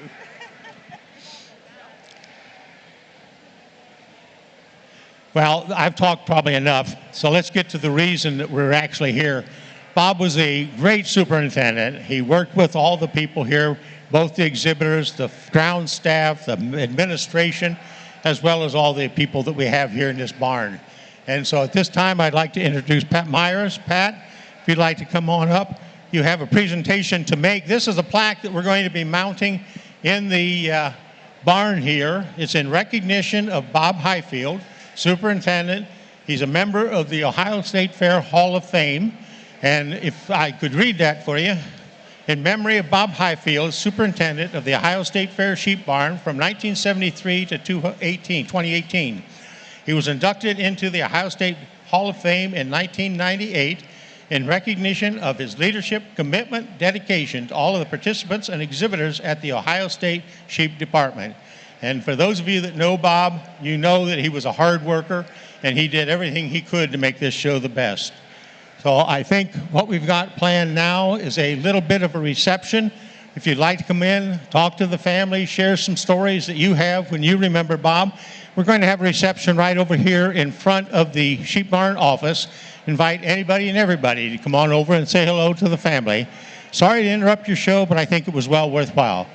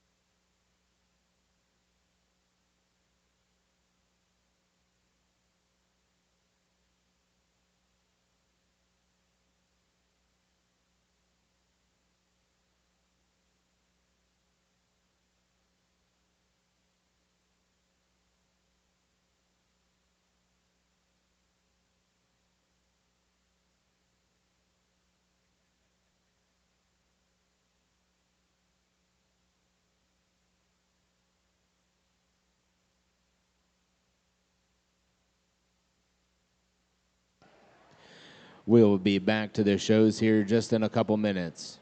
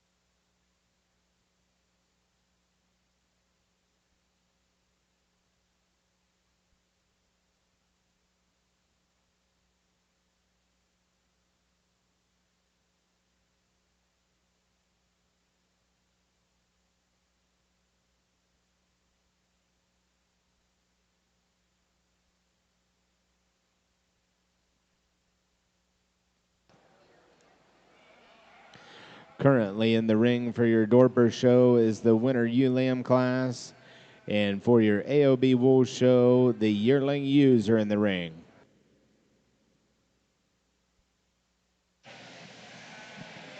We get back going here on the Dorper side. I got a set of 4 here that's just really impressive. Again, as we get into these younger ones, I think the one that comes up front is just so elite in terms of her skeletal build and high quality. And look from the side, it's got some density of muscle and is round in her muscle shape. Just a nice solid place there to start. One coming in next is definitely one that's 3-dimensional at the ground. You study her width of body or width of skeleton. We really appreciate those things about her, and being wide and flat up over her loin edge. I don't know that she's as strong in her spine, just right there behind her shoulder, as the one is that we used to win the class, and that's where we'd like to just give her a shot, more showy look there from the side. But one that's long-bodied and neat in terms of her muscle shape, just needs a little bit more strength there in terms of her spine. One coming in next is one that gets out and goes really well, some flexibility off both ends, got some muscle shape to her, but she's one that just plainer off both ends. She's not quite as out there as those first 2 that we placed above her in terms of her look from the side. Then we've got a nice one here to complete the class, one that's round-bodied, good in her rib cage and her muscle shape. She just gives up a little power and performance compared back to those other 3. But a good set there in the Dorper females. Congratulate them. A nice job.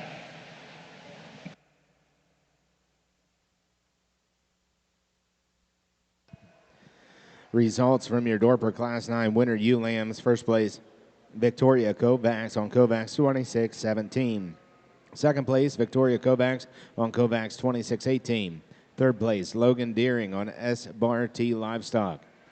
And fourth place, Amelia Ream, Dorsets and Daylilies 692S.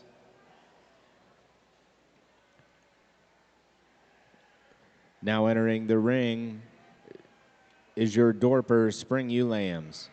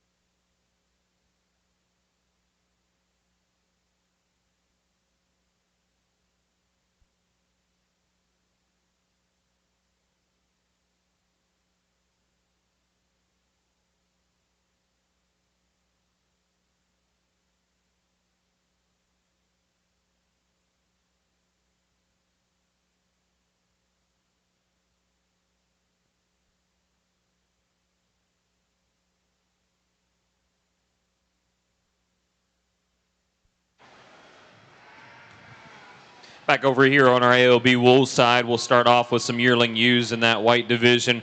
We're going to start the class off with a really, really cool and neat design Cotswold ewe, one that's just really big in terms of her shape and her style. I love the barrel. I love the rack shape on her. She's got a lot of natural muscle to hers too as well. She's got a long loin. She's got a deep loin. She's got a big, thick leg on her as well. As we think about keeping these ewes big and powerful, we still want them to remain feminine, and I think this young man's done a nice job of allowing her to play both parts. Well done. We'll come into a nice pair of Romney ears here in 2 and 3. We're going to use the longer and more moderate framed ewe, this put us here in 2. I really like the fleece on this female at the end of the day. One that's very coarse and bold in the type and structure of fleece that she's got. One that's just a bit more open and a bit more consistent. I love the consistency all the way back to that hind leg. I like how level-topped and square-docked she is as well. When we talk about power and capacity, I just think that Cotswold ewe does a better job at it compared to that Romney ewe. We'll get a big, bold, and powerful ewe here in 3, one that's got a lot of capacity and a lot to offer from a maternal standpoint. For me today, she's the one that's carrying the most condition in this top lineup. We'd like to trim her up through that center portion of her body, get that chest floor picked back up, but one that's really big and stout and powerful throughout. We'll come into our leanest and trimmest made ewe here in 4th, one that's really, really good in terms of her type and kind. I do appreciate how clean-fronted this female is as well. I like the length of body. I like the fleece on her. She's got a couple structural issues that we need to clean up to slide her up the scale. And then we'll come into a blue-faced Leicester here in our 5th place position, one that's really good for its type and kind. I like how well this thing travels throughout the ring. I like the breed character of this one as well. When you put a handle on her, she's really big and stout and powerful across the top. For me today, she's just too short saddled. She's pretty short loined. She's a little sloped in terms of the dock compared to the rest of them. But a good set of ewes here. Let's give these guys a round of applause.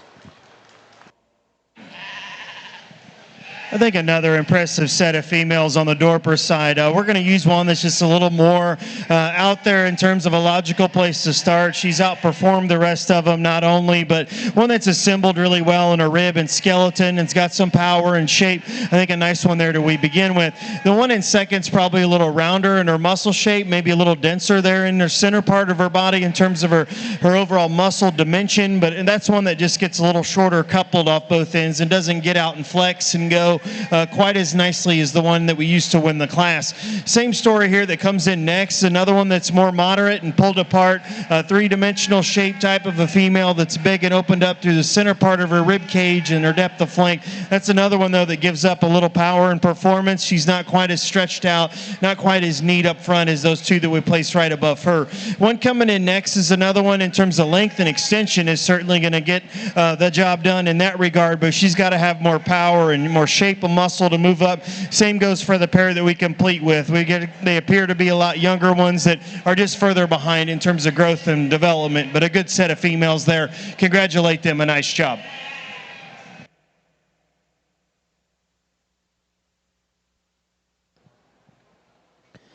Results from your AOB White Yearling class. First place, Brett Martin on FSF 2502. Second place, Claire Henry on Mill Ridge 2534. Third place, Lydia Henry on Mill Ridge 2507. Fourth place, Kara Napke on Winding Wicks 2548. Fifth place, William Ashton on Ashton Homestead AH122. Sixth place, William Ashton, Ashton Homestead AH153. Results from your Dorper Spring Ewe Lamb class. First place, Austin Embody on K&K 2619. Second place, Victoria Kovacs on Kovacs 2621. Third place, William Deering, Deering Farms 2614. Fourth place, Sierra Shields, Misty Creek Dorpers 2481. Fifth place, Victoria Kovacs, Lobdell Genetics 2611. Sixth place, Logan Deering, Deering Farms 2608.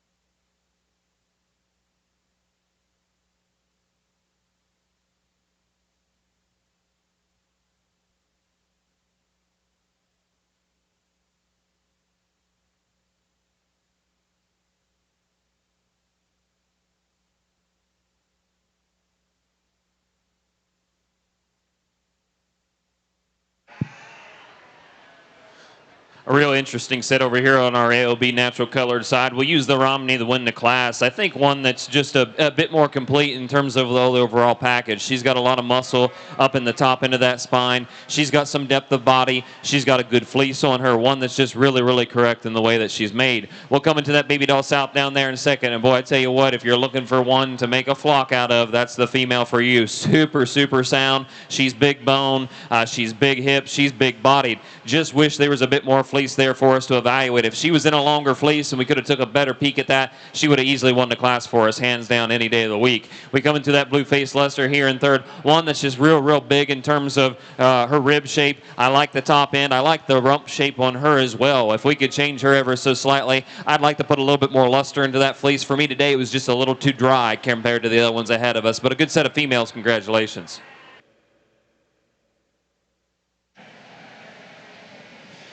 Another big congratulations over here on the Dorper side of things. Let's put our hands together and show our appreciation to these exhibitors for just bringing out such an elite set of females. You know, you got to travel the country quite a bit to find some hair sheep and, you know, maybe call it a minor breed or an off breed. But again, like we discussed in the Katahdins, the Dorpers are probably one of the fastest growing, most popular breeds out there in terms of numbers and people getting involved in raising sheep. So just really impressive to see the participation. And, you know, when you think about this breed, what they're utilized for and what the purpose is. But then again, we've brought them into the show ring. We've started to breed them a little better in terms of skeletal quality, and I think there's going to be one that comes out of this division again that, like we mentioned before, is just pretty easy to find. I think she brings a little more to the table when you discuss, you know, skeletal quality and look from the side, but yet she still offers that roundness and muscle shape and dimension of rib cage and center body that the Dorper breed is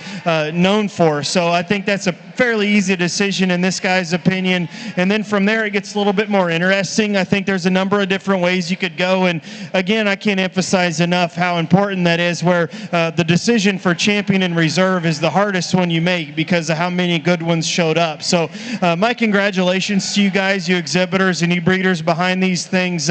Really need to be commended because, again, I realize that we're at the big Ohio State Fair, but there's a lot of really good breeding sheep in this state, and it's definitely been showcased here today. As I understand it, it's probably the last time I'm going to be talking on the junior show side of things, so I just wanted to extend my thank yous and appreciate the invitation to come over and be with you again. I think it was like 12 some years ago when I was here doing the junior market lamb, so glad to be back on the breeding sheep side of things and showing my age a little bit. The quality has never stopped. You know, 12 years ago compared to today, as a judge, that's just ultra impressive to see, and that's why I meant what I said at the beginning of the show this morning, that Ohio is one of my favorite places to judge, because it goes without saying. I know Wade Franklin said it the other night. A number of different judges are going to continue to say it, but just an elite group of livestock people and livestock in this state, and you guys are to be proud of it. But again, you know, coming from this close to home and knowing as many people as I do, you know, in this state, I don't take it lightly as the compliment to bring me over and invite me to evaluate and trust that, you know, I'm going to do a good job. And I try my very best to do that and show up for you guys, and definitely want to give you the time to showcase your livestock. So with that, I want to have you put your hands together again for these exhibitors for your champion Dorper female. I think there's a couple really good ones going to come out of this. But thanks again for having me, and enjoy the rest of the day. A good fall ewe here, just a single entry, and I think one that could stand a bit more competition, one that's just really sound and structurally correct for me today. Boy, I tell you what, if you're looking for a Romney female that puts a really good Romney type of fleece, one that's got some structure, some boldness, some crimp, this will be the one. A good female. Congratulations.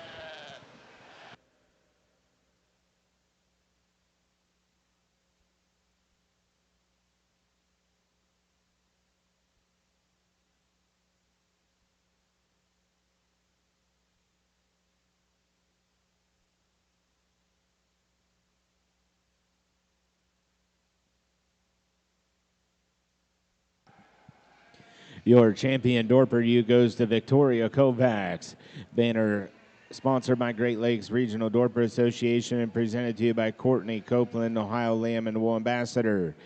Your reserve champion Dorper ewe goes to Austin Embody, and the banner is sponsored by Great Lakes Regional Dorper Association and presented by Courtney Copeland, your Ohio Lamb and Wool Ambassador.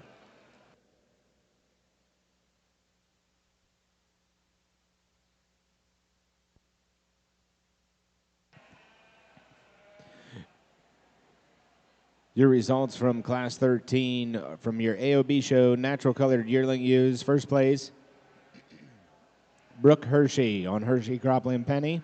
Second place, Victoria Kovacs, Applefinger Baby Dolls. In third place, William Ashton, Straight Fork 0028.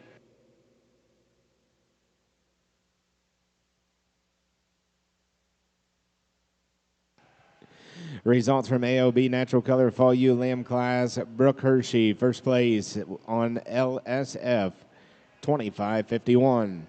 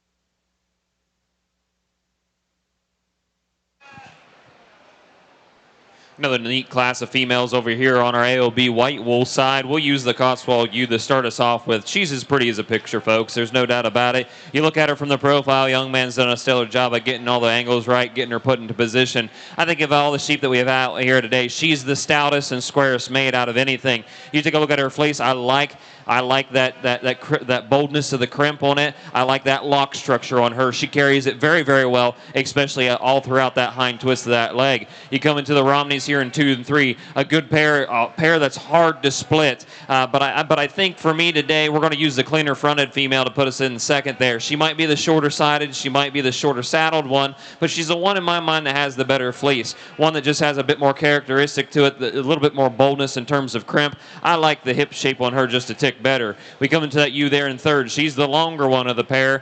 She's the one that has a bit more mass throughout the top end of her, but as you get her and study her a little bit more, she gets a bit narrower base compared to the one ahead of her. She wants to get a little heavy fronted on us as well, but I think a good pair there in 2 and 3. We'll come into that Blue-Faced Leicester there in 4. One that we do really, really appreciate. You talk about a carcass animal. That's our carcass ewe here in the class for us today. I think if we could change the way that we've got her presented today, if we could get her head peeled back up, if we could sharpen up some of those lines, I think we could bump her up a place or two. She certainly has the carcass there. I just think that fleece currently as it sits is just past 5 o'clock for me today. And then we'll round out the class with a Polypay, one that's really long in terms of her body. I think she's got some good rib to her. Just wish there was a bit more fleece for us to evaluate today.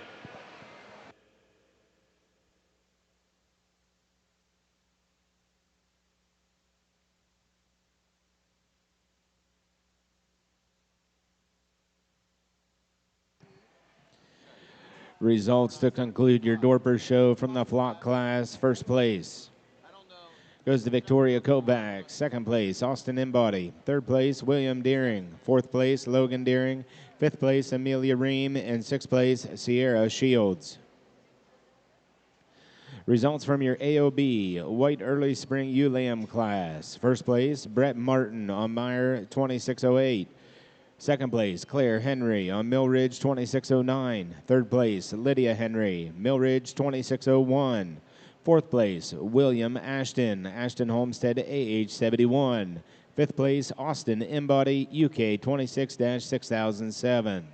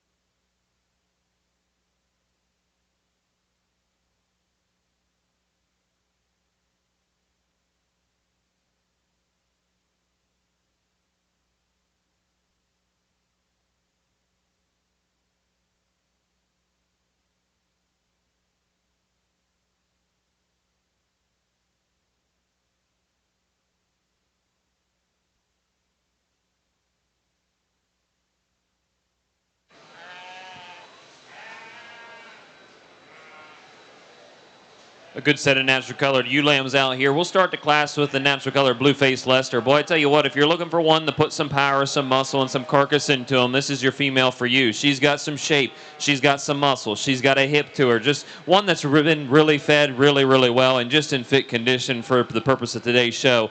You put a handle on her fleece. She's the softest handling. She's got some good staple length to her as well. For me today, if I could change her ever so slightly, she's a tick heavy fronted, but that's quite all right. I think we can pull that chest floor up and get her fitted up just fine. We come into a really neat natural colored Cotswold ewe here. Boy, she's, again, just as we saw earlier, pretty as you can make them. She's pretty fronted. you can't find a better one in terms of neck set. For me today, she's just the one that's a little greener, a little leaner. If I could get her fed and get her to about 20 pounds heavier, I think we could slip around that ewe ahead of us today. We'll come into another nice Blueface Leicester here in third, one that's just as powerful as the one that we see up on the front end. She's probably the one that's carrying more bone. She's a bit shorter statured, and I like that about her. She just isn't as smooth in terms of her transitions. She wants to be a little choppy in her gait. She wants to hawk in ever so slightly. If we could get her busted apart throughout the center of her body, I think we could slip her up a couple notches as well.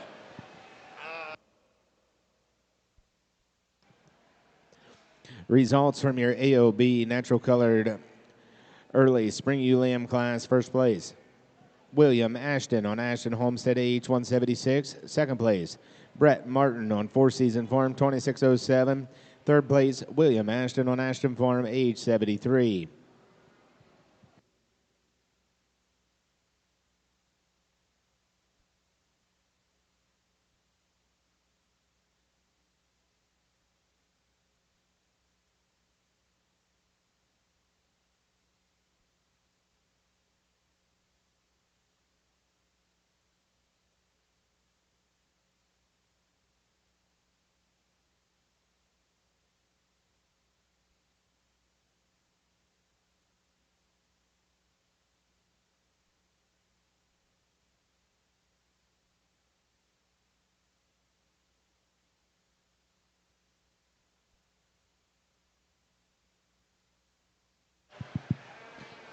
Another stout-made Blueface Lesser here for us today. One that's got a big foot, a ton of bone underneath of her. One that has some shape of rib to her, a good top end as well. I really, really like the fleece on this one, guys. One that's very fine in terms of its handle. One that's really soft in terms of its handle as well. A good sheep. Congratulations.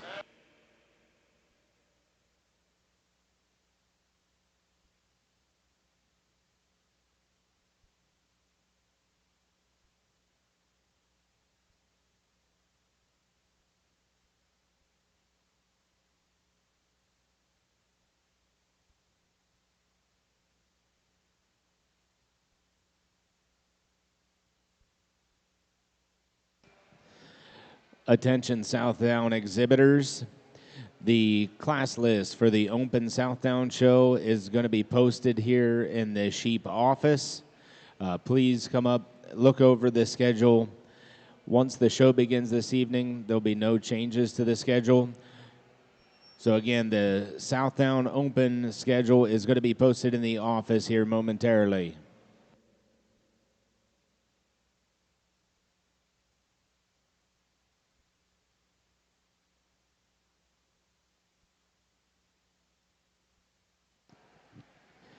Results from your AOB White Late Spring Ewe Lamb class. First place goes to William Ashton, Ashton Homestead, age 182.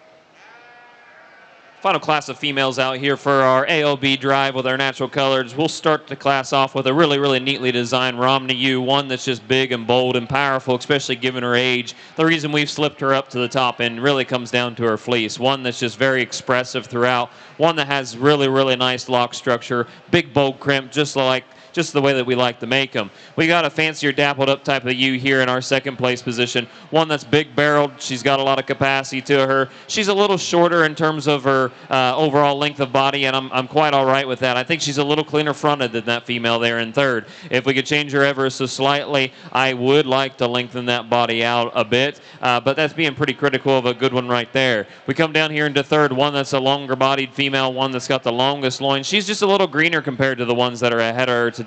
As we put her into motion, she's just a little shorter strided for me.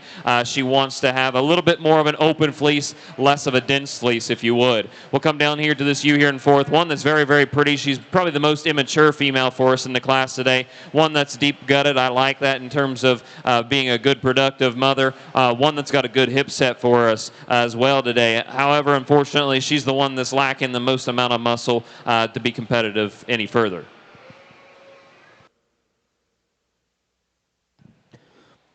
First and final call, Corriedale, Yearling Rams. First and final call, Corriedale, Yearling Rams. Results from your AOB Natural Color Late Spring Ewe Lambs. First place, Lydia Henry, Millridge, 26-44. Second place, Kara Napke on Winding Wicks, 26-26. Third place, Curtis Napke on Winding Wicks, 26-27. And fourth place, Brooke Hershey on EC Plank, 26-38. Currently in the ring, the AOB Wool Ewe Champion Drive.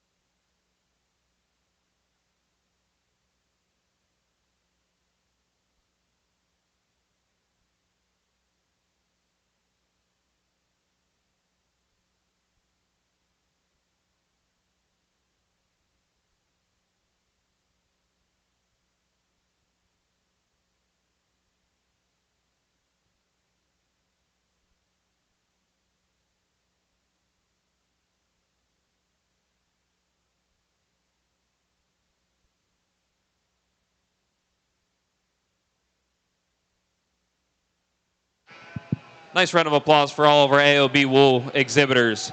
A lot of fun to see the differences in types of breeds and kinds, the colors as well, and I think these guys have brought out a really, really nice, stout, powerful set. I know we've got some differences up here on the top end, but I think they represent the breeds and the colors of those breeds extremely, extremely well. In my mind, there's a couple of females out here that are super trim, they're super athletic, they're big top, they've got some good fleeces, and they carry all the way throughout. So with that being said, in my mind, there's a couple easy champions for us to pick. We'll get off here and shake the hand of those folks.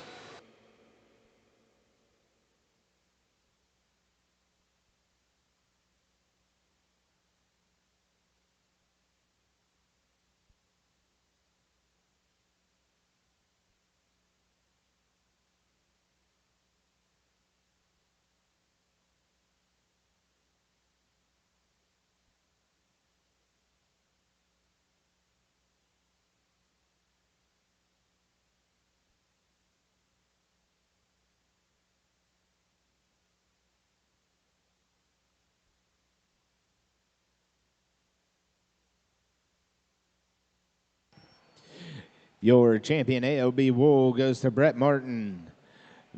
Banner sponsored by Martin Welding and Fabrication, presented by Matt Martin. Your reserve champion AOB Wool goes to Brett Martin. Banner sponsored by Millridge Farm, presented by Kate and Lydia Henry.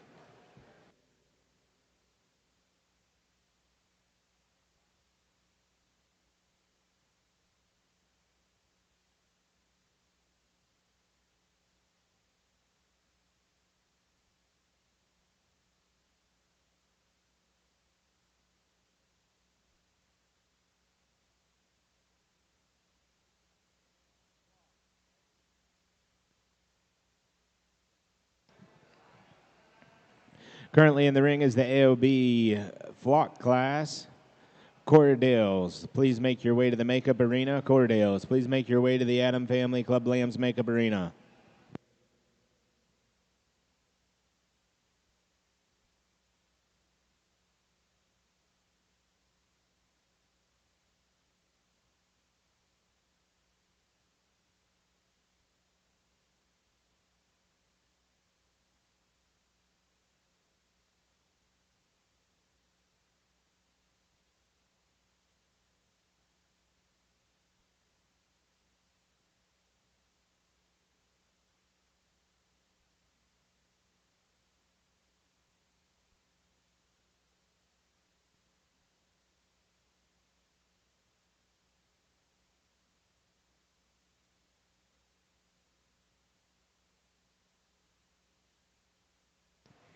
Final call, Cordale, Yearling Rams. Final call, Cordale, Yearling Rams.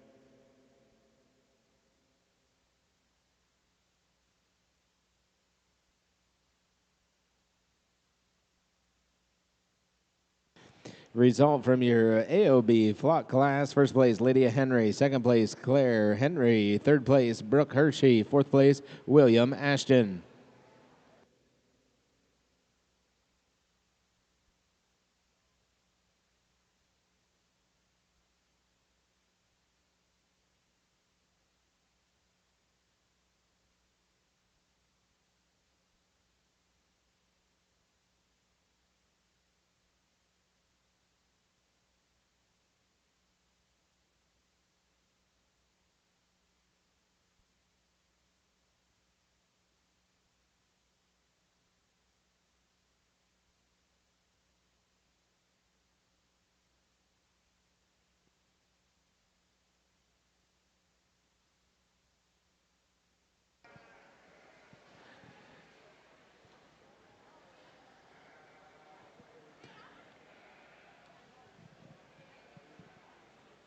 Now entering the ring, Cordale Yearling Rams.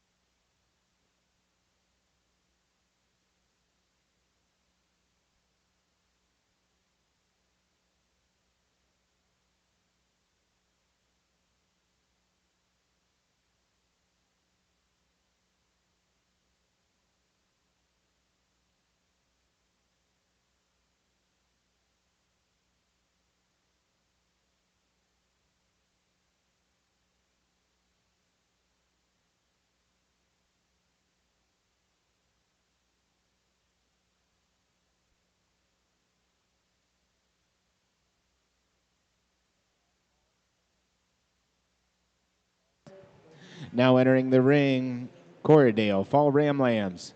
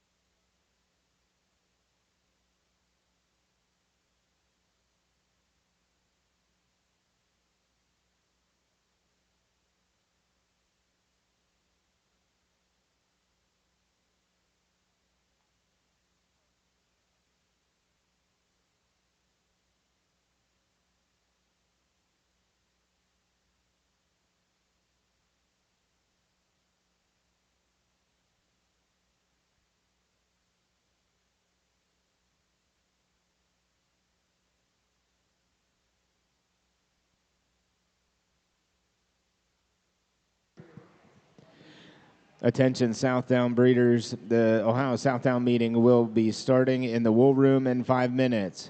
Again, the Ohio Southdown meeting will begin in the wool room in 5 minutes.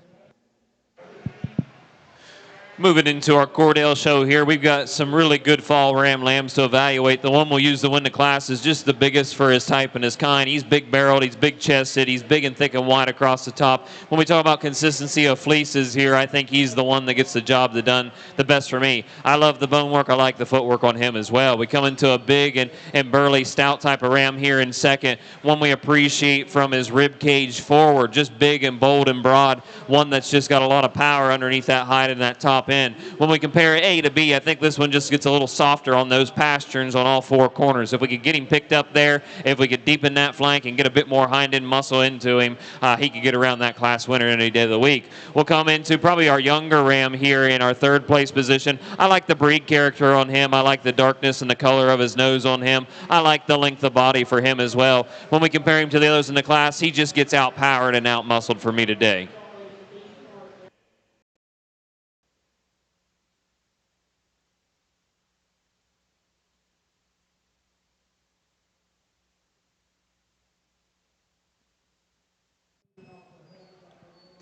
Results from your Cordell Fall Ram Lamb class. First place, Trevor Smith on R&R Farms, 1140. Second place, Riley Smith on R&R Farms, 1141. And third place, Jacob Ken on Ken, 1370. Now in the ring, Cordell winner Ram Lambs.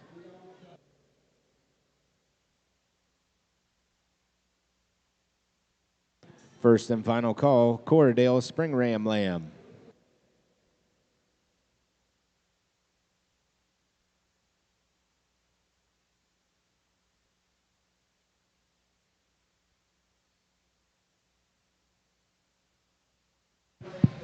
Just a single entry over here for our Cordells, and I think a big, powerful one that could stand a bit more competition. One that's really long in terms of his body and one that's pretty broad across the top. What I like about this ram is his muscle shape. He's got a decent amount of muscle on that top end. He's got some shape to that rib. He's got some shape to that loin. He's got a good rump and saddle set on him as well. When you look at that fleece, one that's very bright and vibrant, one that carries a lot of consistency in terms of boldness of crimp. Congratulations.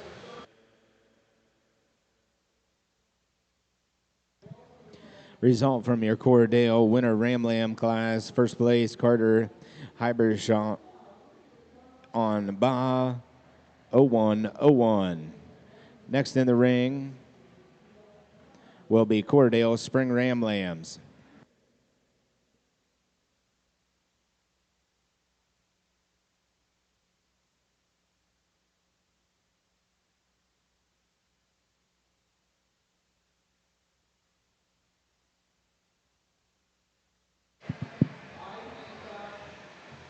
Just a few rams out here for us to evaluate on the Cordell side, but boy, I tell you what, the quality is good and the quality is deep. We've got some good fall bucks out here that have good color, good breed type and kind to them. They're big, they're massive, they're powerful. We've got another one here that's a younger ram. He's got a lot of skeleton to him. I think he's got the right parts and pieces. We'll get off of here and we'll shake the hand of your Grand and Reserve.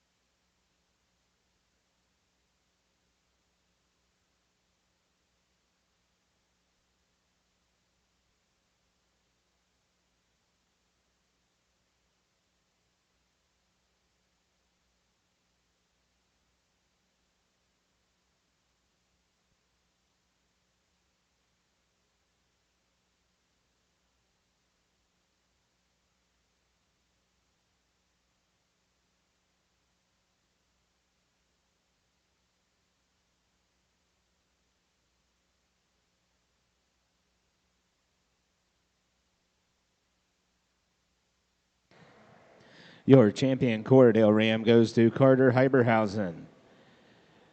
His banner was sponsored by Locust Lane Livestock and presented by Courtney Copeland, your Ohio Lamb and Wool ambassador. Your reserve champion, Cordale Ram, goes to Trevor Smith. Banner sponsored by R&R Farms and presented by Courtney Copeland, your Ohio Lamb and Wool ambassador. Now entering the ring, Cordale Yearling Ewes.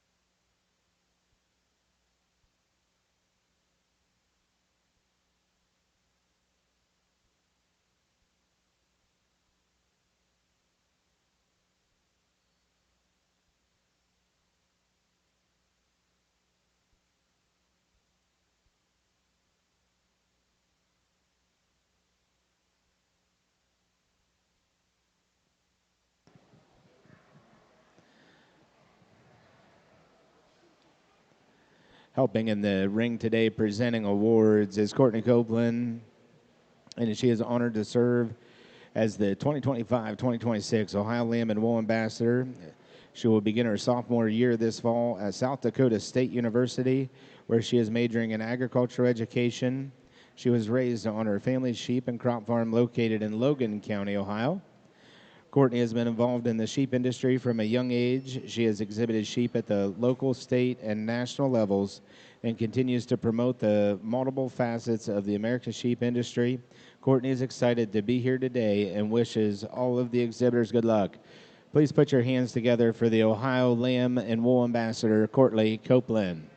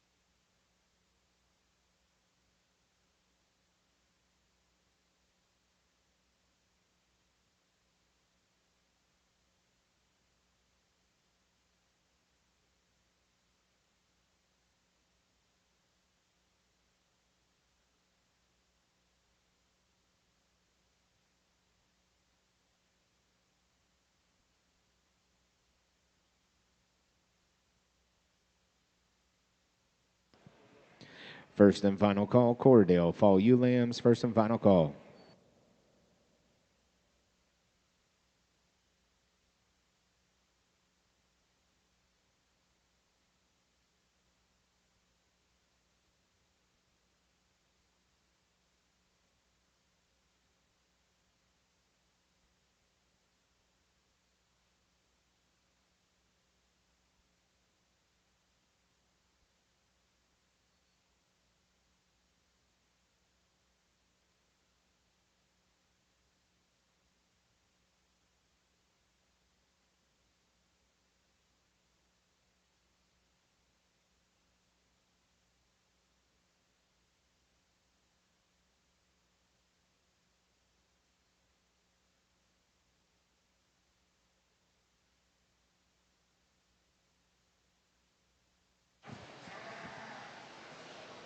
A good set of Cordell females out here that has a lot of variety in terms of what we're looking at and what we're being presented with. I think these top two could be flipped either direction that you wanted. I think they both have some really good breed character to them. They're dark pointed, they're dark hooved, they're clean legged. I really like the appearance of them. I think what happens for me today is we'll pick power and mass out of anything else, and the one up front is the one that gets the job done for me. One that's just a tick wider across the top. She's just got a bit more loin shape to her as well. One that just fits that mold for me really, really well. Nothing to take away from that ewe there in second place. One that's very clean fronted. She's up headed. I love the extension of the front end on her. I think she's just a little bit smaller in terms of scale and size. She might be one of the younger ewes here in the class for us today. The reason we were able to slip her up to the front is she's fed right, she's trim, she's lean, she's mean. She's got a good fleece on her as well. When you talk about a good, consistent Cordell fleece, one that hasn't been fiddled with, that's a really, really nice, clean, usable fleece at the end of the day. We've got a good one here in third, too. Big, bold, and rugged. I like the Springer rib. I like the rack and loin shape on her as well. For me, she just doesn't balance near as well as 1 and 2.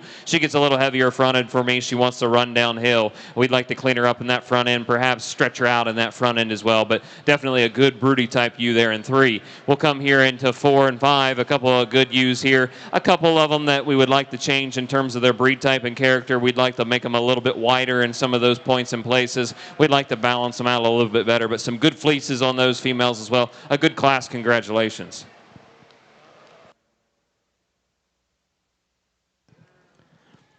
Results from your Cordell Yearling U class. First place, Carter Hyberhausen on BAH 0100. Second place, Nicholas Ashton on HEIB 964.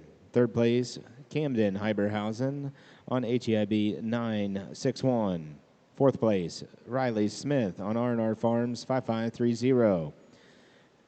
Fifth place, Nicholas Ashton on Purdy 420. Sixth place, Trevor Smith on Smith 2500. Seventh place, Jacob Kin on Kim 1332. Now entering the ring, Cordell Fall Ewe Lambs.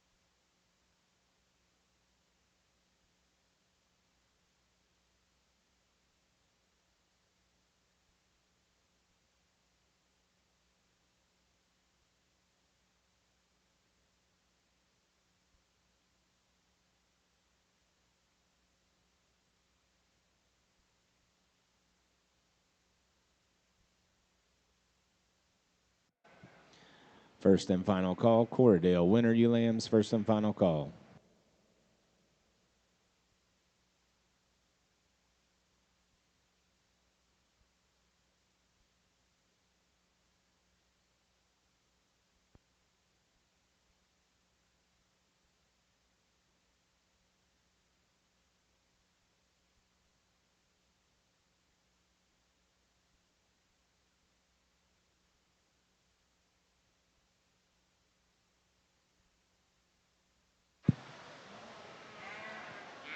A neat set of fall Cordell ewes here. We'll use the one that's just got a bit more mass. I think her fleece is just right on par, right where we need it to be. One that has some character. It has some crip. It has some boldness. It has some lock structure. Really like that one out front. A good ewe there in second. One that's got some good points, especially those darker feet for us. I think she might have a better hind saddle set to her. For me, she just doesn't motor near as smoothly. As we take a look at that fleece, I think it's just past 5 o'clock. We get a little bit more stale. I'd like a bit more luster. I'd like a little bit more product, or some luster, I should say, back into that fleece. It just feels a bit dry to me compared to that one out front. We'll come into a really good, big, powerful ewe here in 3. One that's got some excellent breed character. I do like the coloration on that one quite a bit. One that's big and broad across the top. For me, I'd like to brighten up that fleece. I think we just get a little too yellow as we work from front to rear, from top to bottom, but one that just isn't behaving very well. I think if we get her to settle down and get her stretched out, she'd look like $1 million there as well. But a good set of fall ewes here. Let's give these guys a good round of applause. Results from your Coradale Fall Ewe Lamb class. First place, Riley Smith on R&R Farms, 55-54. Second place, Seth David on R&R Farms, 55-57. Third place, Jacob Kin on Kin, 13-69. Now entering the ring, Coradale winner Ewe Lambs.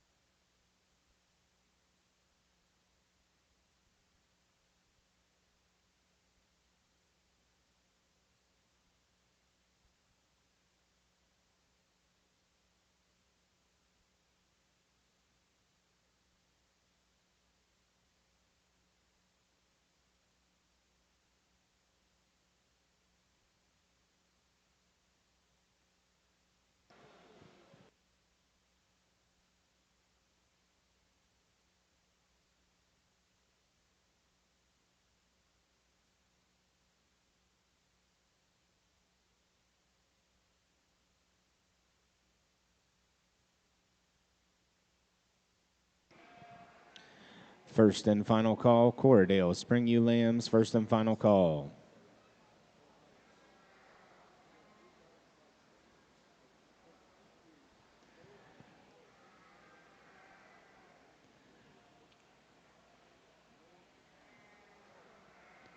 First call, Merino Yearling Rams. Make your way to the Adam Family Club Lambs Makeup Arena.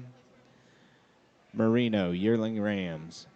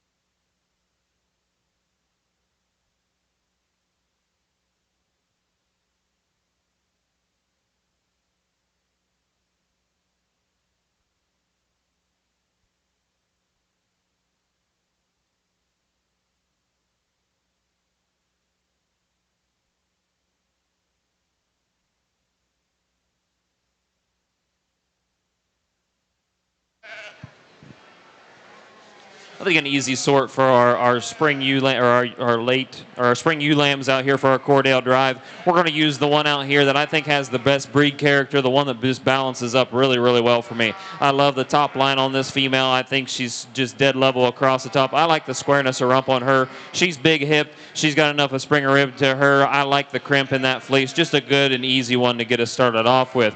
We're going to come back to 2 here with the big, bold, and rugged and powerfully built type of female here in 2. One that the amount of body that she has. We like the rack shape. We like the loin shape on her as well. For me today, she just gets a little soft-footed to get around that ewe ahead of her. When we come back here into 3 and 4, a couple of good ewes that are made very similarly to one another. They're very long in terms of their skeleton and their spine. A couple good up-headed, up-fronted females for us today. One here in 3, I think, just has a better handling fleece when we compare it to 4. The one there in 4 is just a little bit shorter-sided.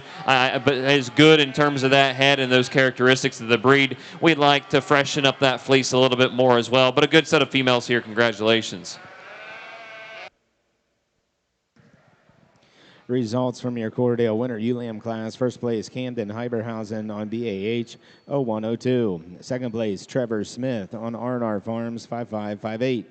Third place, Jacob Kin on Kin 1371. Fourth place, Seth David on R&R Farms 5555. Now entering the ring, Cordale Spring Ewe Lambs.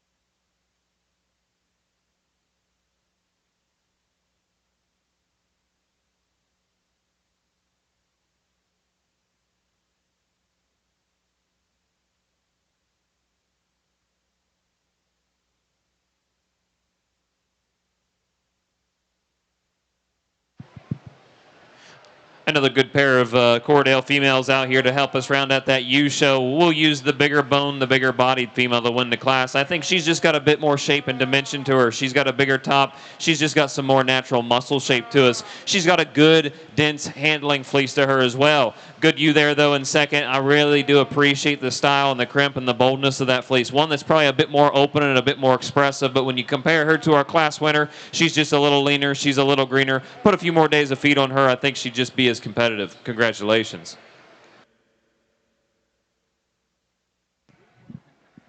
Results from your Cordale Spring Ewe Lamb class. First place, Carter Hyberhausen on BAH 0103. Second place, Jacob Kin on Kin 1374. Now entering the ring is your Cordale Ewe final drive.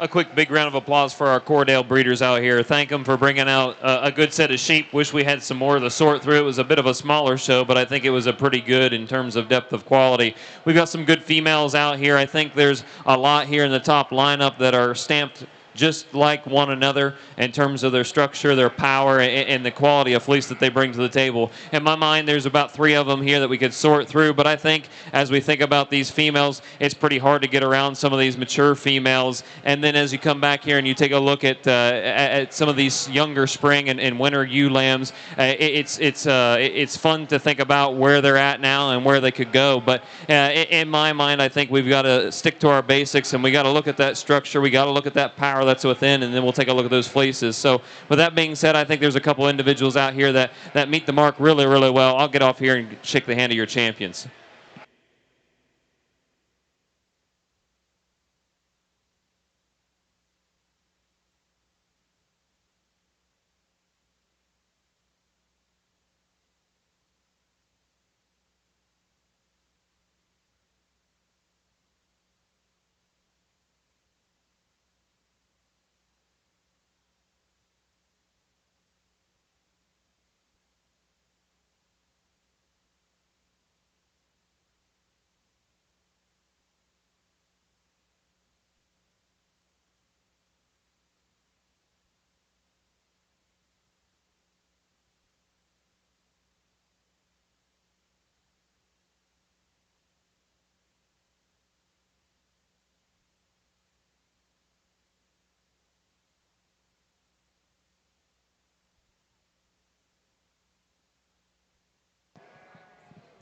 Your champion Cordell U goes to Carter Hyberhausen.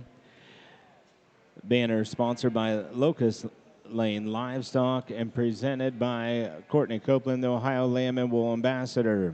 Your reserve champion Cordell U goes to Carter Hyberhausen. And the banner is sponsored by R&R Farms, presented by Courtney Copeland, your Ohio Lamb and Wool Ambassador.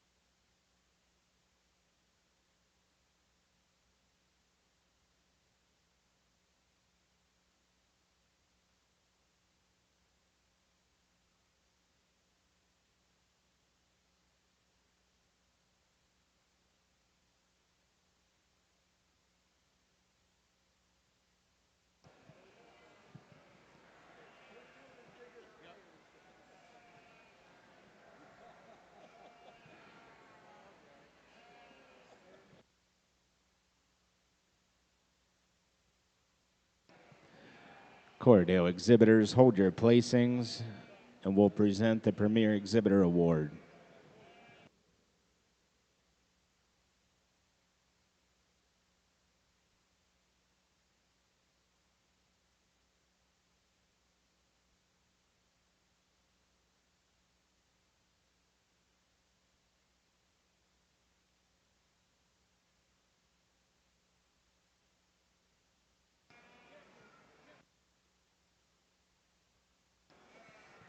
Your Cordell Premier Exhibitor Award goes to Carter Hyberhausen.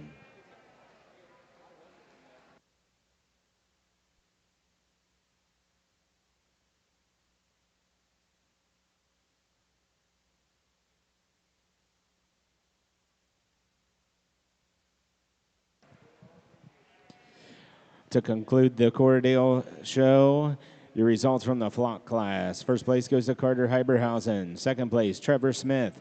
Third place, Riley Smith. Fourth place, Jacob Kinn.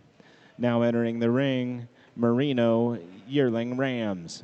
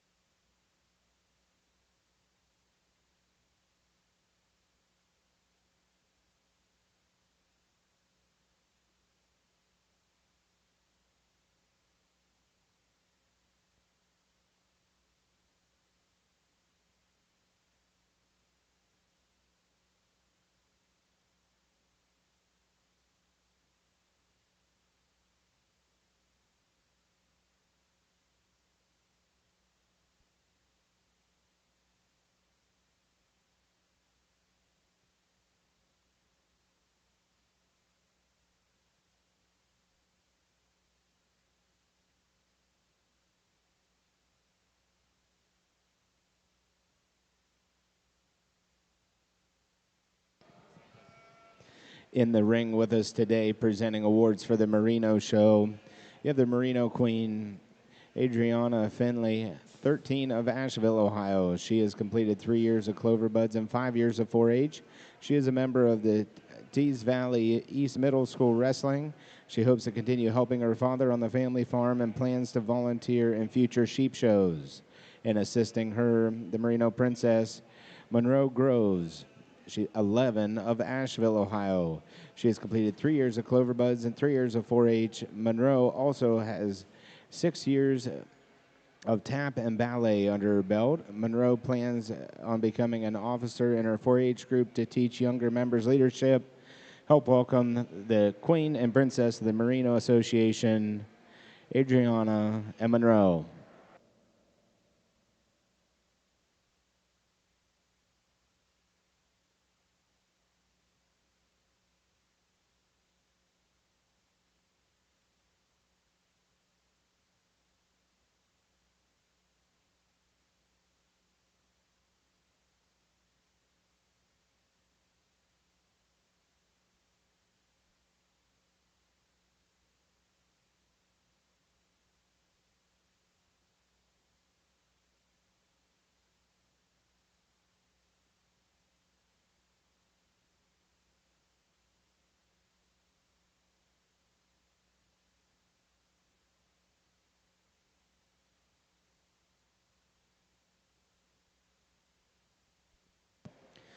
First and final call, Merino Fall Ram Lambs, first and final call.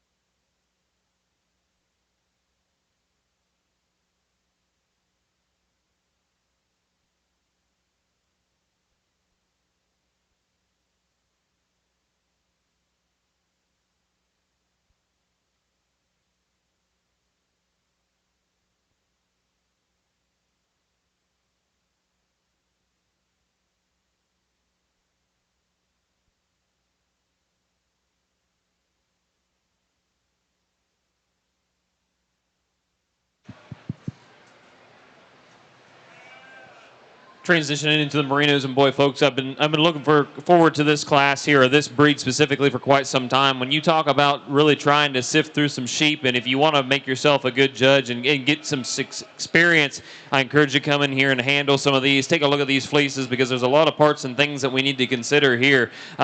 Breed is really well known and good known for those good attributes on those fleeces. We want some fine fleeces. We want a lot of fleece to them, but at the end of the day, the offspring that don't meet our criteria are going to go to the abattoir or be harvested for American lamb for our consumers. And I think we've got to take all those things into consideration. These two horn bucks out front here are just really, really superb in terms of their structure. They're really, really stout and robust in terms of their muscular design. The ram that we've got there in that first place position is one that I think just does it a tick better. He's bigger barreled. I think he's bigger topped. He's longer topped as well. He's got some good rack shape. He's got some good rump shape to him.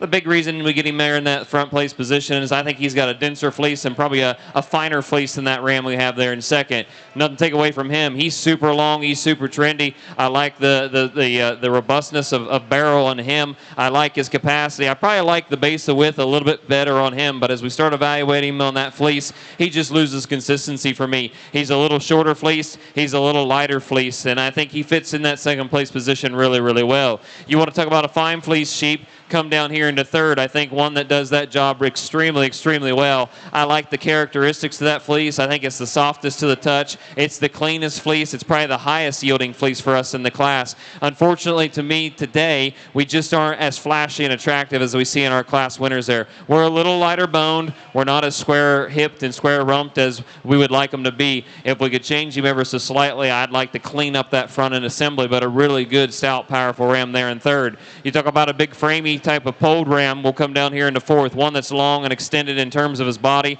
I think he's big-footed, he's big-boned, but when we really start to evaluate him, he's the one that's going to have our lowest yielding fleece. I think there's just not enough there for us to evaluate. You put him into motion, I think he's the one that stutter steps the most, and I think he just gets a little too stiff and straight in the stifle for me to get him up any higher today. We'll round off the class with a big, mature horn buck there in fifth, a one that's really, really good for his type and his kind. I think one that's got some good fleece pieces to him. He just isn't level and square enough for me today. But a good set of bucks. Let's give these guys a nice round of applause.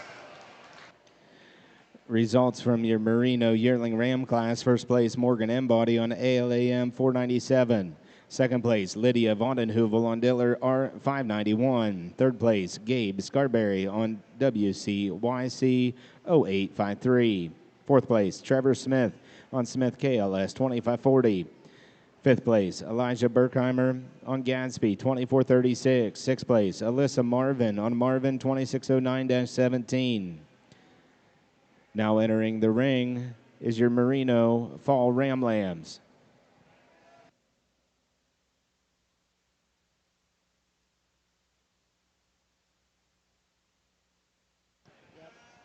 Currently in the ring is your Merino Natural Colored Yearlings.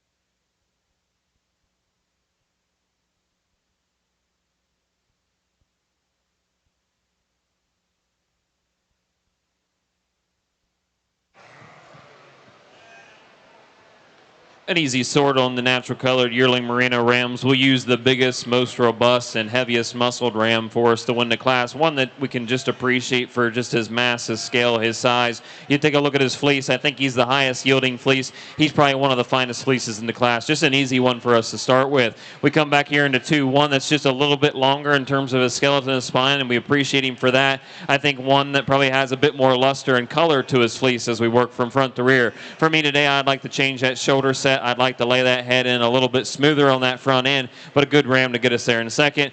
We round out the class here with a smaller statured ram, probably our youngest ram here in third, one that we really like in terms of his handle. For me today, he just is a little lighter muscled. He's a bit more narrow at the base. He becomes shorter strided and is a little bit more coarser in terms of his fleece makeup, but a good set of rams here. Let's give these guys a round of applause. Results for your Merino Natural Colored Yearling Ram class. First place, Trevor Smith on Smith KLS 2519. Second place, Dylan Marvin on Smith KLS 2538. Third place, Alyssa Marvin on Smith KLS 2539. Now entering the ring, your Merino Fall Ram Lambs.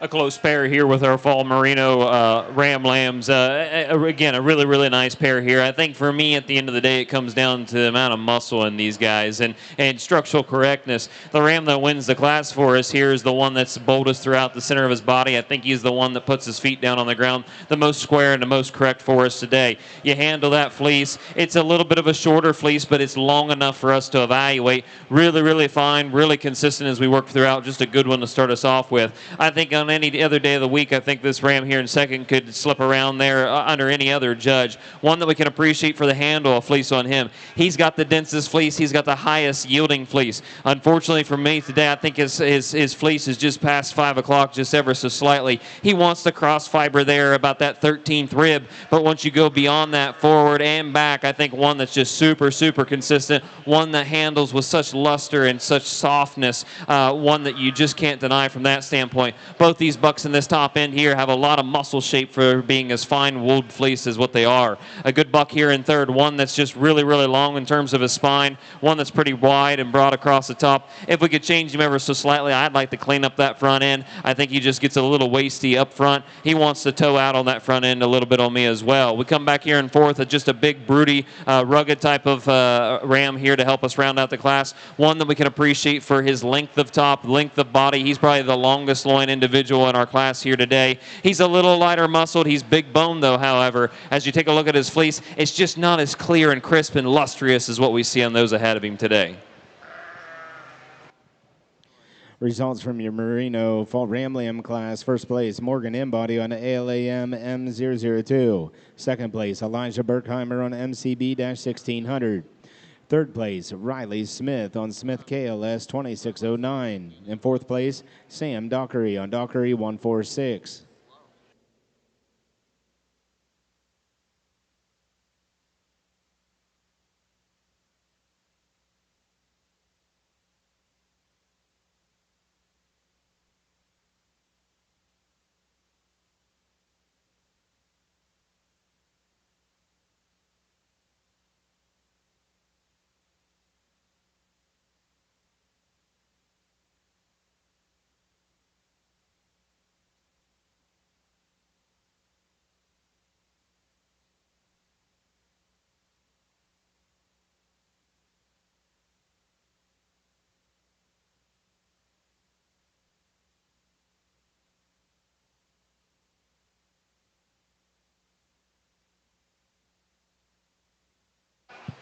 A single entry over here for our fall natural colored merino. And boy, I tell you what, if you're looking for one that makes a nice soft fleece for you, one that has a ton of character, one that also has some length of body, this is your ram to see, and you need to look in. One that's got some good bone, he's got some good footwork. He moves pretty easily throughout the ring. Just a really, really cool sheep here. I'm excited to see him come back.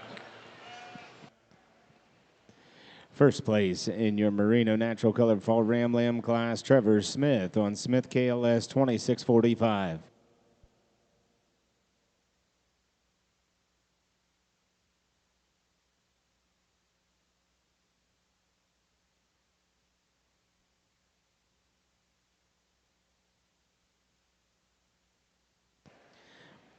Now in the ring, Merino Winter Ram Lambs.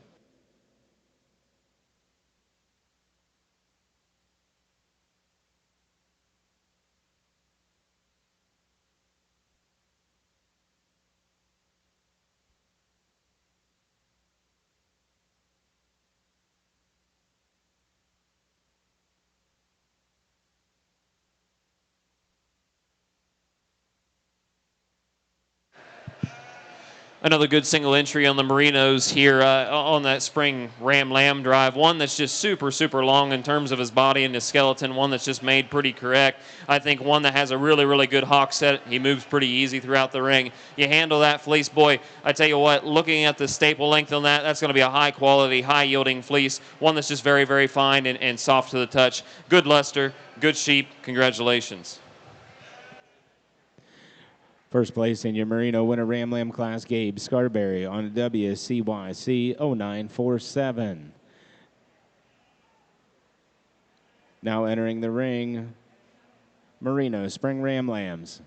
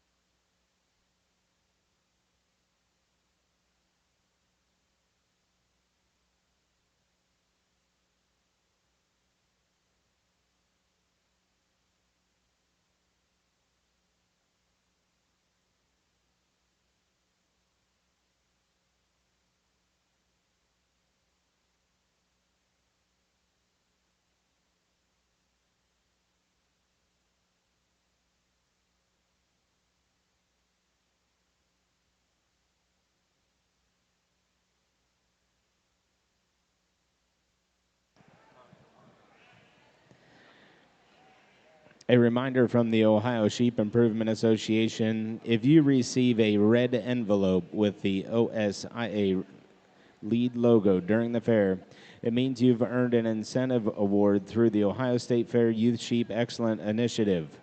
These awards are made possible thanks to the Ohio Sheep and Wool Program's approval of checkoff funded support, along with OSIA lead council sponsored Ohio State Fair Sheep Barn promotional auction partners. Your payment will be mailed in the weeks following the fair, and we thank all breeders, businesses, and individuals whose support makes this possible.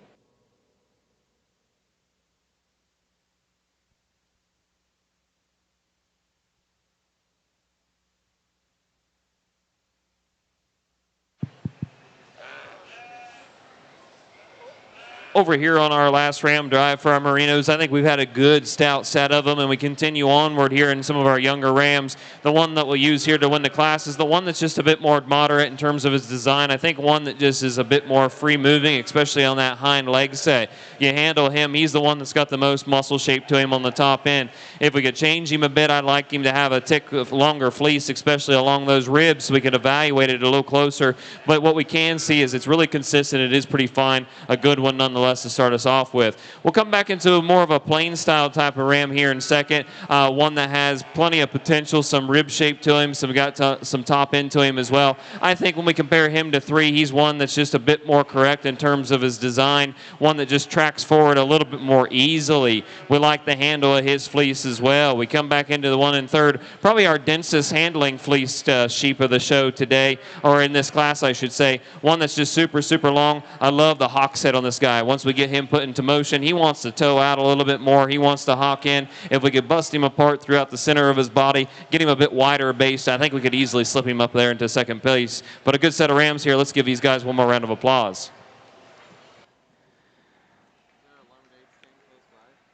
Results from your Merinos Spring Ram Lamb. First place, Brooklyn Vondenheuvel on Diller R603. Second place, Sam Dockery on Dockery 169. Third place, Elijah Berkheimer on MCB 1624.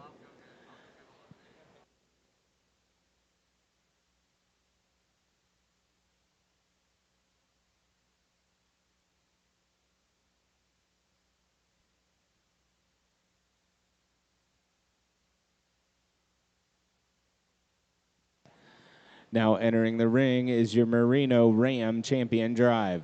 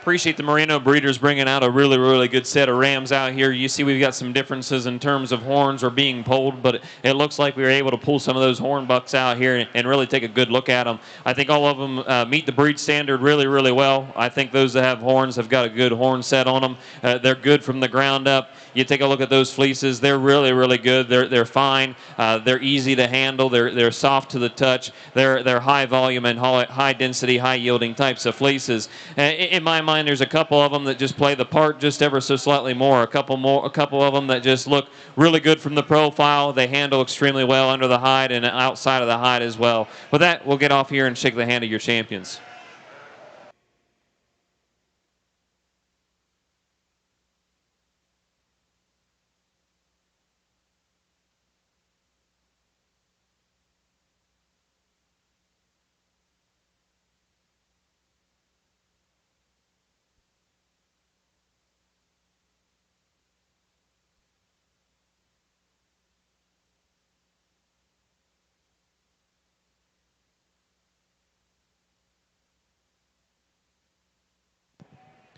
Your champion Merino Ram goes to Morgan Embody.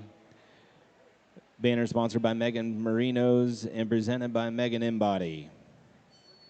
Your reserve champion Merino Ram goes to Morgan Embody. Banner sponsored by Walnut Creek Yacht Club, presented by Tom Connor.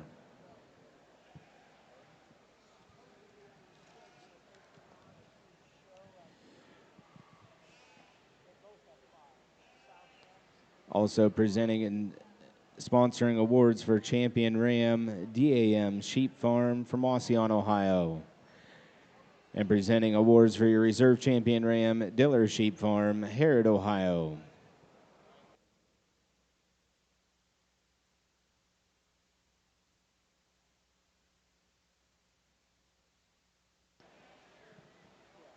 Currently in the ring is your Merino Natural Colored Champion Ram Drive. Wish we had a couple more of these natural colored merinos, and I tell you what, they're just as good as the white ones that we saw earlier. We'll use the same standards as we evaluate those. So, you know, thinking about how they're going to meet the needs of our industry, maybe not from the commercial sense, but certainly from that high quality niche market from a hand spinning standpoint. There's a buck out here that just has a phenomenal fleece, one that's just really, really good in terms of his luster, one that handles so softly, and one that has some good character and good crimp to him. I'll go shake him. He'll be your grand champion, then we'll find your reserve.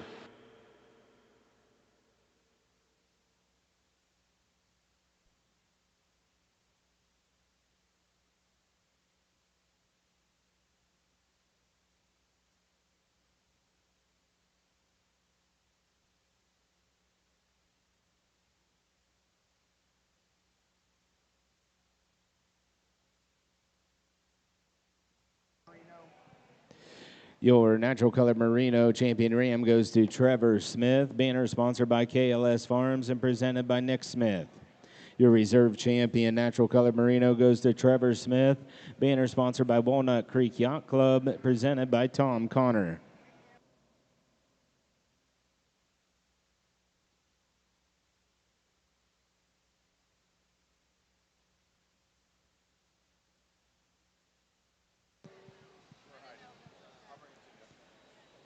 Also sponsoring your natural champion Ram is DAM Sheep Farm, Ossian, Ohio, and sponsoring your reserve champion Ram, Diller Sheep Farm, Harrod, Ohio.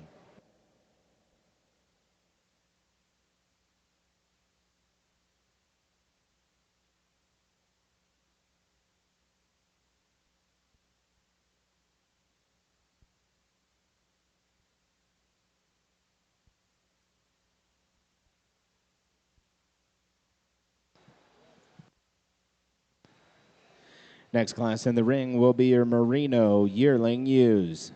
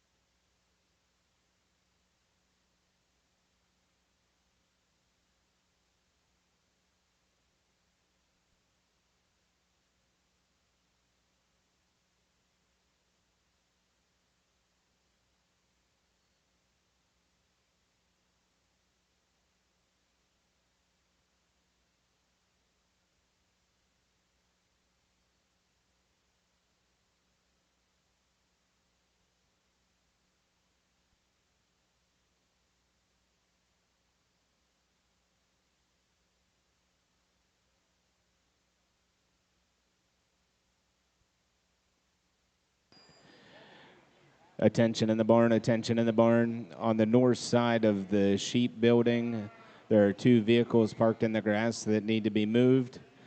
License plate KIG 8930.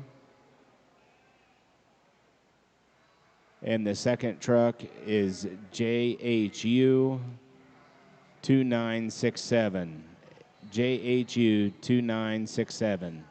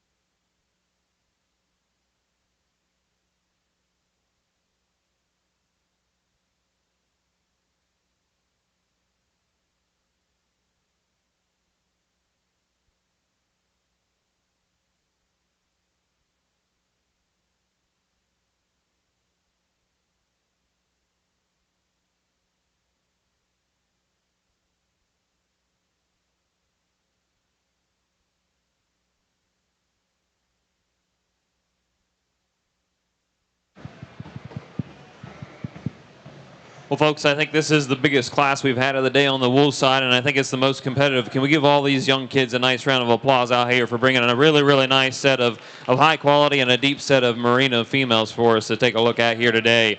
The one that we'll use here to start off our class is the one that's most moderate in terms of her frame and her size, but the one that's just most balanced in terms of that skeletal makeup and the muscularity throughout the center of her body. One that you just appreciate from her Springer rib, just the shape and style it's laid into there. I like the length of loin, I like the width, and I like the dimensional aspect of that loin on that female right there. She's the one that's got the biggest hip, she's got the biggest leg. I think she's the most powerful up and throughout that front arm as well. One that's just really, really good in terms of her breed type and kind. One that has a fleece that's really soft and subtle to the touch, one that has a good handle to it. Female here in second, one that fits in that position in my mind really, really well. One that has a lot of rib shape to her, a lot of capacity, some good depth. I like how clean fronted this female is. I think when you put her into motion, she's really, really good in terms of her movement. I like the hock set on her as well. When you compare her to our class winner, I think she just gets a little shorter saddled for me today. She does have that muscularity up through that front end of her, but she just lacks an overall capacity compared to her up front. You talk about fleece, that's a good one as well.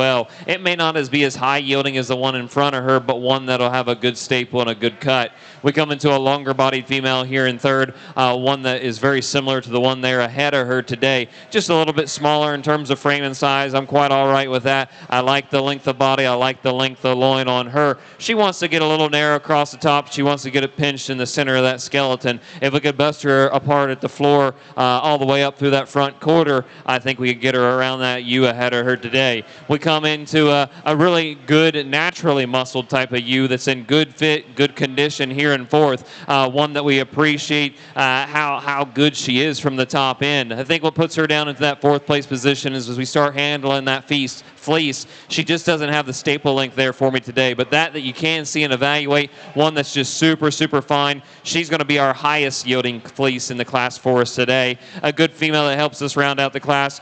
Good in terms of her body and her structure. One that has a ton of bone and a lot of mass up on the top end. For me, she's the one that's the lowest yielding fleece out of the top lineup. She's good and fine. She just wants to get a little narrow at the base from a structural standpoint. But a really, really good set of merinos here, guys. Thanks for bringing them out. One more round of applause for them. Results from your Merino Yearling U class. First place, Morgan Embody on Scott 2677. Second place, Riley Smith on Smith KLS 2547. Third place, Trevor Smith, Smith KLS 2546. Fourth place, Elijah Berkheimer, MCB 1564. Fifth place, Brooklyn Vondenheuvel on Diller R597. Sixth place, Morgan Embody, ALAM 545. Seventh place, Lydia Vondenheuvel, Embody 2999. Eighth place, Gabe Scarberry, WCYC 0833. Ninth place, Gabe Scarberry, WCYC 0880. And in 10th place, Sam Dockery, SD Merinos 1182. Now in the ring is your natural Yearling U.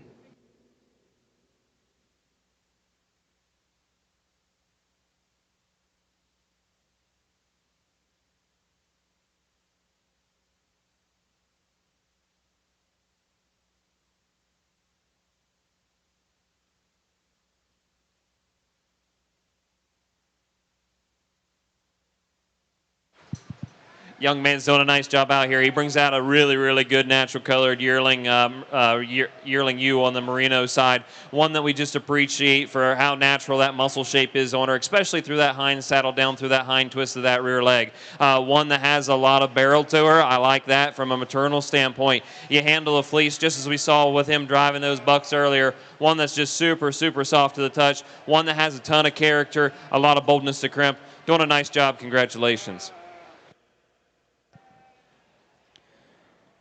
Result from your Merino Natural Colored Yearling U. First place is Trevor Smith on Smith KLS 2522. Now entering the ring is your Merino Fall Ewe Lambs.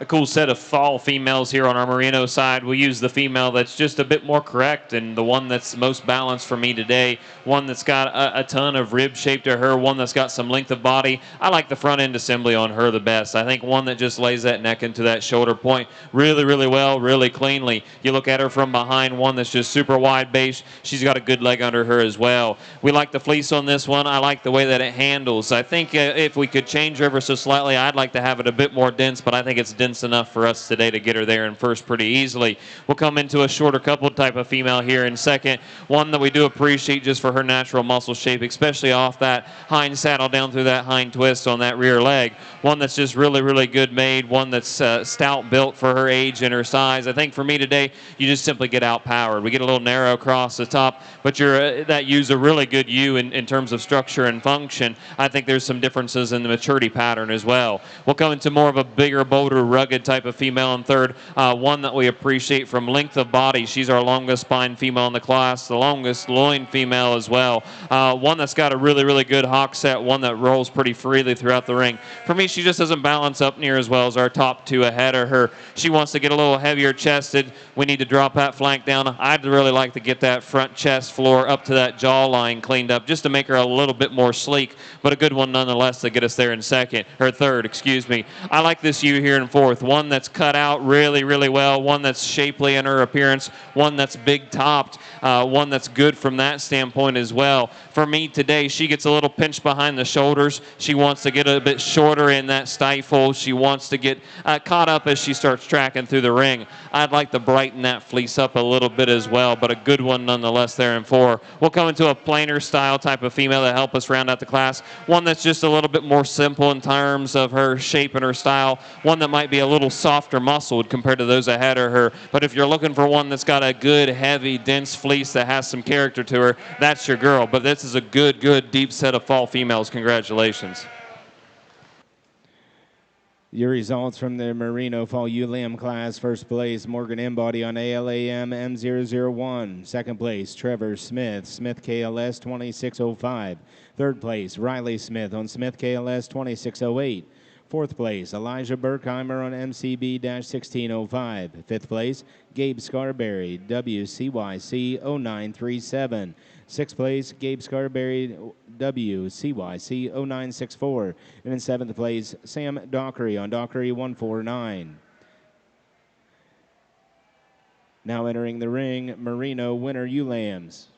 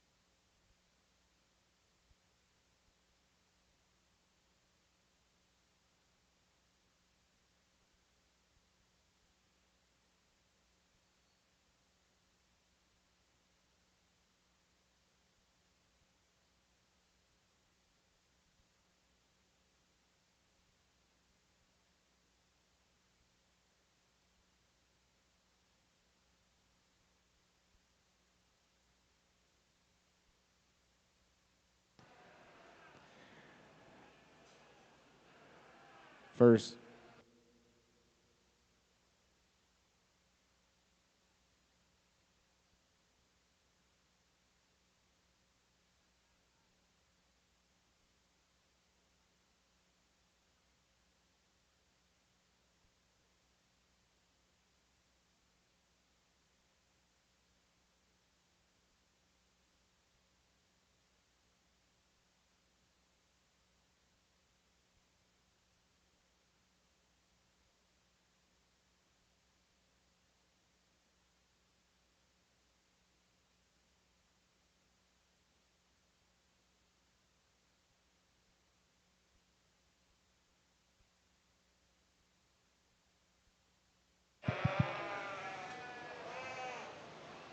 For our late Merino ewe lambs, we'll leave them lined up the way that they came in. We'll use the bigger, more powerful ewe to help us win the class. One that just has a bit more shapeliness to her through her rib all the way back to that hind saddle. I like the shape of the leg on her. I like the handle of her fleece. I think she's got the highest yielding and densest fleece for us in the class. We'll come back to more of a stylish and a shapely type of ewe from an appearance, from a profile. One that is really, really good in terms of that. One that has an excellent hock set to her. I think she travels the smoothest throughout the ring for us today. I like the front end assembly. I like how up front and up headed she is. When it comes to 1 and 2, I think this one just has a lower yielding fleece. I'd like to change the color. I'd like to improve the staple length on her, but I think a good one to get us there in second. The ewe here in third, one that's just really good for her breed and type and kind. One that's pretty broad and thick across the top. For me, she just gets a little shallow sided. I'd like to lengthen her out a rib or two. I'd like to get her a shot more muscle in that hind leg set, but a good set of females nonetheless. Congratulations.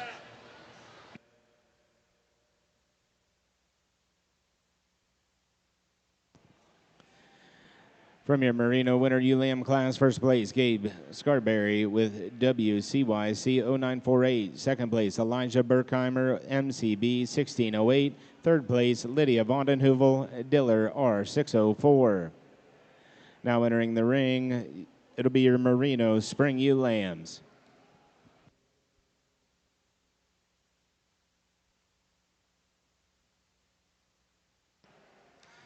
First call, Border Lesters. First call, Border Lesters.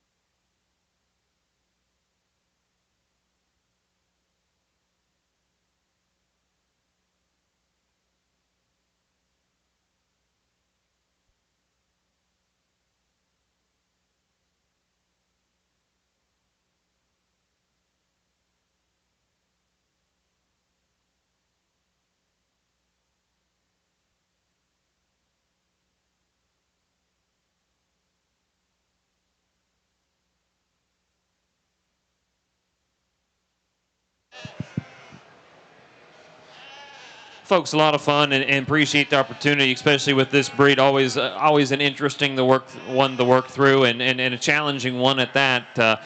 A really good ewe lamb here to start us off with, and I think one that found her way to the top pretty well in my mind. One that just profiles extremely well.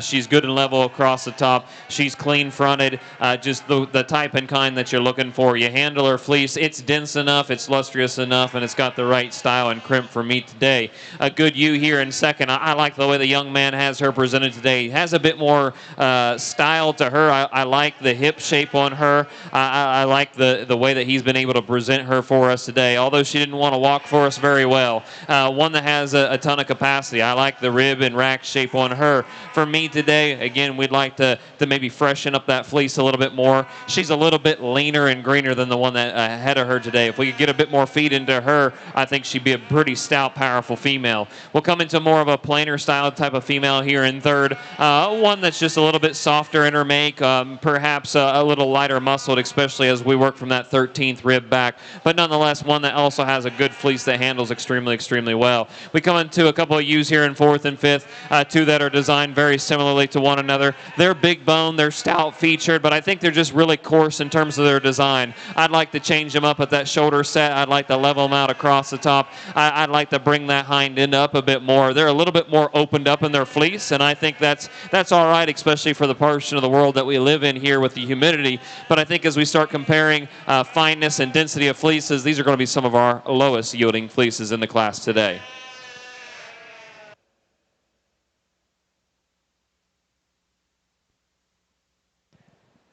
Results from your Merino Spring Ewe Lamb class. First place, Morgan Embody 3093. Second place, Elijah Berkheimer, MCB 1631.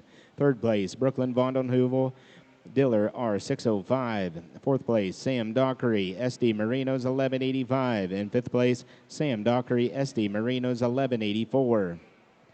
Now in the ring is your Merino Ewe Champion Drive.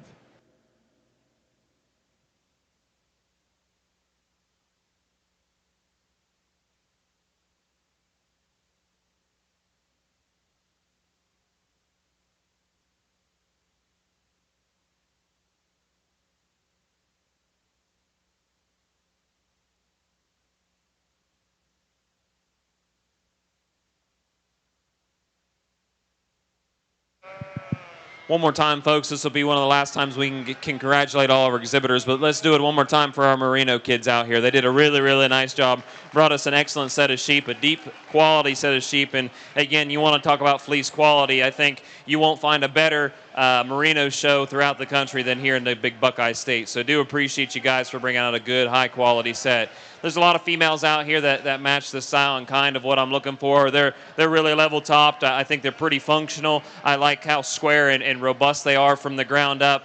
They've got enough maternal attributes to them. In my mind, there's a couple of them that stick out here pretty easy for me. We'll get off here and we'll go shake the hand of your champions.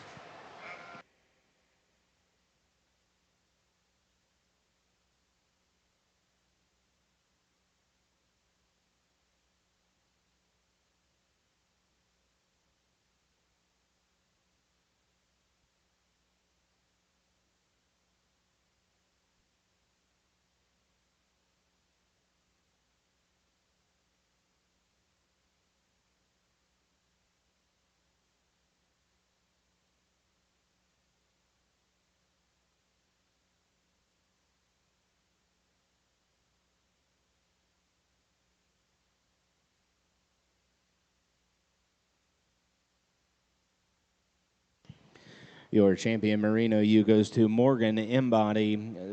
Banner sponsored by Diller Sheep Farm, presented by Steve Diller. Your reserve champion Merino goes to Morgan Embody.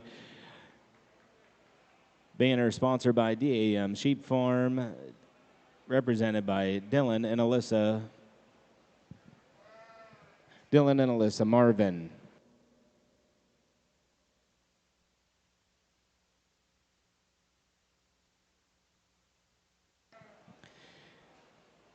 Also presenting awards, your champion ewe is sponsored by KLS Farms, Jeromesville, Ohio. And your reserve champion ewe is sponsored by Kathy Smith of Ashland, Ohio.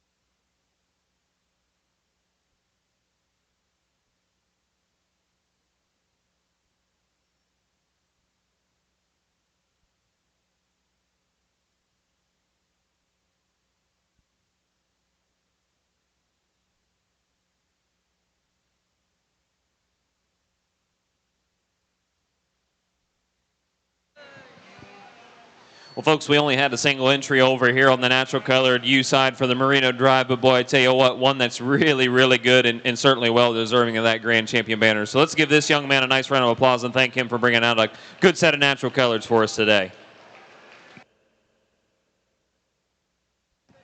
Your champion natural colored Merino U goes to Trevor Smith. Banner is sponsored by Schroeder Family Farms, presented by Courtney Copeland, your Ohio Lamb and Wool Ambassador, and also sponsorship for the champion natural U, KLS Farms, Jeromeville, Ohio.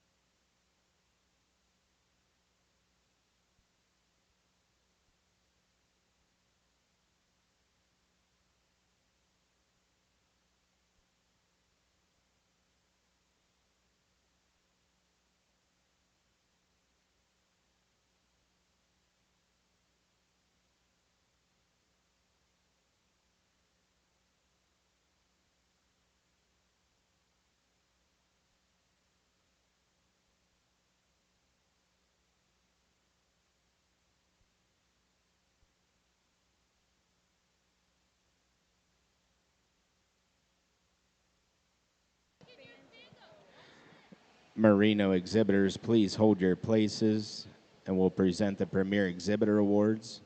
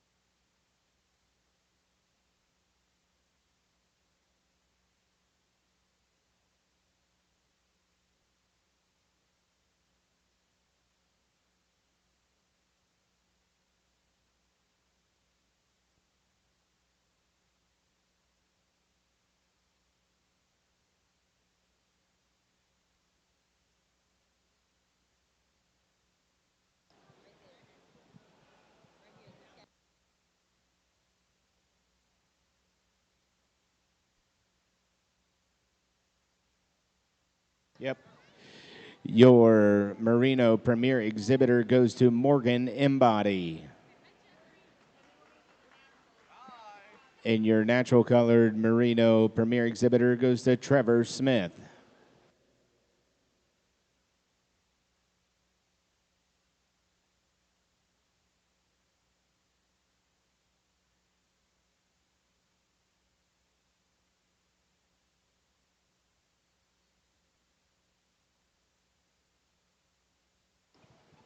Your Premier Exhibitor Award is sponsored by Megan's Merinos of Gennaro, Ohio.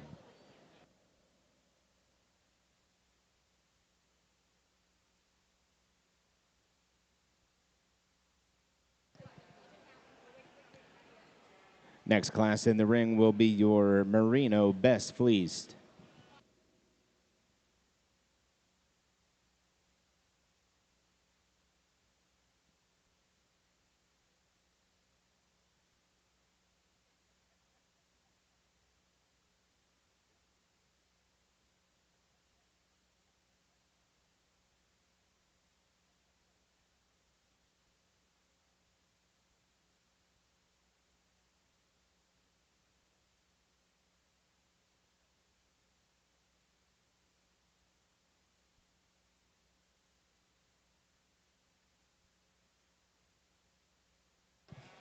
Results from your Merino flock class. First place, Morgan Embody. Second place, Brooklyn Vondenheuvel. Third place, Trevor Smith. Fourth, Riley Smith. Fifth place, Elijah Berkheimer. Sixth place, Gabe Scarberry. Seventh place, Lydia Vondenheuvel. Eighth place, Sam Dockery.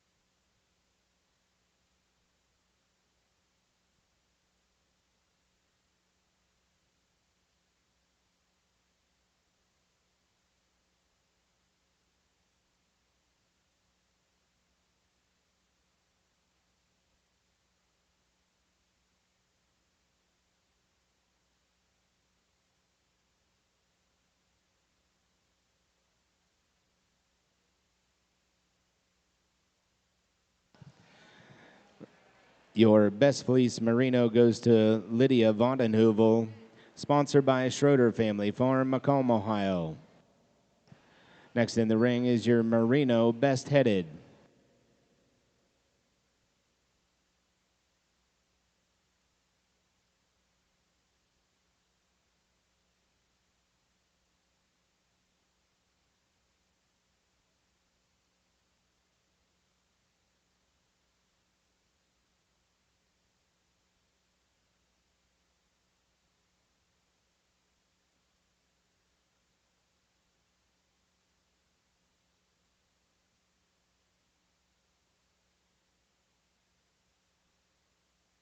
Final call, Border Lester. Yearling Rams. Final call.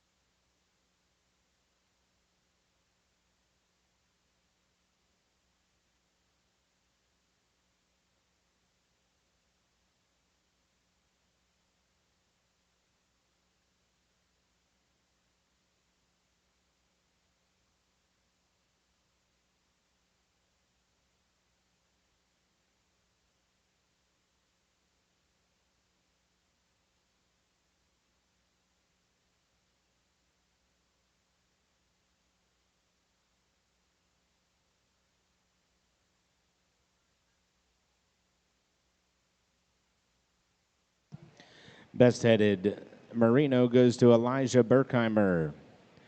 Award sponsored by MCB Marinos, Mark and Colette Berkheimer, Hanoverton, Ohio.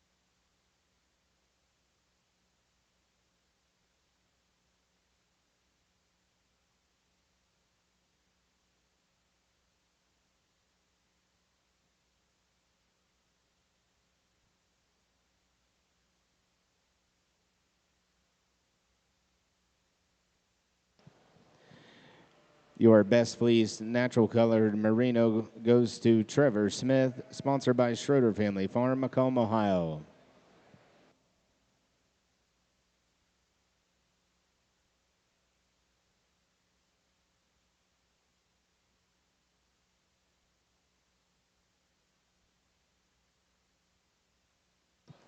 Your best headed natural colored merino best headed is Dylan Marvin, sponsored by MCB Marinos, Mark and Colette Berkheimer, Hanoverton, Ohio.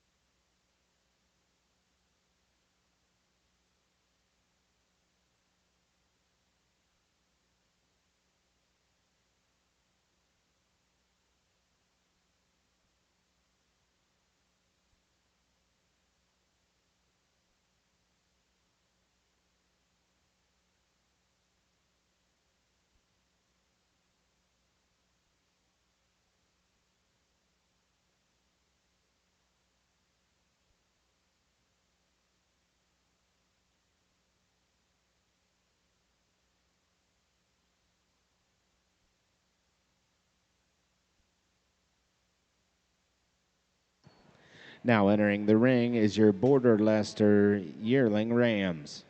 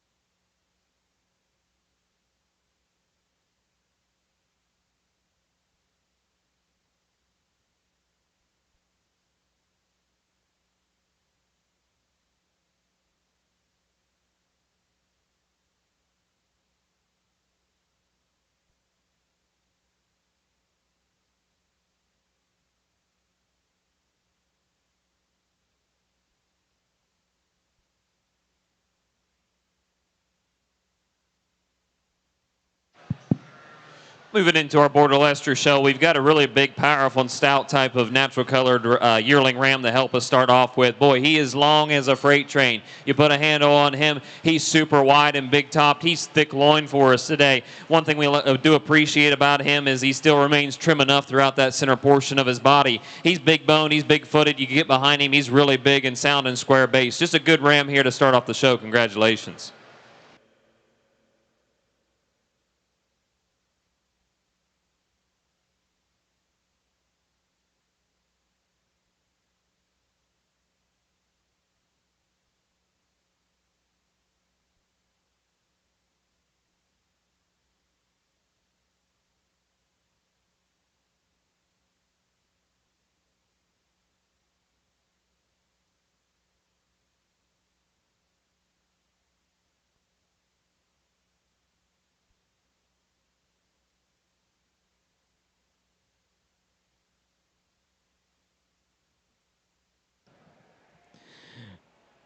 Result from your Border Leicester natural colored yearling ram goes to first place, Alyssa White on Campbell, 57-37.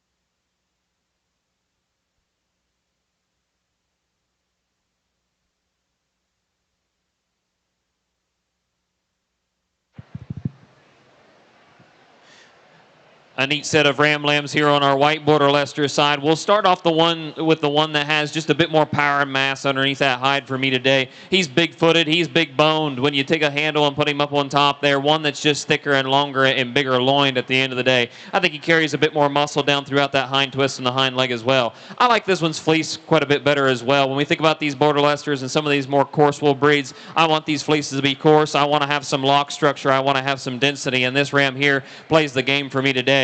Nothing to take away from that big long freight train there in second place. We really, really like him for his length of body. I think he's good, he's sound, he's square as he rolls throughout the ring. From a breed perspective, I like that big Roman nose on him. I like how clean those white parts and pieces are on him. The reason we've got him there in second is he just lacks an overall power and capacity. I think he gets a little bit shallow ribbed for me today. On the fleece side, he gets a little bit too fine. I'd like to coarsen him up on that, but a good couple pair of ram lambs here. Let's give him a nice round of applause. Your border Leicester first place, Claire Henry on T. Johnson 0342. Second place, Brianna Moeller on J. Baird 2604.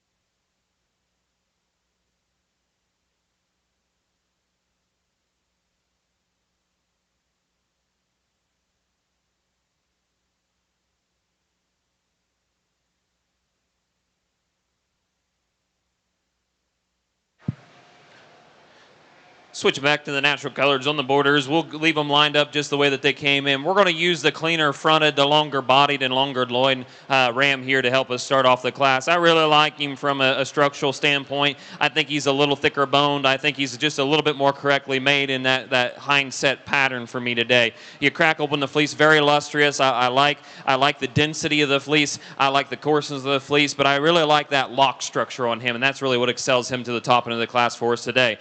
Nothing to take away from that big, stout, powerful ram there in second. One that's just super, super square off that hind end. I like that hind saddle set ever so slightly more than that ram up ahead of him today. Unfortunately for me today, he tends to get a little downhill. He wants to be heavier fronted. As we take a look at that fleece, I think he also has a good, lustrous, high-yielding fleece, but it's just not as dense as that ram ahead of us today. I'd like to have a bit more structure to each of those locks. We tend to get a little bit fine as we work throughout that fleece, but a good pair of rams. Congratulations.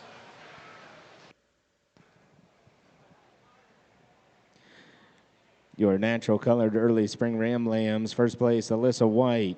Second place, Bree Moeller.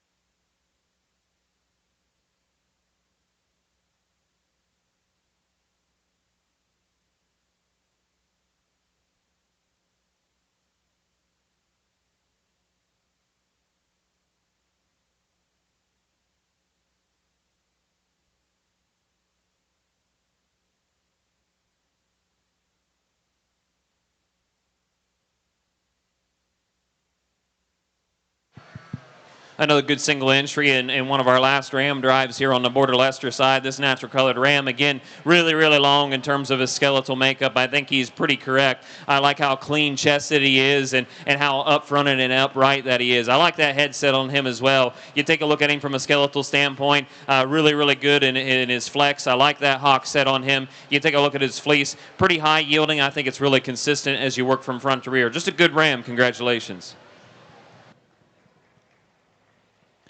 First place in your natural colored late spring ram lamb class, Alyssa White on Campbell 5713.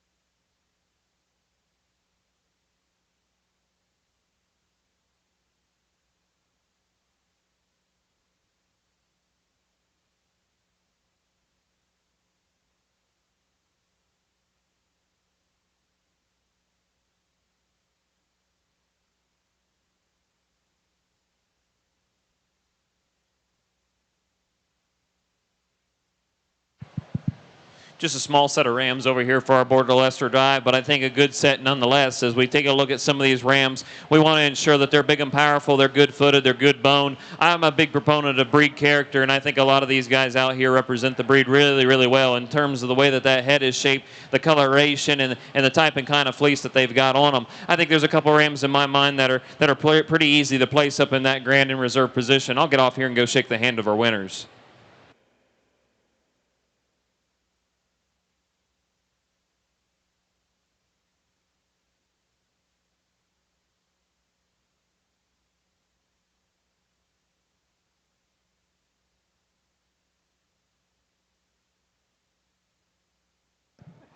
Your champion Border Leicester ram goes to Claire Henry.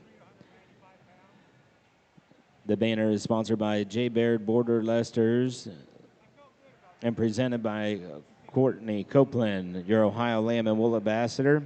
Reserve champion ram goes to Alyssa White. And the banner is sponsored by J. Baird Border Leicesters and presented by Courtney Copeland, your Ohio Lamb and Wool Ambassador.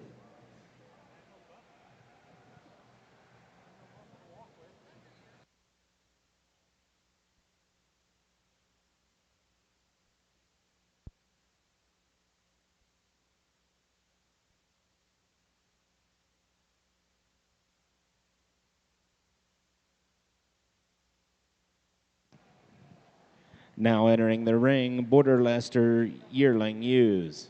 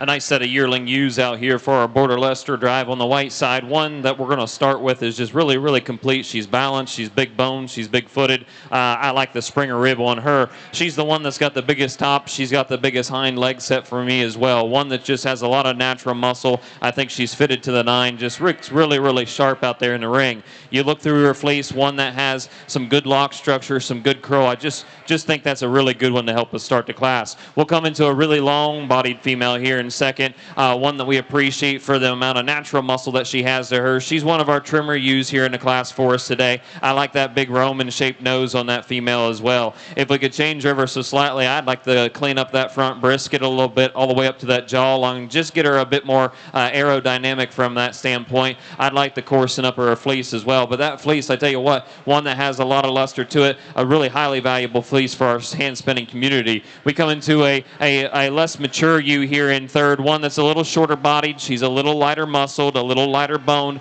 I'm all right with that. She's probably the youngest female in the class for us today. I like her because she's just correct. I like that hock set. I like that hind saddle on her. I think she's got a good head neck laid into that front end. She's just too lean for me to get around those females ahead of us today, but a good one there nonetheless for third. We come into the ewe here in fourth, probably our biggest and roundest and most powerful female really in the class here for us today. Probably the most amount of bone, biggest foot under us. But as you start to really study her and look at her, she is our heaviest conditioned female, especially for this stage in the game. She's a little heavy fronted. She's a little unbalanced from the rear end. I'd like to drop that flank. I'd like to get a bit more natural muscle shape into her. She's also our shortest coupled female here in the class, but a good set of females nonetheless. Let's give these guys a round of applause.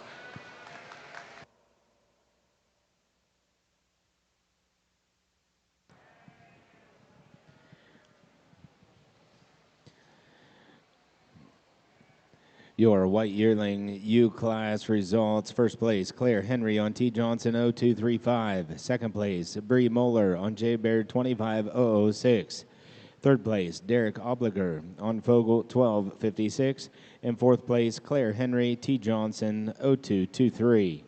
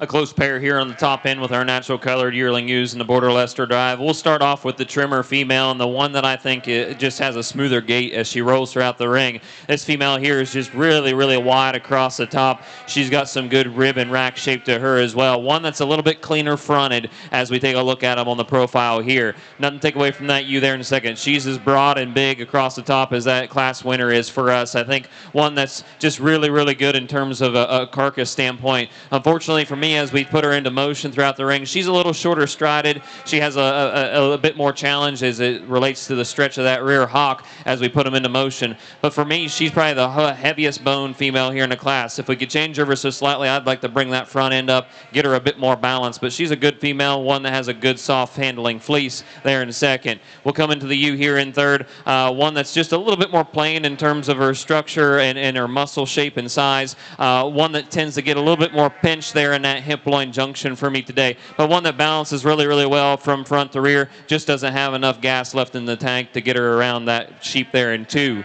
As we come back here into four, that helps us round out the class. One that's the trimmest sheep in the class for us today. She could afford to have a bit more feed into her. I think she's got a lot of nice natural muscle shape and structure to her. One that tends to get a little bit more stiff in that front quarter for me, one that gets a little downhill for me as well. If we could change her ever so slightly, I'd like to put a bit more kink and curl into that fleece, but a really good set of females here. Congratulations.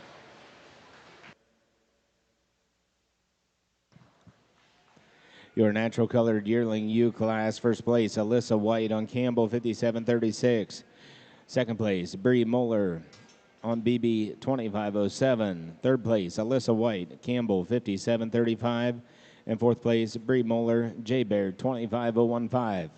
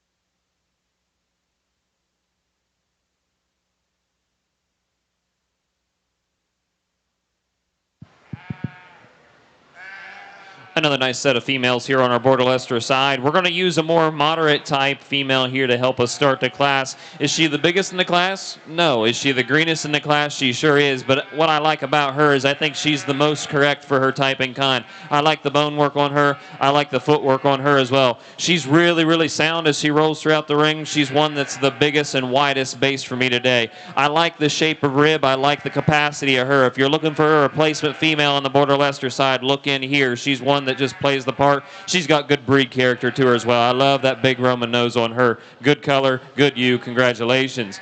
Nothing to take away from that you there in that second place hole. I like her for how big and stout she is through that center portion of her body. I really like how big she is and shapely she is from that top end standpoint. But as we work throughout her here, I think she just tapers off a little bit on that hind end for me today. As we compare A to B here on the top end, this ewe here for me just loses a little bit of structure in that fleece. She tends to get a little bit too open and wide in terms of that lock structure. If we could get that tightened up a little bit more for me, I think she'd be really, really competitive there. We'll get into a finer type fleece ewe here in our third place position. This is our longest bodied and longest spine female in the class. She's got some good rack shape to her as well. I like the dock set on her, probably the best for me today. As you handle that fleece, very, very nice, soft, subtle to the touch. I like the staple length on her. She's got some good bone work to her. For me, she just isn't deep enough. I'd like to get her extended down in that chest floor all the way back to that hind flake. I'd like to also clean up that front end just to get her a little bit more elegant up through that first portion of her body.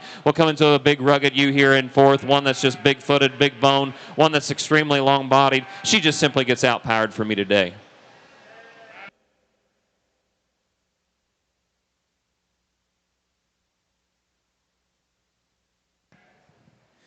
Results from your white early spring ewe lamb class. First place, Derek Opliger on Fogel 1271. Second place, Claire Henry on T. Johnson 0305. Third place, Bree Moeller on J. Baird 2620. And fourth place, Claire Henry on T. Johnson 0341.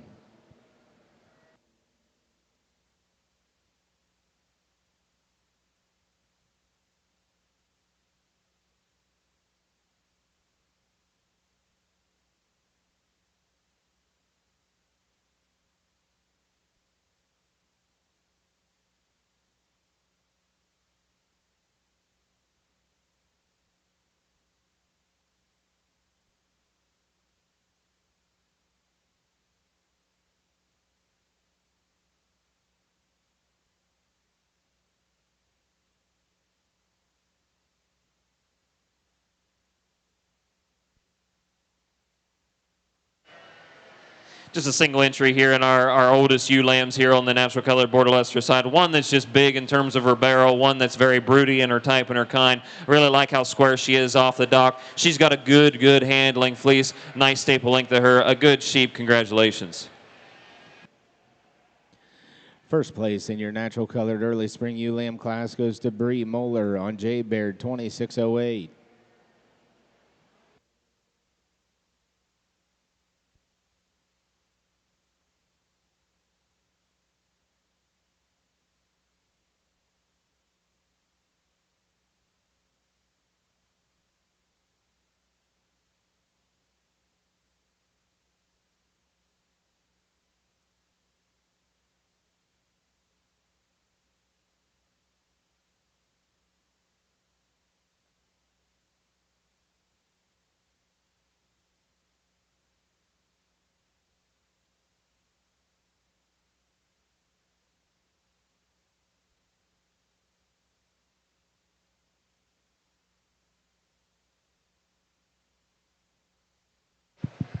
Young lady does a nice job bringing out another good ewe here for our Border Leicester drive on the white side. One that we appreciate, again, I think looks very similar to that last one she brought out. Big in terms of her barrel. She's big in her bone work. She's got a really, really nice, high-yielding, high-lustrous type of fleece. Congratulations.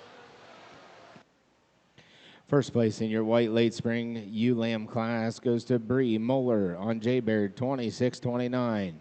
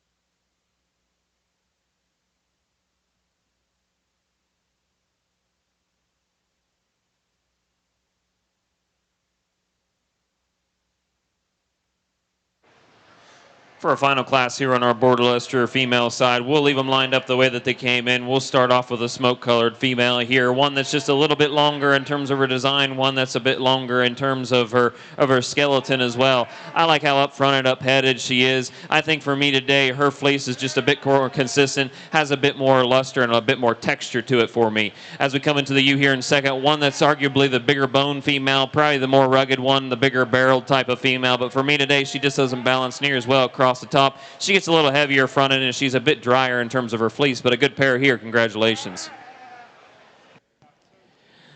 Results from your natural colored late spring ewe lamb class. First place goes to Alyssa White on Campbell, 57.09. Second place, Alyssa White on Campbell, 57.10.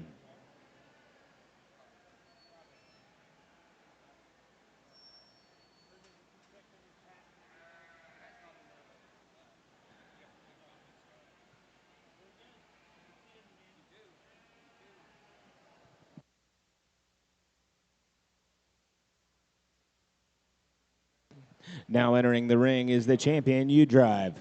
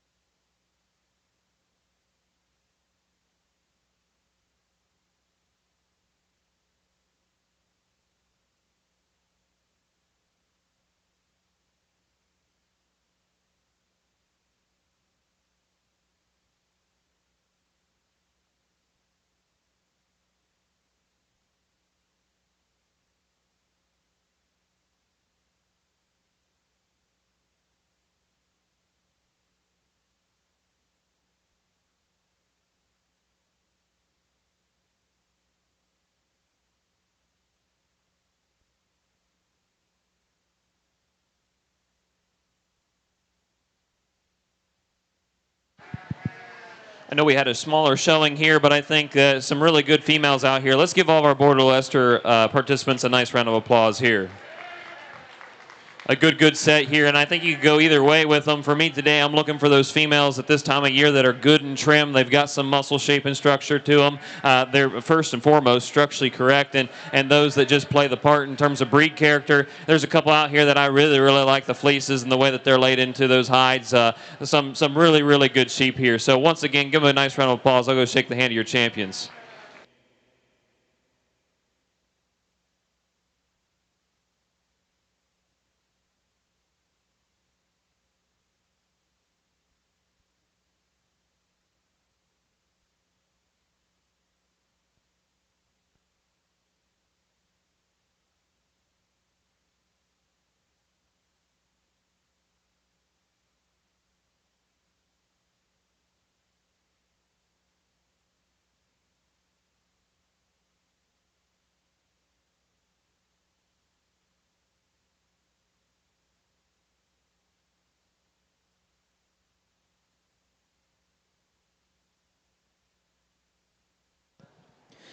Your champion, Border Leicester U, goes to Derek Opliger. The banner is sponsored by T. Johnson Farm and Shearing, presented by Morgan Dalton. Your reserve champion, Border Leicester U, goes to Alyssa White. Banner sponsored by J. Baird Border Leicesters and presented by Courtney Copeland, your Ohio Lamb and Wool ambassador.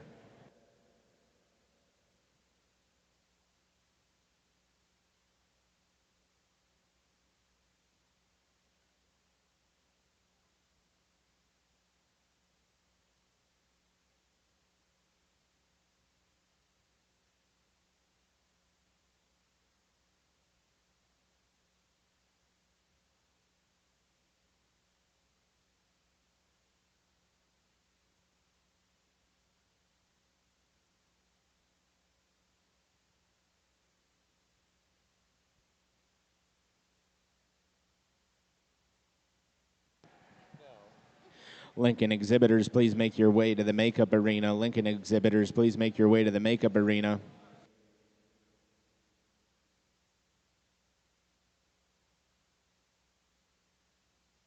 First and final call, Lincoln Yearling Rams. First and final call.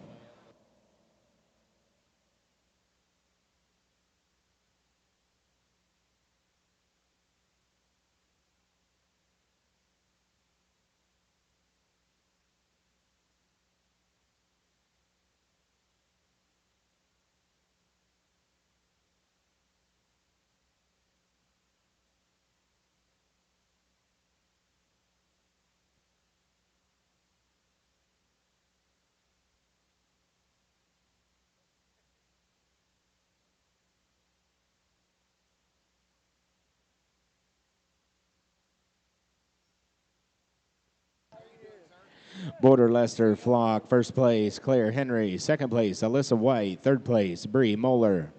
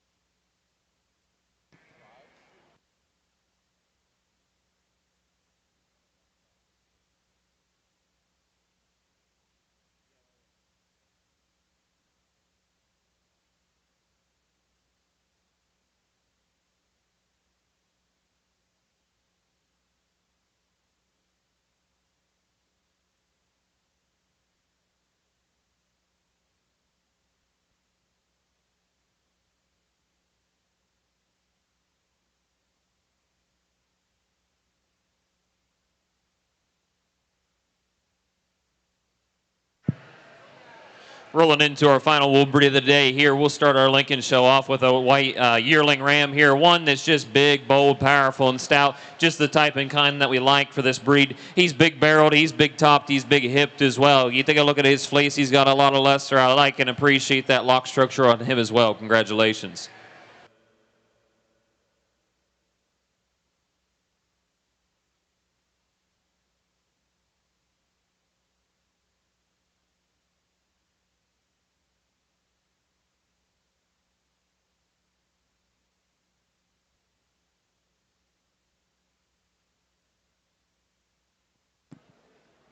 First place with your white yearling ram goes to Alexis White.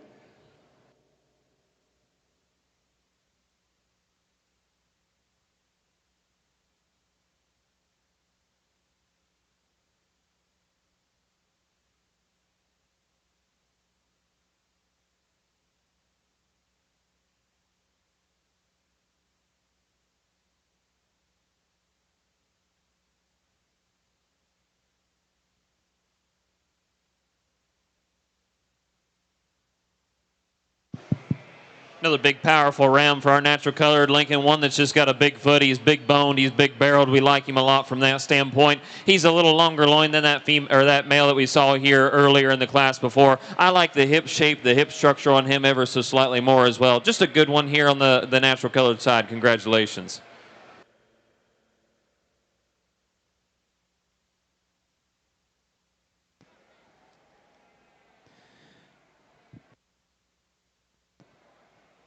Your Lincoln natural colored yearling ram, first place, Alyssa White on Campbell 205.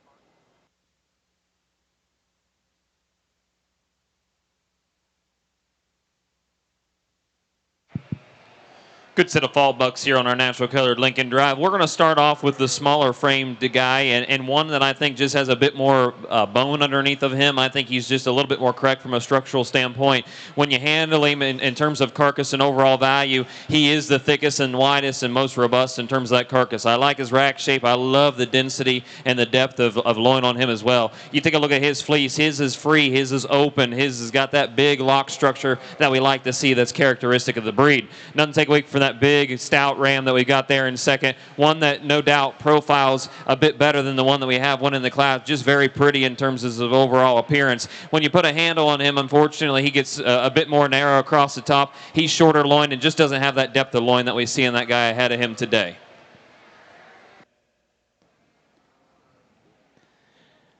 In your natural colored fall Ram Lamb class, first place goes to Brooke Hershey on Hooker 508. Second place, Alyssa Carpenter on Carpenter 1007. First call, Southdown Yearling Ram Lamb. First call, Southdown Yearling Rams.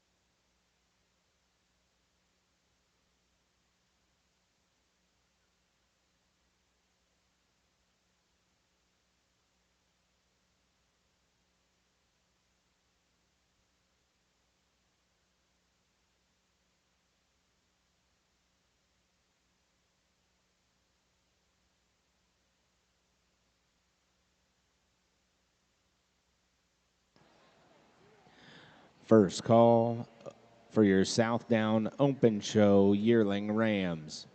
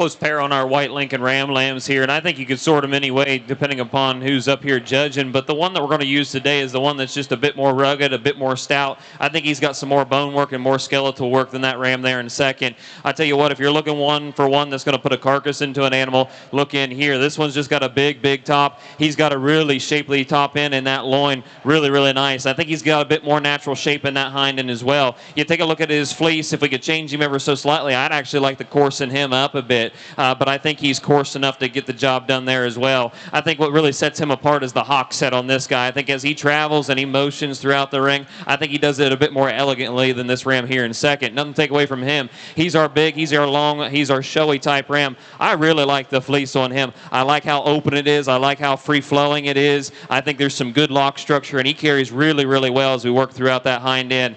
He's probably a tick longer in terms of that hind saddle than the ram that helps us win the class here today.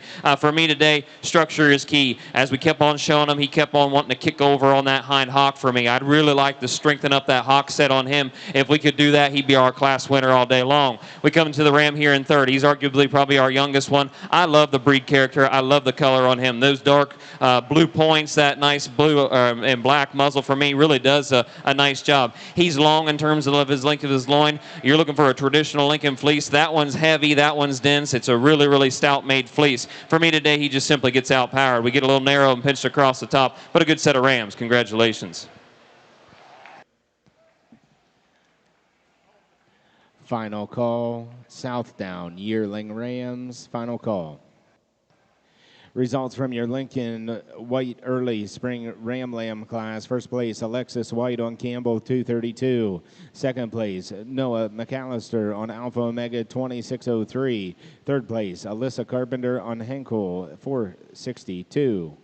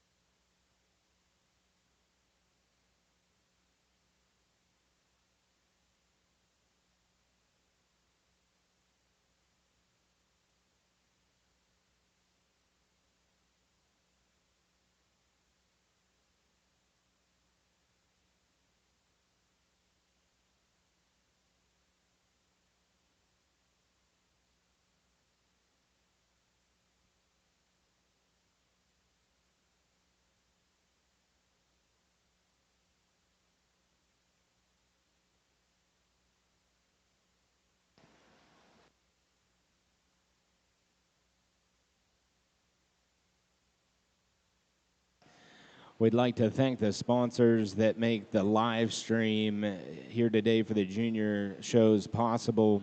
Ringside Live is doing the live streaming during the Ohio State Fair breeding sheep junior shows. Your sponsors are Ohio Southdown Association, Ohio Hampshire Association, Ohio Dorset Breeders Association, Hilltop Showstock, 4C Southdowns, Fowler Southdowns, Diamond S Southdowns, Alpha and Omega Genetics, Ohio Suffolk Association, Ohio Katahdin Breeders Association, Martin Welding and Fabrication, Martin Livestock, Marilyn and Greg Fogel and Family, Nickel Sheep Farm, Wolf Brothers, Rivenoak Livestock, Hershey Cropland, Patterson Fruit Farm and Roothorn Dorsets, T.H. Wallace Farms, Kirkpatrick Ramblets, Buckshot Farms, Ohio Natural Color Association, and Ohio All Breeds Picnic. Over here on our natural colored Lincoln Rams in our Ram Lamb Drive, we're going to start off with one that's just really, really structurally sound and correct. One that's long-bodied. We do appreciate him from that standpoint. I like the hip structure. I like the amount of muscularity in the hind end of him. You open up that fleece, very free-flowing. I like the luster in it. We'd like to coarsen that thing up ever so slightly, but I think it's good enough to get him there in that first-place position. We got a big, bold, stout, rugged type of ram that's here in second. He's probably just a tick too coarsely made for me. As he travels throughout the ring, he's a little shorter strided, but I tell you what, he's got a big top into him. He's got a big hip. He's got a big leg, and a good one there for second. We come into probably our youngest Ram Lamb here in third, one that's really, really good in terms of structural correctness. I like the way that he rolls throughout the ring as well. For me today, he just doesn't have enough groceries in him. We just need to get him a bit more stout through the center of his skeleton, throughout the top line of that body to get him up any higher. Your Lincoln Natural Colored Early Spring Ram Lambs. First place goes to Margot Johnson on Buckshot 2607. Second place, Alyssa White on Campbell 224. And third place, Samantha Logan on Buckshot 2603.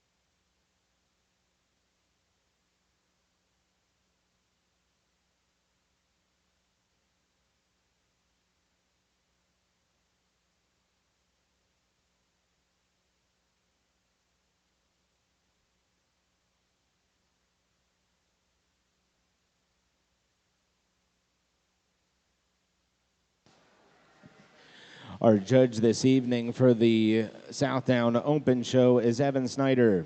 Evan grew up in Oklahoma showing livestock in the 4-H and FFA programs. Evan attended the Oklahoma State University in Animal Science and Animal Nutrition. He now resides in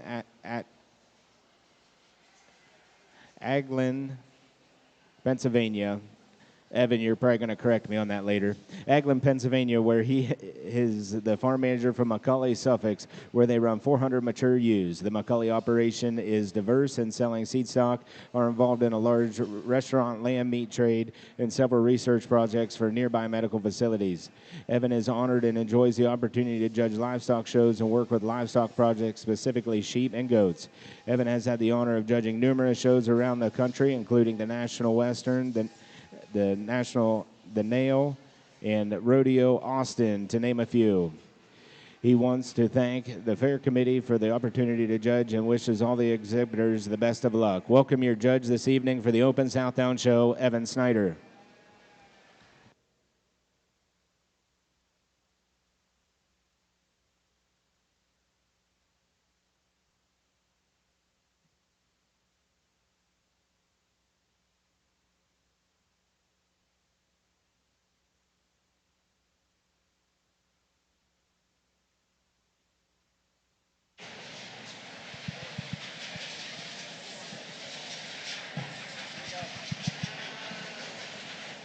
Well, good evening here. Certainly a pleasure to be with you for your Southdown show here for the Ohio State Fair. A little tougher class maybe to put together for one to get going with here. A lot of different types and kinds. We got some rams down here that maybe in motion don't want to handle themselves quite as nicely as we'd like them to, and so makes it a little tougher to put together. I think you got the most fault-free one here to lead off with. Young guys bring one out here that just trots around the ring like they're supposed to. He's big and square in his hip, big in his pin.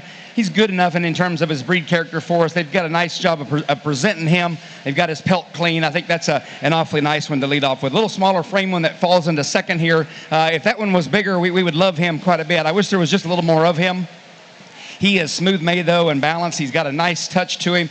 Really a nice head about his dark points. I think another nice one to go into that second hole. Big buck here in third, and you like some things about him. I like the stretch and the style, the extra size that he brings to the table. I like how level he is.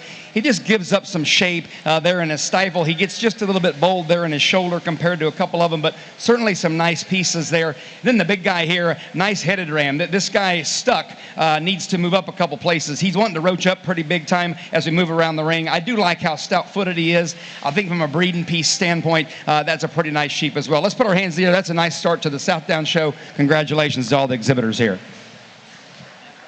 A good pair of white Lincoln Ram lambs over here. We're going to use the bigger footed, the more powerful, the bigger barreled male to help us win the class here. He's the one by far that has the biggest, deepest, and most robust loin throughout the center of that carcass. He's got the bigger leg and just bigger throughout in terms of stoutness. You get a hold of that fleece, one that's fairly dense, one that's fairly coarse, one that just fits the bill for me today quite well. Nothing to take away from the flashy buck there in second. He's obviously one that profile is probably just a tick better. I like the levelness of top. I like how clean he is. He's probably by far the younger ram here when we compare A to B.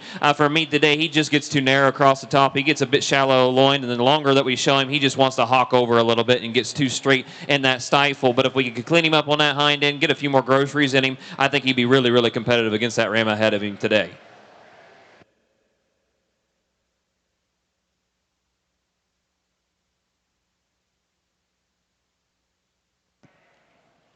Your Lincoln White Late Spring Ram Lamb class, first place, Alexis White on Campbell, 233. Second place, Margot Johnson on Buckshot, 2621.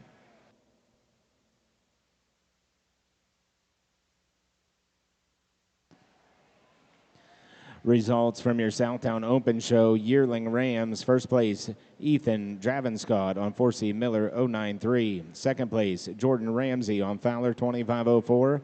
Third place, Jalen Lovejoy on 4C 172. And fourth place, Lucien Bella Byler on Hillcrest 2404.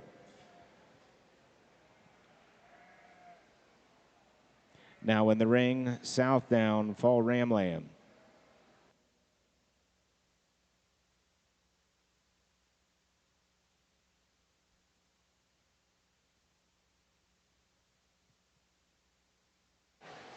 Just a single entry here for our final buck class of our Lincoln Drive here. And boy, what a good one. A really, really structurally correct male, one that we appreciate for the length of body. I like the thickness of loin on him. He's just super, super square no matter what direction that you look at him. You take a look at that fleece, one that's just really free and open and free flowing. I like the lock structure on him as well. He carries enough luster. A good ram here to help us wrap up the show. Congratulations.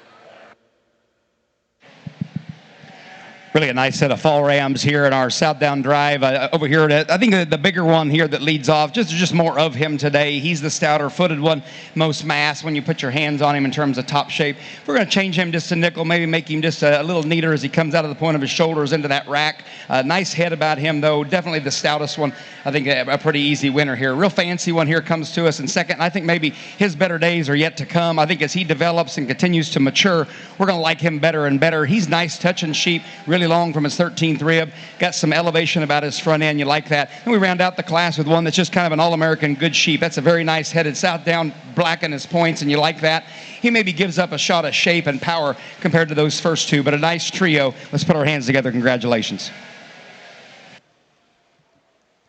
Results from your Lincoln Show Natural Color Late Spring Ram Lamb. First place goes to Hadley Wisen on Buckshot 2636.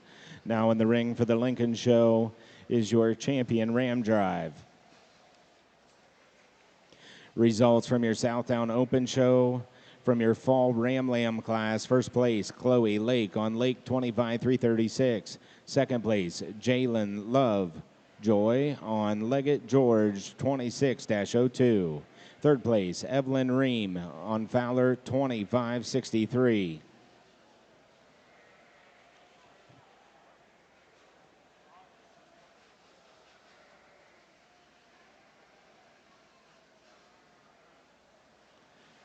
Now in the ring for the Southdown Show, January Ram Lambs.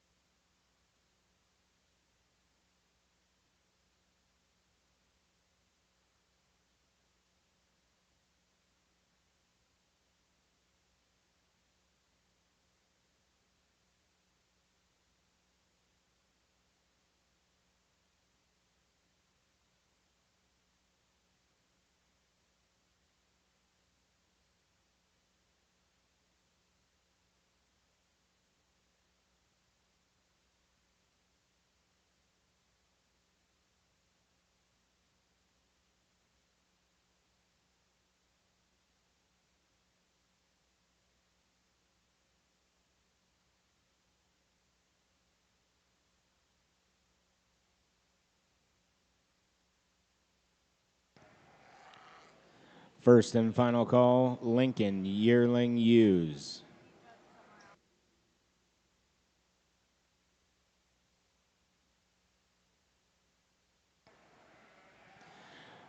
First and final call, Southdown February Ram Lambs.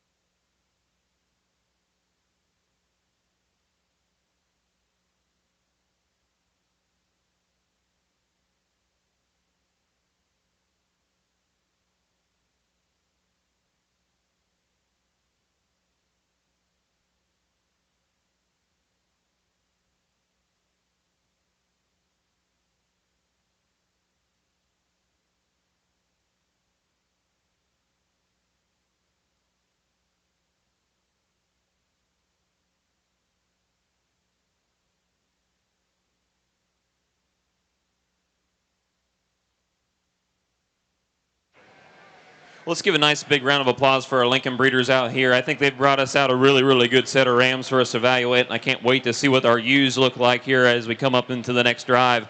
I think as we think about this breed, we want big chests, we want big barrels, we want big tops. They are a breed that was used to develop a lot of our other breeds that were standardized here in the United States, and we also want to make sure they're good and sound, of course, as we've seen in our other breeds, and we want to make sure they still maintain that breed character, some of that lock structure, and some of that lustriousness to it. With that being said, I think there was just a class here, and I haven't done it yet today. This will be the first one that we do it on. I think there was just a class that was just too deep, too stout for some good ones here, and just too hard for me to pick apart. We'll go in here, pick your Grand and Reserve from the same class.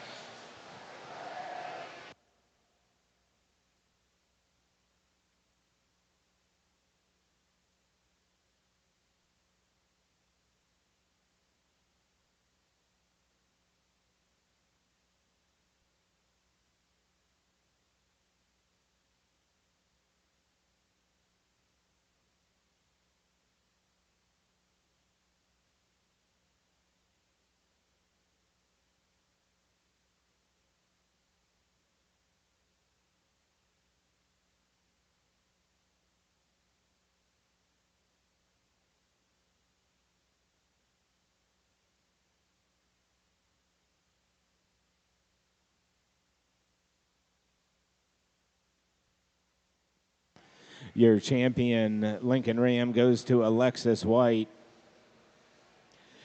And the banner is sponsored by Alpha and Omega Genetics and presented to them by Courtney Copeland, your Ohio Lamb and Wool Ambassador. Your reserve champion, Lincoln, goes to Noah McAllister. Banner sponsored by Alpha and Omega Genetics and presented to them by Courtney Copeland, your Ohio Lamb and Wool Ambassador.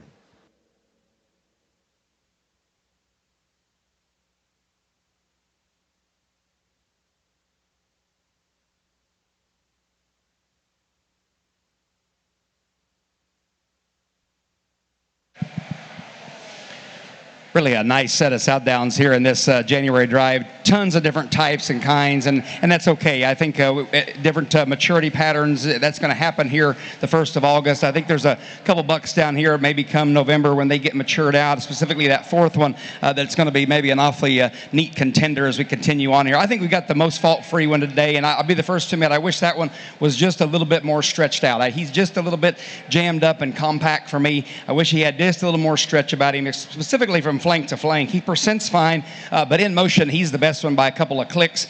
He's the best footed one and the stoutest footed one. Good head about him. And then you get your hands on him. Tremendous amount of dimension. Got a big hip in him. Again, we could just pull him apart just a little bit and stretch him. He'd be a little more ideal. But that one is an awfully nice one to lead off this deal off. I think the next one closely follows him. He's a little bit bolder in his shoulder. He's not quite as neat in motion of what he does with himself in terms of that body and that balance. But he's the next massive one, big hip one, big pinned one that we have that follows in behind that class winner. I think he paints a nice picture too. He's got a lot of width and dimension, yet he's got some look. He's got some neck extension. Just gets a fraction bold on the outside of his shoulder compared to maybe that class winner. The third one, I like this guy too. This guy's green compared to those first two. He's very crisp though to his touch. He's got a big rack, a big loin in him. I think when he gets that all filled in, we're going to have just a little more of a case there. He's very sound. He trots around the ring like they're supposed to. I think that's an awfully nice one to go 3. Big stretchy one here in 4, and I dig a lot of things about this guy. I like how long from flank to flank he is. I like how long from a percentage he is. He just gets out of balance, just a nickel in motion, and then when we get him here, he just hasn't put it all together yet. I think he's going to, though. I think when he does, I think that's going to be an awfully neat one. That's an awfully nice piece to go for. And 5th here, just a nice sheep again, giving up some shape, maybe right in behind him, and that hip and hind leg, maybe not quite as jacked up out of his front end as we have in a couple of them, but big bone, nice headed, nice class all the way down. All these rams have some pieces and parts. Let's put our hands together. Congratulations. Results from your Southdown January Ram Lamb class. First place, FP Livestock, Olivia and Ansley Porter on FP Livestock, 26-17. Second place, University of Findlay on Maple Leaf Farms, 26-10S. Third place goes to Matthew and Jennifer Scramlin on Scramlin, 26-07. Fourth place, Caden McCoy on Chain, 26-30. Fifth place, Ellis and Paul Rinker on Oldenburg, 26-020.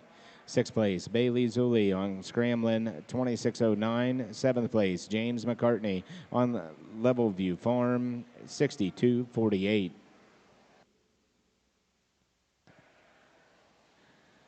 Now in the West Ring for your Southdown show are the February Ram Lamb class.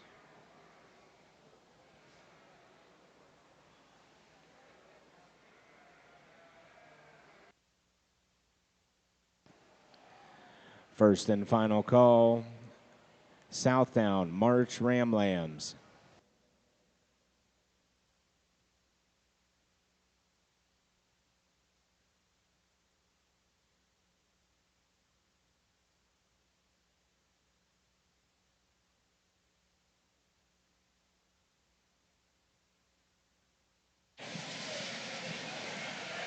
Nice pair of fed bucks here at our down show, only 2, and just a little bit Mutt and Jeff differences here. There's just more of this guy we lead off with, more dimension and more shape, and certainly some look from the side as he paints that picture for us, gets that head up like they're supposed to. The baby lamb that comes in behind him, he's just pretty green. He's made good, really good on his feet and legs, and tracks around the ring good. I think you study that one's hip and hind leg shape as he continues to develop. I think we're going to have a really nice piece there. Nice pair. Congratulations.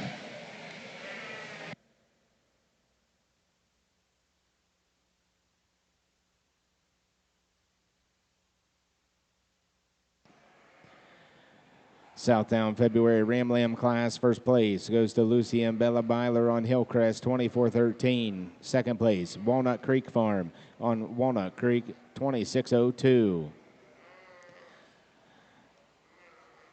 Now in the ring, Southdown March Ram Lambs.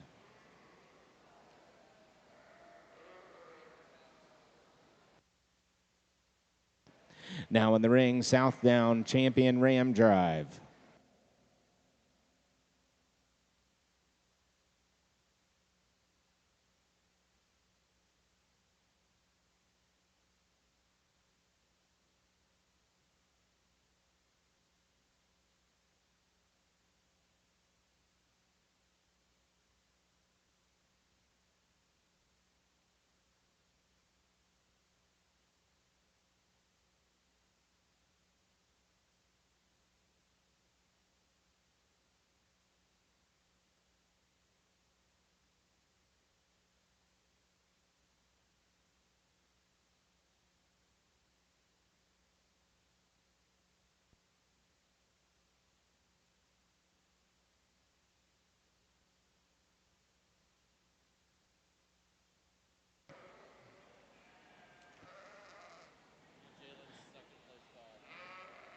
We need Jalen Lovejoy, second place, Fall Southdown Ram Lamb, to the show ring.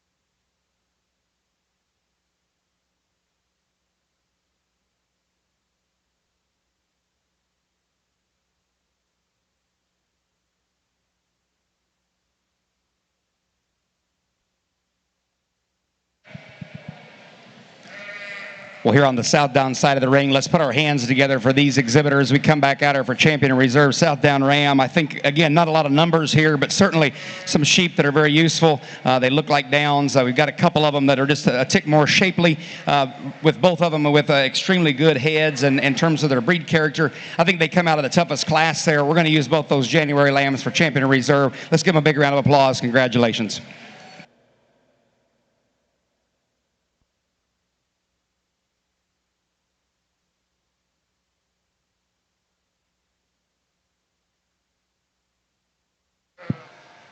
Really unique mix up here on our Lakin side as we start our female show. We're going to start the class with, in my mind, the safest option. It's the female here that's the most trim. She's the most athletic. She's the right type and kind in terms of her condition and shape for to be present here in the show ring for us today. One that we can appreciate for her Springer rib. We like the length of body. We like the length of loin on her as well. Just a really, really good one to start us off with. We come into just a big, bold, and powerful type ewe here in second. She's our biggest base. She's our most fluidly moving female here for us in the class today. She does get a little heavier frontage. She is a little heavier condition. She's slightly shorter fleeced for me today to evaluate any further, and that's what puts her there in second. We've got a really flashy and showy type ewe here in our third place position. One that's just as level as the top. I like the squareness of dock on her. I do like how good she profiles from the side. For me, she's the female in the class that's carrying the most condition for us today. If we could get her trimmed up to the center portion of her body, I'd really like to see what kind of muscle she has underneath that hide. If we could change her ever so slightly, I'd like to darken her up just a tick on some of her points there. We've got a big barreled, powerful type of female here in fourth, one that we do appreciate from that standpoint. I like the power up in the top end. I like the leg set on her in terms of overall muscular power from that standpoint. From a fleece perspective, spot on in terms of what a Lincoln should be. I like those big ringlets. I like those big curls on them. If we could change this female, I think she gets hawked over too much in that hind leg set, but a good one nonetheless for four. We got our youngest ewe here in our fifth place position. I love the color. I like the blue points, the dark points on her. I like the traditional fleece on her. She simply just gets outpowered as we work through the class today.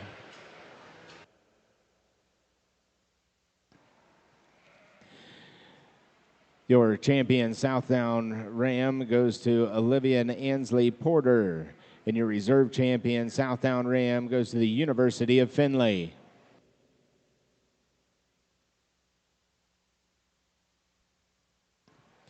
Results from your Lincoln White Yearling U class. First place, Efren Fowler on Buckshot, 2504. Second place, Alexis White on Campbell, 203. Third place, Caitlin Coleman on Alpha Omega, 2526. Fourth place, Noah McAllister on Alpha Omega, 2501.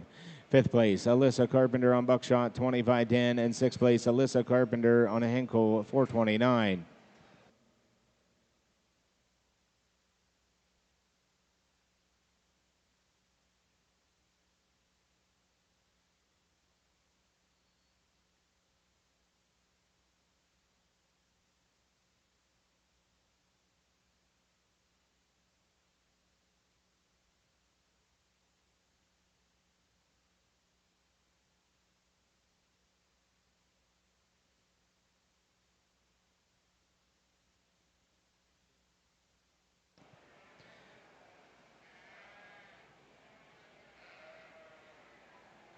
Final call, Southdown Early Yearling U. Final call.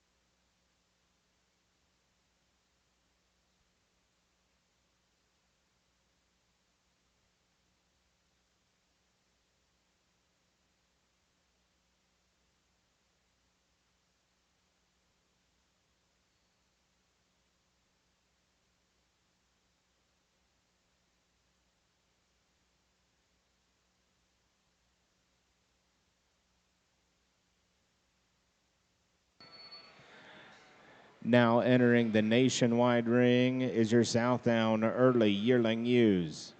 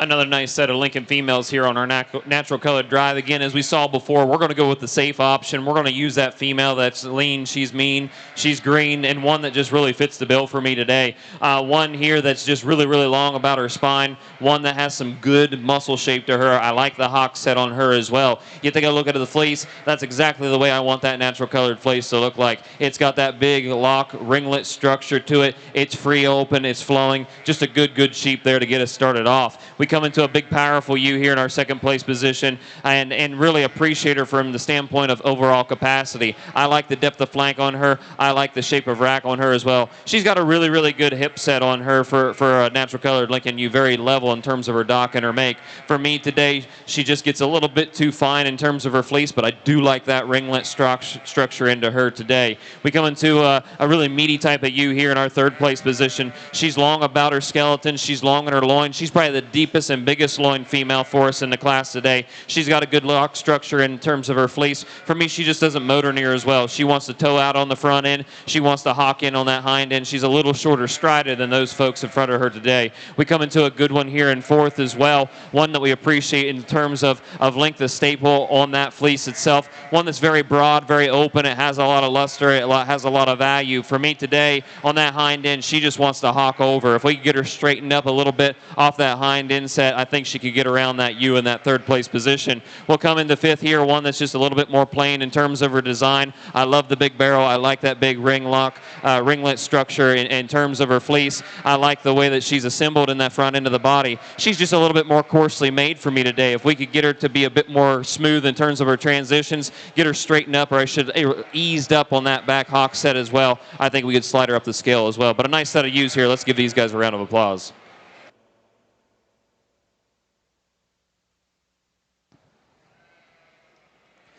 Results from your Lincoln Natural Colored Yearling U class. First place goes to Alyssa Carpenter on Carpenter 1003. Second place, Noah McAllister on Alpha Omega 2541 Midori. Third place, Alyssa White on Wool Hollow 2517. Fourth place, Alyssa White on Locust Grove 1431. Fifth place, Mary Gerber on Hayes 521. Sixth place, Brooke Hershey on Martin 25046. Seventh place, Samantha Logan on Buckshot 2521.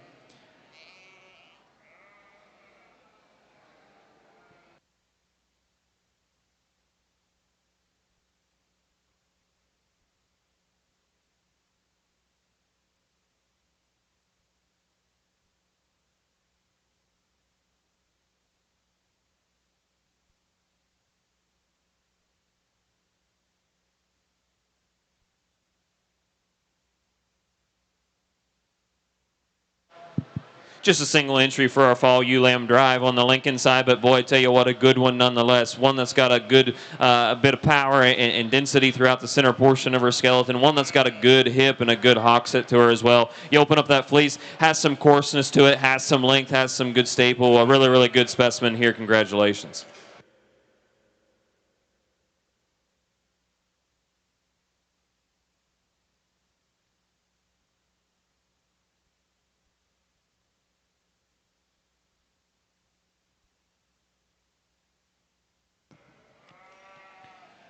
From your Lincoln White Fall ewe lamb class, first place goes to Caitlin Coleman on Alpha Omega 2552.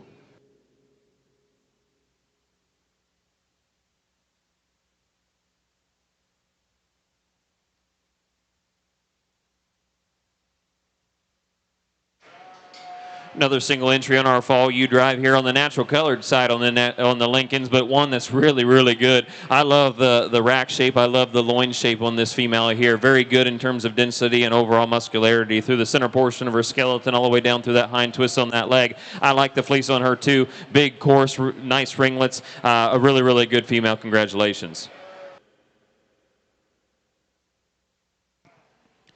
From your Lincoln Natural Colored Fall lamb is going to be Alyssa Carpenter, first place, Carpenter 1006.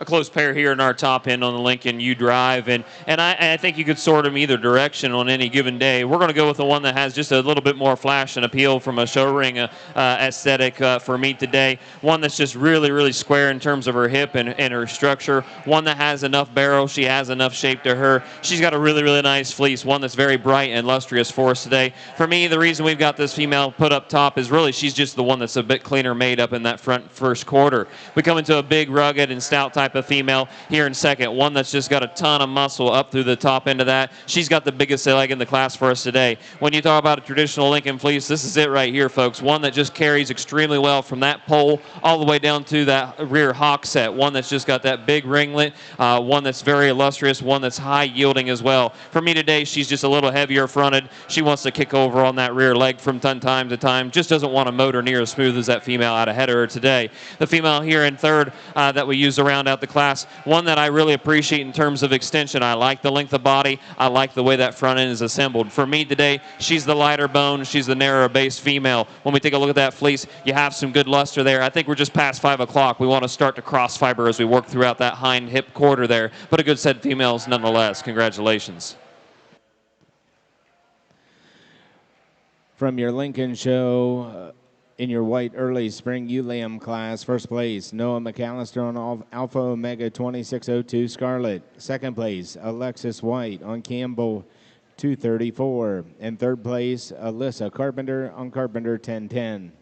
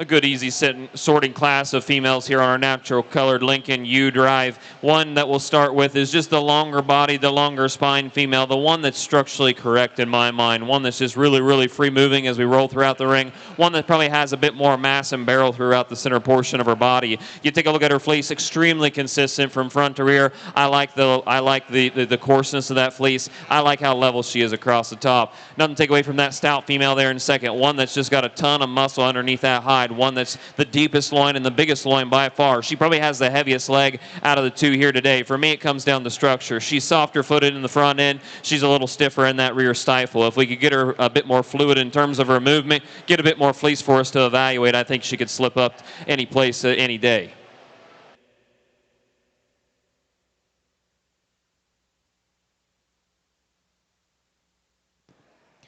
From your Lincoln Natural Colored Early Spring ULAM class, first place, Hadley Wisen on Buckshot 2601. Second place, Alyssa White on Campbell 227.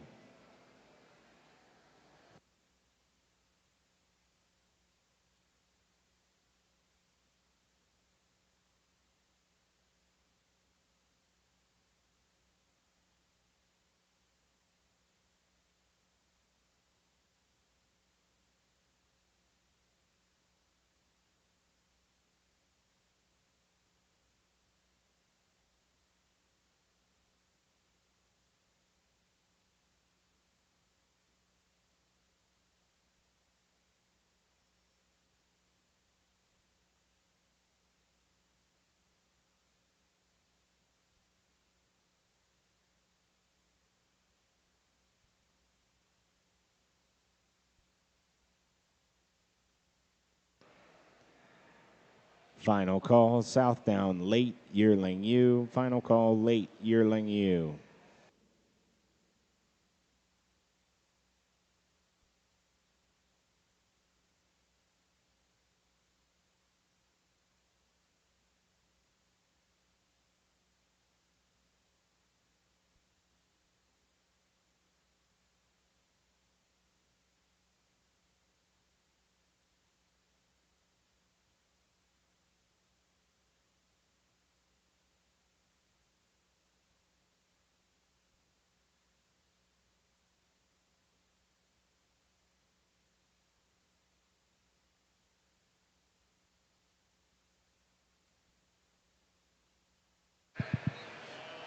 For our ewe lamb drive on the white Lincolns, we'll leave them lined up the way they came in. We'll use the bigger, more stout, more sound female to help us win the class. One that just has a ton of power and capacity throughout the center of her skeleton. One that does have by far the biggest and deepest and longest loin of our animals here in the class. I really like that traditional fleece on her. I like how well she carries it from front to rear. As we come into that ewe there in second, boy, I tell you what, I really, really like the coloration on her. I like the bluing of the ears. I like that dark muzzle on her. Do appreciate how level she is, especially all the way throughout the dock. She probably has a better rump shape and saddle shape than that female I had of her today. Fortunately for me, she just is a little too pinched up in that shoulder set. She's narrow, the more narrow one across the top, and she tends to be a little bit more narrow at the base. But nonetheless, a female that has a really, really good fleece, one that's very bright, very vibrant. But unfortunately, as we move from front to rear, we start to get a few cross fibers as well. If we get that a bit more free-flowing and free-moving, that would certainly improve her ability to move up to the front.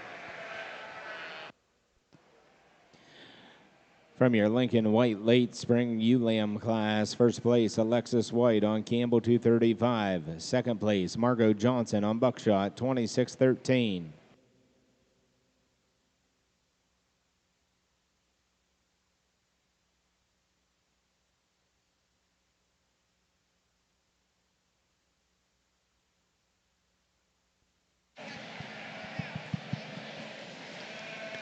Here on the Southdown side of the ring, just a tremendous set of yearling ewes. A lot of differences in them, and there's not two alike even all the way down that we can pick and maybe make them a little more cookie cutter. I do think that they're awfully good though. They look like downs. They've got nice heads about them.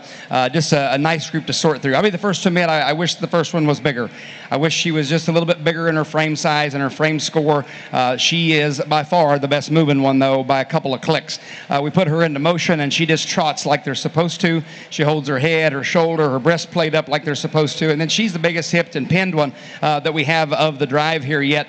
Again, I wish she was just a little bit bigger in her frame size, and I'm sure a lot of you do too. Not trying to make it a weather show, but I think that was an awfully nice ewe lamb, or yearling ewe, excuse me. The next one, I think this closely follows her, just in width and dimension, specifically there in her hip. She's not quite as neat and fancy in her front end as we have in this leadoff ewe. Specifically in motion, she wants to get just a little bit bolder there in her shoulder design compared to that leadoff ewe, but a lot of mass and muscle in that sheep, huge in her pin, nice headed. I think this another one that kind of follows that class winner to a T here for us. Problem ewe for me is the one in third, and maybe we should just work her to the front and say, okay, she's the bigger one. She's the one that the second best moving one, and that we could just lead off with that one. For me, she just doesn't today have quite enough to her. You get your hands on her, she's not quite as massive topped as the first two ewes. She's not quite as developed and mature there in her underline as the first two ewes, but she's the big stretchy one, the long one, and the one that I dig for those pieces. She's also very good headed. I think we give her just a tick more time. We're going to get her to the front end of the line. I like that one quite a bit. A little shorter made and a little more compact female here in our fourth hole.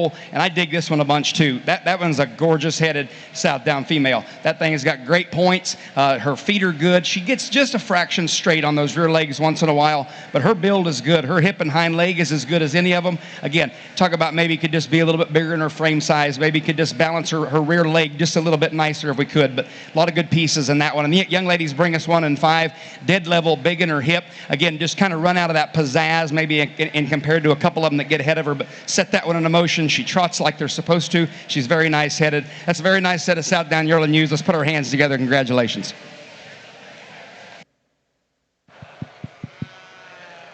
Good set of females here on the Lincoln side. It helps us wrap out the female show before our champion drive. We've got some differences in terms of maturity, but for me today, we're going to use the one that's just a bit more correct in terms of her structure and her design.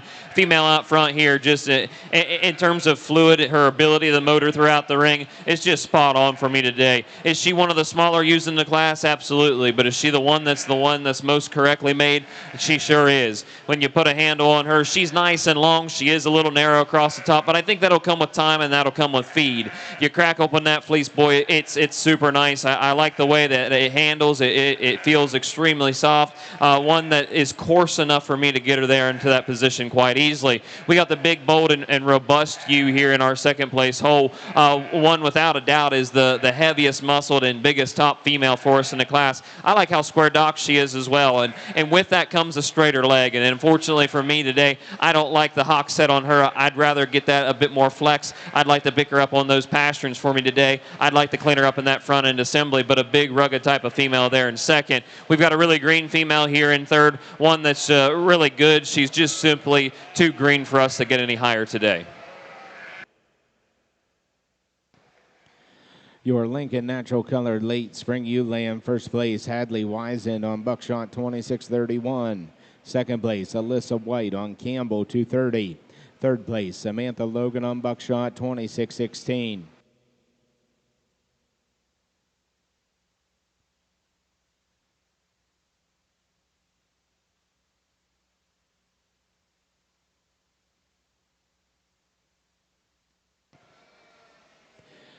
From your Southdown early yearling U class, first place, Chloe Lake on Lake 25095. Second place, Matthew and Jennifer Scramlin on Darlington Downs 2501. Third place, Bella House on Fowler 2509. Fourth place, Ellis and Paul Rinker on Burns Stock Farm 2207. Fifth place, Lydia Lake on Lake 25256. Sixth place, Bailey Zuli on Darlington Downs 2507. Seventh place, Lucy and Bella Byler on Hillcrest 2405. Eighth place, Dale Davis, OGF 94. Ninth place, Avery Mahas, 4C E25 058. And in 10th place,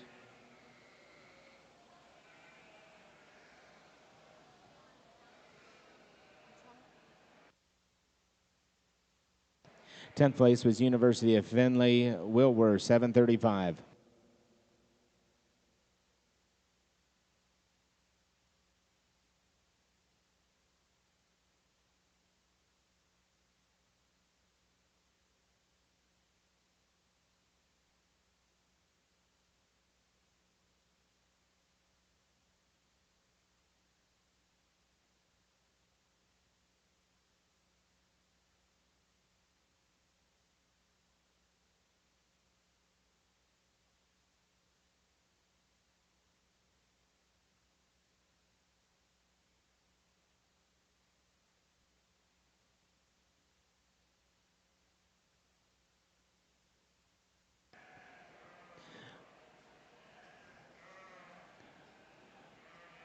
Currently in the Adam Family's Club Lambs show arena are showing for the Lincoln Champion ewe.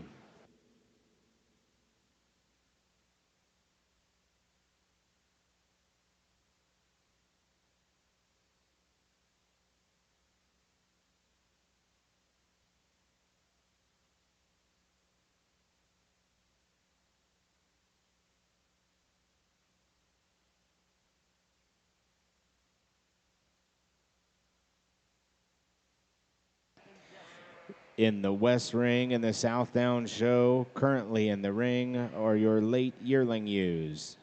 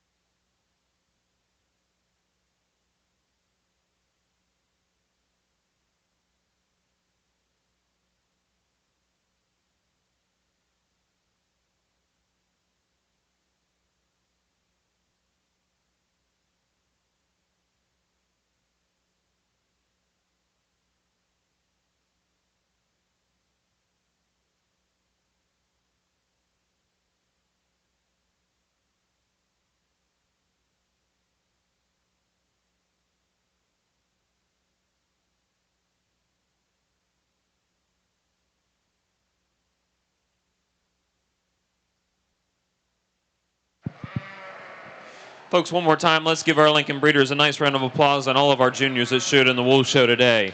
Really, really good set of sheep. It was certainly an honor, a blessing, and a privilege to be here with you guys today. I realize we've got one more we got to sort through, but this is the end of it for me as it relates to our wool breeds. Again, appreciate the opportunity. I think we've got some really, really good females out here in this final drive, and I love seeing the variations and types and kinds and the way that we're fitting them, the different colors, and I think the different applications that we can see. We've got some that are a bit more traditional. We've got some that might be a bit more on that show side, and that's quite all right. I think they still play a critical part in our industry and what we're trying to do. For me, I think in the top end, we see a lot of these females that are really, really sound. They're correct in their make. I think they're big in their barrel, big in their chest. A lot of muscle being represented in these sheep here on the top end, too, for them being a wool breed. So kudos to our breeders and our owners for doing a nice job of getting these things fed and fed right. There's a couple individuals out here that I think that are super lean. They're super trim. They play the part quite well. I think they're very traditional in the type and kind that we make for us here today. I'll get off here and we'll shake the hand of your Grand and Reserve.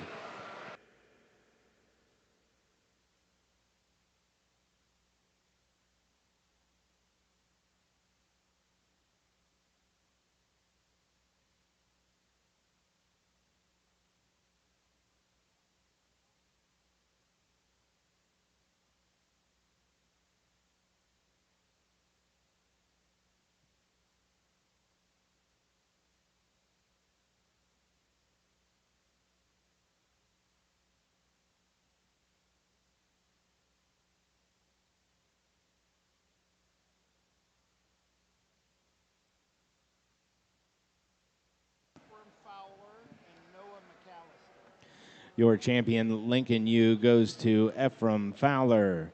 Banner donated by Carpenter Farms and presented by Ben and Jessica Carpenter.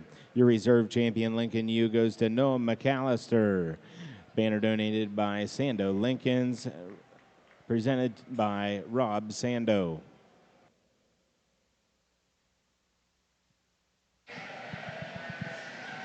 Here on the Southdown side, another just really, really good class of yearling ewes. I think we get just a little more of a type maybe to flow through in this class. I think you got a big hipped, long-bodied one to lead off with a nice head, super set of feet and legs underneath her, just an awfully neat one there to lead off with. Then the next couple we could maybe interchange, just a nickel. I like this next girl in motion specifically, maybe just a tick more than when we get her stuck. I think this gal gets out and goes. She's, again, very nice headed, just a tremendous top shape about her. Maybe doesn't have that whistle front end that we have in that lead-off ewe, and maybe she's just a little bolder in her shoulder and chest design than we have in the ewe that comes next. But you set that ewe into motion, she's got tremendous amount of dimension, and she holds that together as she comes to the point of her shoulders really good. I think this is an awfully nice one to go to.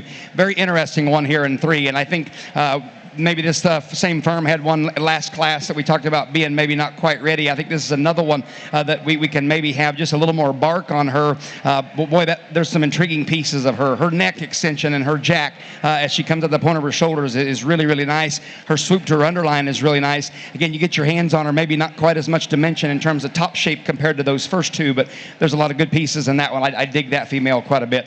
The one that comes to us in 4, just shortens up just a nickel, gets this a little bit plainer in her muscle build and her design compared to those ones that get ahead of her. In motion, though, a good moving ewe, another one that's got some extra bone and some structure to her. I think that's an awfully nice one. Then we round out the top 5 with one that's really, really exotic kind of in her design. I like when they get her stuck and she runs the right way for us. Got a nice head about her, plants those feet like they're supposed to.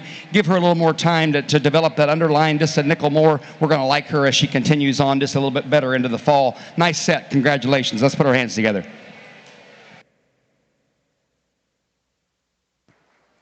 Results from your Southdown Late Yearling U class. First place, FP Livestock, Olivia Nansley Porter. Second place, Ellis and Paul Rinker on 4C E25227. Third place, Ephraim Fowler on Fowler 2535. Fourth place, Emma Hinson on Fowler 2530. Fifth place, University of Findlay, Oldenburg, 2528. Sixth place, Jordan Ramsey on Oldenburg, 25046. Seventh place, Ellis and Paul Rinker on Oldenburg Farms, 25133. Eighth place, Dale Davis on OGF, 96. Ninth place, University of Findlay, Oldenburg 25050. In 10th place, David Heffelfinger, Gemstone 906.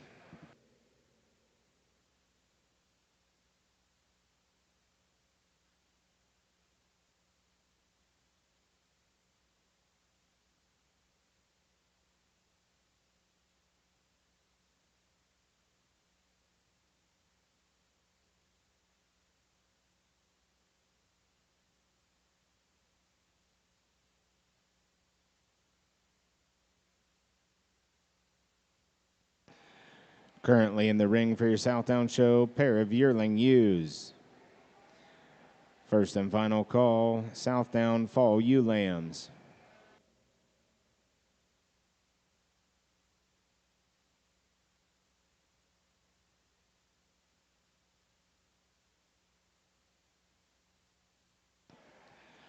Junior Oxford exhibitors, first call, Yearling Ram, Oxford Yearling Ram.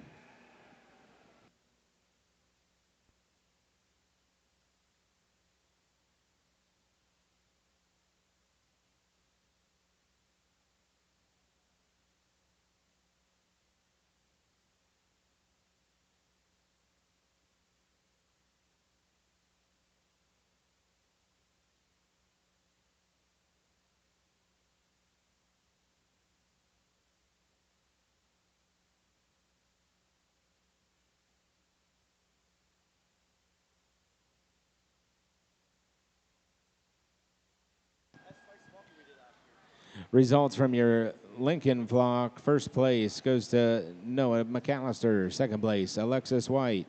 Third place, Hadley Wisen. Fourth place, Alyssa White. Fifth place, Alyssa Carpenter. Sixth place, Samantha Logan.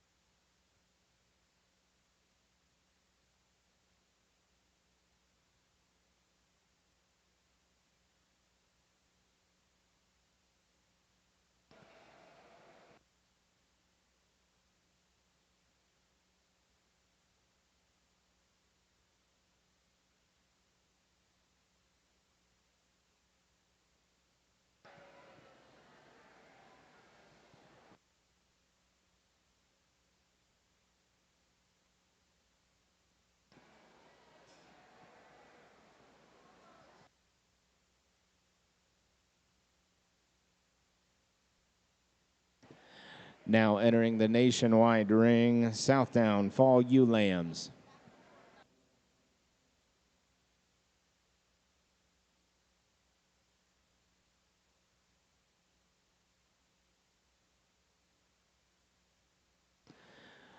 Final call, Oxford Yearling Rams. Final call.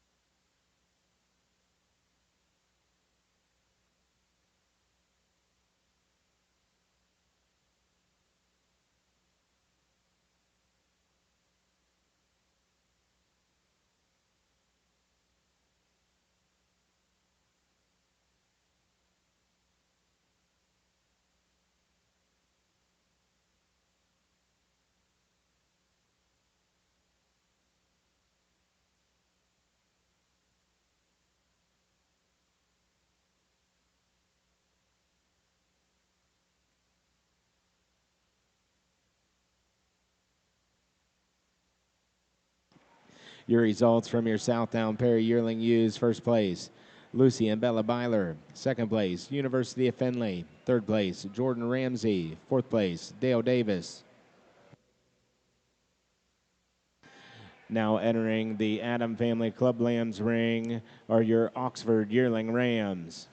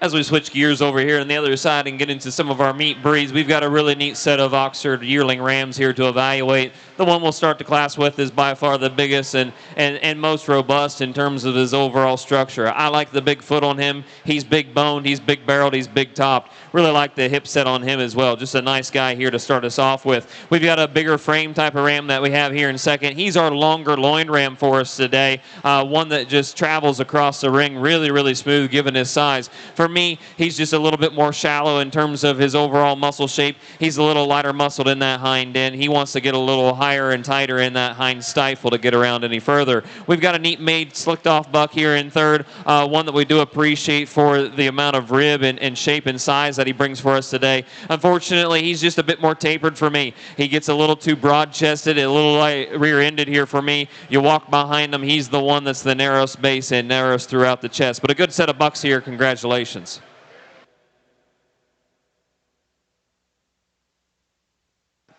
Results from your Oxford Yearling Ram class. First place goes to Brooklyn Vondenheuvel on Vondenheuvel 25-24. Second place, Linnea Nace on WWSF 1793. Third place, Isabella Foley on Salty Dog Misty Meadows 1478.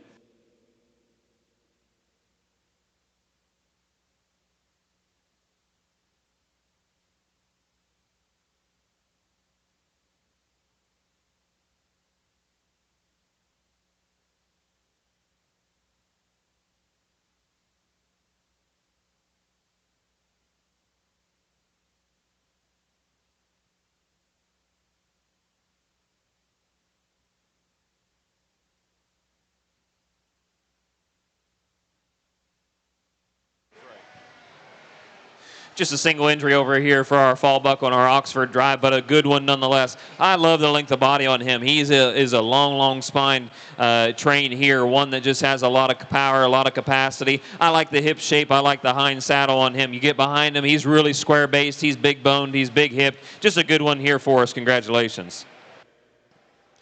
Your Oxford Fall Ram Lamb First place, Isabella Foley on Misty Meadows 15:01.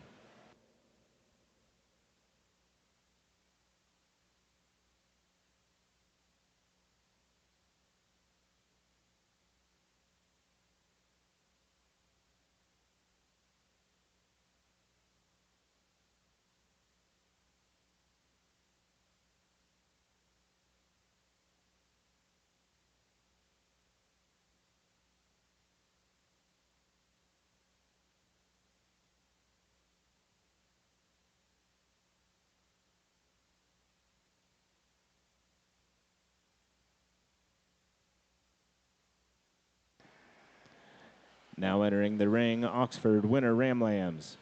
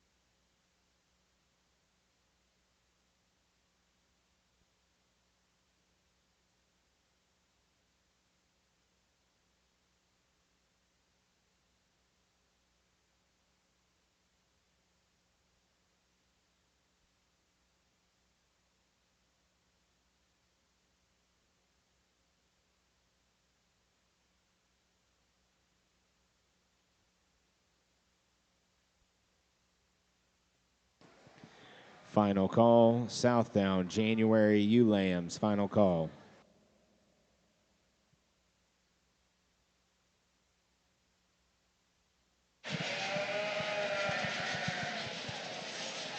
Really a nice set of Southdown fall ewe lambs here. Very, very deep in quality. Just, again, some different types and kinds floating through here. And we get them into motion. A few things change just a little bit. I think a darn good group. I'll be the first to admit, the first one, she's getting just a fraction heavy in terms of her condition for me for a fall ewe lamb. But there's a tremendous amount of good in that female just in what she brings to the table as far as her bells and whistles. Big foot size in that ewe with a tremendous shape. Her stifle shape is really, really good. I like how she wedges forward. Again, she could be just a little bit neater fronted. The neatest fronted one is here in 3, and I think if we had that one looking like that front end, it would be lights out. That's an awfully nice female. Got lots of dimension, lots of bone, nice head about her. That's a neat one. Big square hip, and the next one comes to us, and again, just crisp and fresh.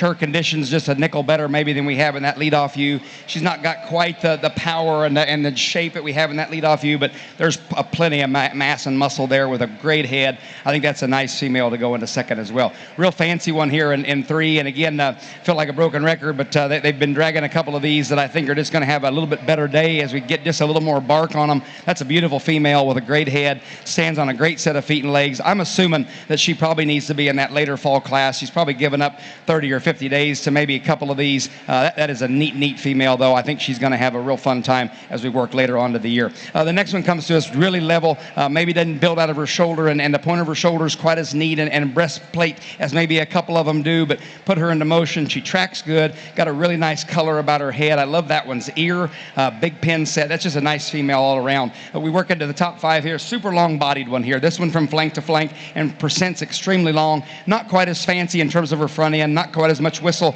and bells that we have in a couple of them, but a nice ewe. Nice set all the way through. The next one here, I like this one. This one's a crisp, hard handling female that just needs a little more time to develop in terms of her underline, but that's an awfully nice female. Good set. Congratulations.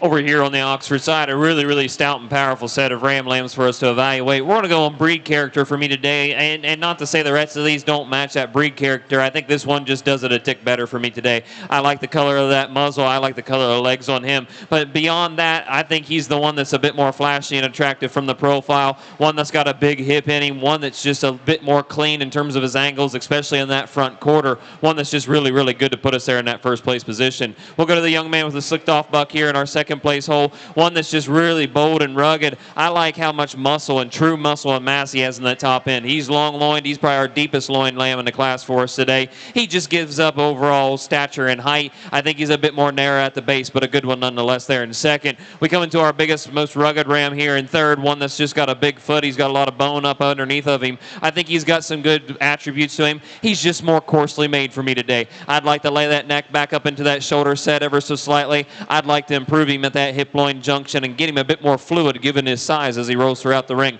But a good set of bucks here. Let's give these guys a round of applause. Results from your Oxford Winter Ram Lamb class. First place, Isabella Foley on Misty Meadows, 15:05. Second place, Dwight Hartshoe on Hartshoe Livestock, 26:106. Third place, Linnea Nace on Misty Meadows, 15:06. Now entering the ring, Oxford Spring Ram Lambs.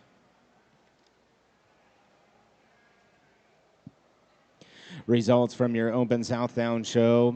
Fall ewe lamb class. First place, Reed Coleman on price, 26,028. Second place, FP Livestock, Olivia and Ansley Porter. Third place, Ephraim Fowler. Porter was on Longenecker, 2520. Third place, Ephraim Fowler, 2580. Fourth place, Ellis and Paul Rinker on Beckmeyer Brothers, 2571. Fifth place, Faith Benson on Scramlin, 2601. Sixth place, Jalen Lovejoy on Silver Dollar, 26013. Seventh place, University of Findlay, UF, 5114. Eighth place, Evelyn Ream, Burnstock Farm, 2347. Ninth place, Evelyn Ream, Fowler, 2561. And 10th place, Walnut Creek Farm, Miniter, 2610.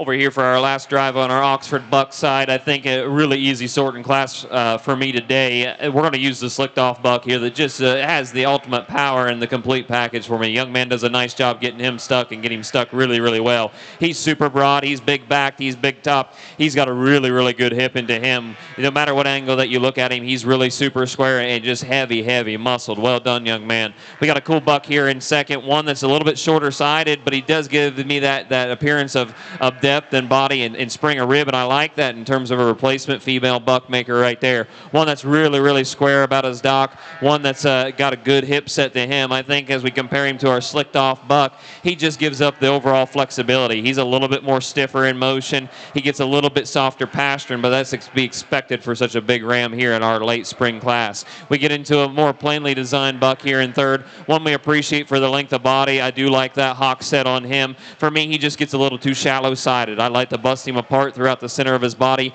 give him a bit more chest cavity, give him a little bit more flank, just to balance him up ever so slightly to be more competitive today. We've got a really young and neat pattern type of buck, and one that's got some good coloration to him here in fourth. He just simply gets outpowered, doesn't have enough juice in the tank. We get into a really long spine, long bodied animal here in our fifth place position, one we appreciate from that standpoint. Again, just doesn't have near the mass as what the others in the class have today.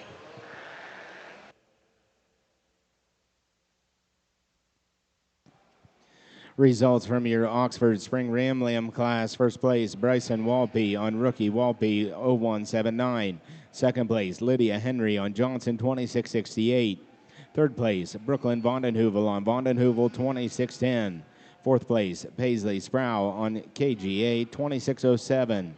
And fifth place, Linnea Nays on Wagner 2326.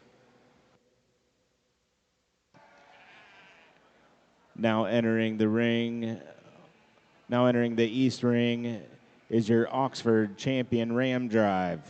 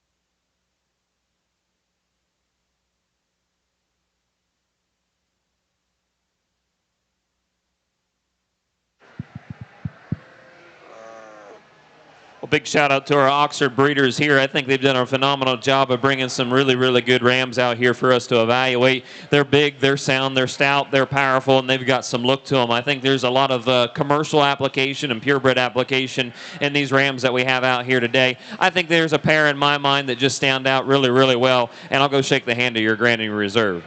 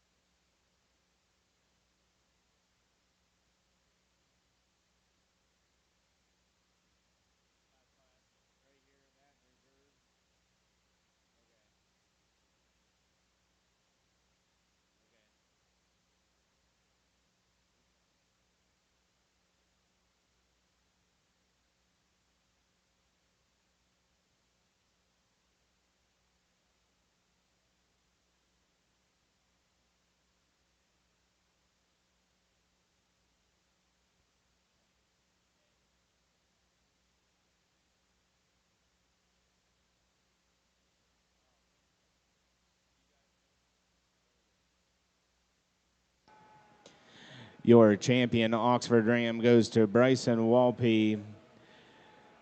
The banner was donated by Walpe Oxfords and presented by Courtney Copeland, your Ohio Lamb and Wool ambassador. Your reserve champion Oxford Ram goes to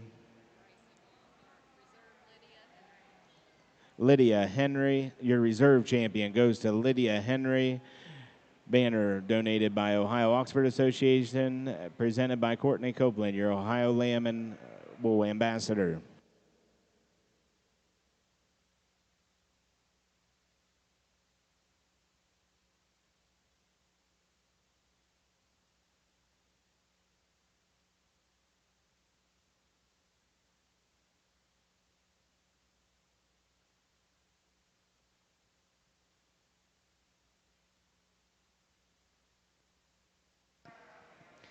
Final call, Southdown, early February ewe lambs.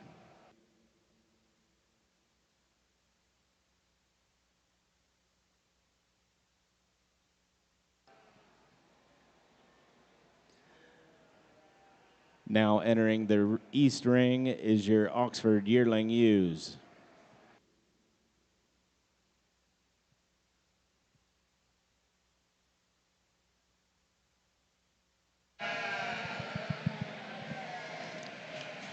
Really a nice set of January ewe lambs here for our Southdowns. I fall in love with the first one. Not going to play poker too hard on this one. I think that is a beautiful Southdown female. Really a nice head about her, and just in motion, she's even better than when we get her stuck. You get your hands on her. She's got a great touch to her. She lays her shoulder in so good. Just an awfully neat one there, young man. Congratulations on a nice female. The next one is probably the next one closest to her in terms of front end design. That one jacks out of her front end really good. She's very smooth, lots of balance about her. Not quite as much dimension working kind of anywhere compared to that lead-off ewe, but again, comes out of her shoulders really good, dead level in terms of her design. I think that's an awfully neat one. Third one, maybe not the most fun to show. She's wanting to kind of suck her front end to the ground, but get your hands on that female. Very, very impressive just in terms of her muscle shape and just dimension. For as green as she is, she still handles with a tremendous amount of shape. Big rack, big loin, big hip in her. I think her better days are yet to come. She gets maybe out dazed compared to a couple of them that get ahead of her. Her shoulder's good when she wants to get it up. In motion, she looks really good. She wants to fight him just a little bit. That's an awfully nice female to go 3.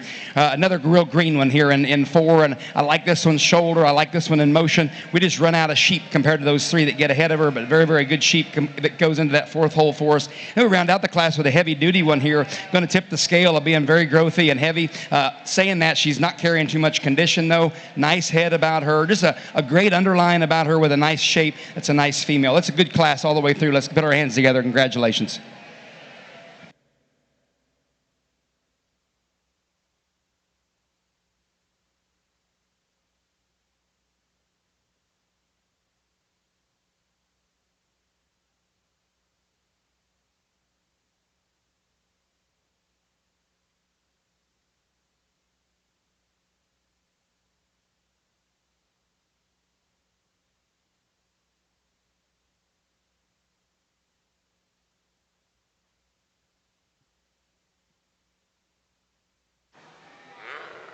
Moving into our female drive here on the Oxford breed, I think a class that sorts itself really, really easily for me in my mind on these fitted ewes. The one we'll use to win the class is by far the biggest, the boldest, and the one that just has the most power in the class. She's big-footed, she's big bone. Do like the depth of capacity on her. I like the squareness of the hip on her as well. We'll come into a more plainly designed female here in second, one that still has the capacity that we're looking for. I think she's got some good characteristics to her. She probably has a bit more shape to the top end than our class winner, but for me today, she wants to get a little soft in those pasterns. She wants to get a little heavier fronted for me to get her around that class winner. We'll come into 3 and 4 here. A couple of ewes that are really good. They're long in their skeleton. I think they've got enough power and they've got enough capacity. We just get a little bit pinched at those shoulder blades. We get a little bit narrow across that top. We get a little narrow at the base as well. If we could bust them apart throughout the center of their skeleton and get a bit more mass up in the top end, that's what we'll need to get around these 2 big ewes ahead of us today.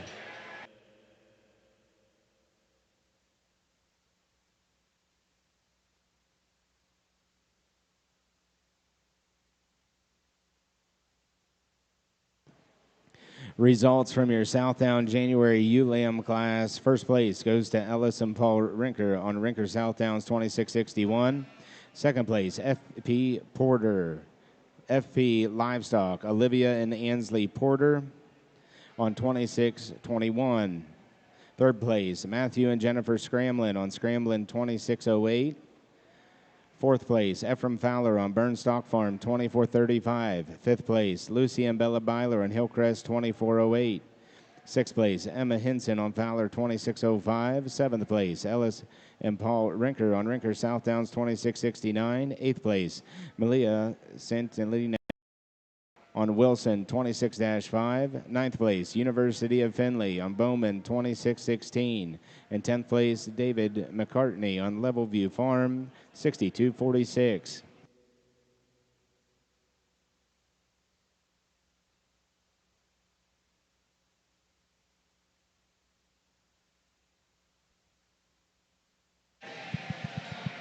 I think we get a real early or a real fancy early February ewe lamb here to lead off with. Excuse me. Just a great shape about her. She's got a nice touch and yet some look up through her front end. You get over the top of her, she's the most massive, really good in motion. Just a neat one there to lead us off with. A little longer sided, a little more extended one here maybe comes to us in second. She's not quite ready in terms of her underlying development. I want to see her mature just a little nicer, but pieces are there. I like how she comes out of her shoulders. The girls get off of her and just got a beautiful neck about her. I think that's another nice female to go to. Bigger ewe lamb here in 3, and maybe just gets a little bolder in her chest floor compared to those leadoff ewes. Maybe doesn't have quite as much fluff on her legs. I think that makes her look a little finer. I think probably the degree of fineness is not that big of a deal. Really level in her design. I read this one to be a big yearling ewe come next year. Maybe not quite as powerful as those first 2 ewes, but an awfully nice piece to go 3. Young guys bring us a really long-bodied one, nice ewe lamb here with a beautiful head. Just need to give her a little more shape today to get ahead of those, but a really nice female in terms of her top line. Then a little shorter-bodied one here that we round off with, and you could move this ewe up a couple of clicks if you wanted to, just from a shape standpoint. She's wanting to kind of fight and just kind of runs out of balance for us. She does have a nice head, though, and she's very shapely. That's a nice set. Congratulations. Big powerful ewe here that we use on the slicked off Oxford class, and the young man does a nice job driving her. She's really firm to the touch. She's super trim. She's one of the trimmer females for us in the class here today. I like the shape. I like the barrel on her. I think she's deep enough for her type and kind. You get behind her, she's just big and broad. Just a really, really good ewe to start us off with. Young men here in second, give us a ewe that's a bit longer in terms of her spine and her design, one that has that capacity and that depth. For me today, she just wants to get roached up in that hind end. She wants to get a little bit more peak it in that hind saddle to get around that big powerful ewe ahead of her today. Female that we use to round out the class is a big and powerful type of female, one that's got a lot of bone, a lot of capacity. We like the shape of rib on her. For me today, she's the one that's carrying the most condition. She's the softest to the touch. From your Oxford yearling ewe class, first place, Brooklyn Vondenheuvel on Bingen, B2578. Second place, Brooklyn Vondenheuvel on Vondenheuvel, 2512. Third place, Paisley Sproul on KGA, 2514. Fourth place, Isabella Foley on Tango Misty Meadows, 1484.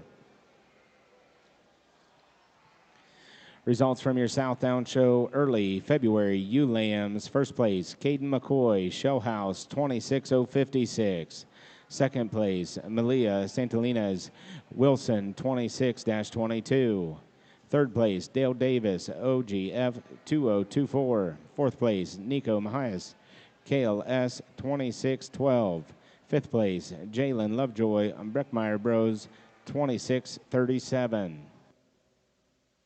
Single entry over here on our fitted fall for Oxford. Breeding a good one nonetheless. I do like the power and the capacity. I like the length of body on this female. You take a look at her, she's really square hips, she's big legged and really good from the top end. One that's just super, super sound, one that's wide, a good one nonetheless. Congratulations.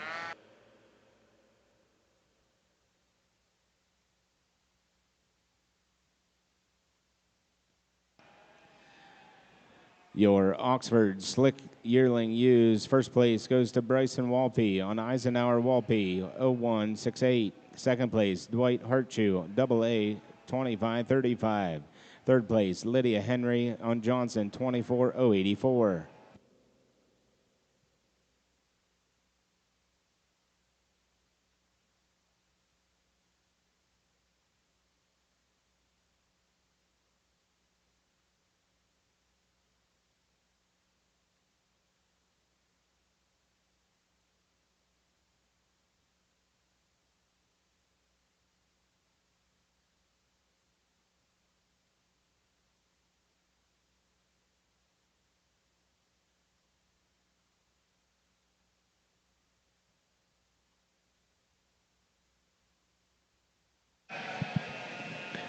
Some differences floating through the late Febs here, maybe just in size and scale. It makes it a little harder to put them together here. Got a loaded, muscled up one here to lead off with that just has the most positive pieces here for us today. Nice head about her. She's got the most shape there in the center portion of her stifle. She's not the most whistle-fronted one, but I think she brings the most positive to the table in this class here. The next one, really a fancy green female that just needs more days simply to get ahead of that lead-off ewe. I think she reads to one that's going to grow grow for us. She's level in her design. She just needs a little more time to develop here. Big U going to tip the scale of being the heavy one and the large one here, and you appreciate the growth. She's really, really level. Maybe just getting just a fraction dark for me on about her head, and that's being awfully picky of you that's done a lot of growing here for us. The next one, a really, really green female that I think's got a bright future. Love that one's dark nose about her points. And then we round out the class with one that's probably the best headed one. She's just super green, just needs a little more time to develop. I think she's got some nice pieces. She's one of the bigger footed ones. That's a pretty nice class. Congratulations.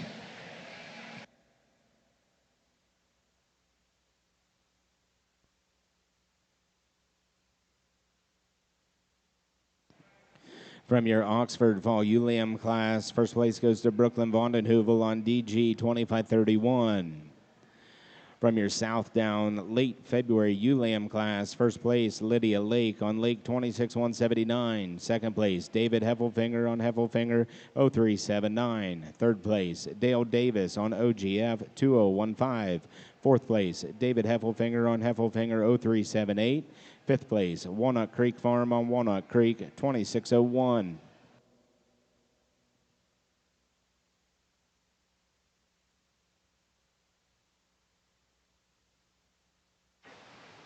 Over here on our fitted ox for you lambs, we're going to use that big and powerful ewe to help us start the class. I think she's the one in the class that's just the biggest foot, the biggest bone. I really like her from a balance standpoint, from evaluating her skeleton, one that just has a lot of capacity and a lot to offer us. You take a look back behind her here, she's one that's just really, really broad and stout from the ground up. We'll use a more framier ewe here in second, one that we do appreciate in terms of length of loin and depth and dimension of loin. I probably like that hip set on that female just a little bit better, and that hock set as well, but as we compare A to B, I think she just gets a little too shallow-sided for me to slide up the scale today. We've got a moderate type U here in third, one that's really, really good in terms of her skeletal makeup from her hip forward. Where she kind of falls apart on me is she wants to get a little shorter stifled. She wants to get a little more stiff in that rear hock to get her up any higher today. We've got a young and green female here in fourth, and one that I like from the standpoint of a breed character. I like that fuzzy muzzle. I like the coloration of her legs as well. One that's just designed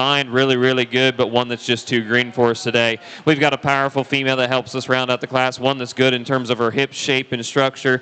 For me today, she just wants to get a little too weak on those hind hocks as she travels throughout the ring. A good set of females. Congratulations. Reminder to the Oxford exhibitors, the Ohio Oxford Association meeting is Sunday, tomorrow at 1 p.m. upstairs in the meeting room.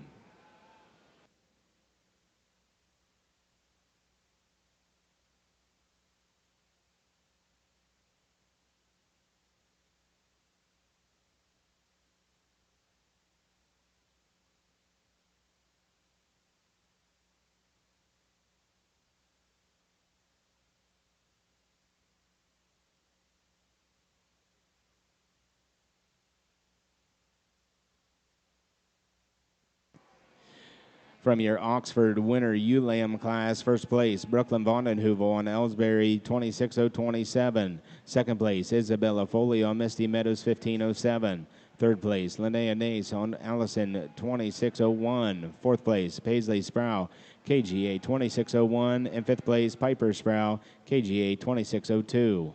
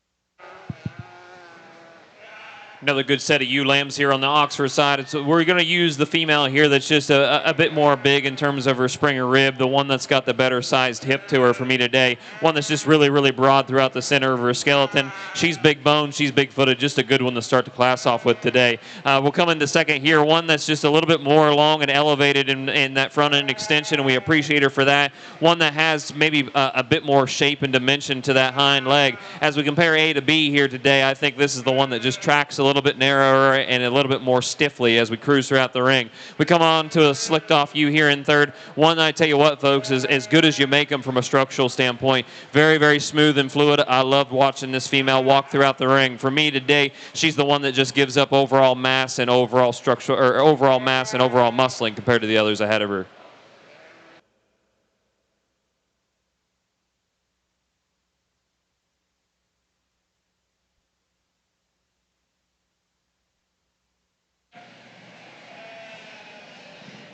We'll round out the individual classes here with our March ewe lambs and our South Downs with an awfully nice group. Just real neat made females here. You lead off with one that is just the most muscular and most massive today. She trots around the ring free and easy. Her rib shape's good. She's got just a tremendous shape about her top, yet for as much massive as she is, she still looks good. She's got some femininity about her front end. She lays good in her breastplate. I think that's an awfully nice one to lead off with. The next one, whistle fronted and got some extra jack about her, which I love. Maybe not quite as ready or as massive as that first ewe, specifically back there in her hip and her pin. Like to blow her apart there, just a nickel if we could. But that one's a big racked one that's very fresh. Beautiful head about her. I think that's a darn neat one there to go in third hole. Our fourth ewe, really, really level. Not quite as neat made as those first two, just in terms of her muscle shape and overall design. Got a great head about her, though, in terms of her South Down breed character. Great set of feet and legs underneath her. Maybe give her some more time just to develop, to maybe get ahead of those other ones, and she might. But I don't think she's ever going to have quite that whistle front end that we have in both of those other ones. But that's a darn nice female that we can breed to a lot of different kind of rams and make really good sheep out of. In four, big top sheep. Wants to get just a little bit soggy and a little bit lazy on us here. Doesn't want to maybe to show off quite as nice about her front end. Got a beautiful pelt and hide about her, though. Really nice about her head with some extra length about her. Then a super green one here that we round out the top five with. Super sound on her feet and legs. Maybe just getting a nickel darker for me, maybe about her head color. Give her some time just to develop and massen up. That's a good set of March ewe lambs. Let's put our hands together. Congratulations.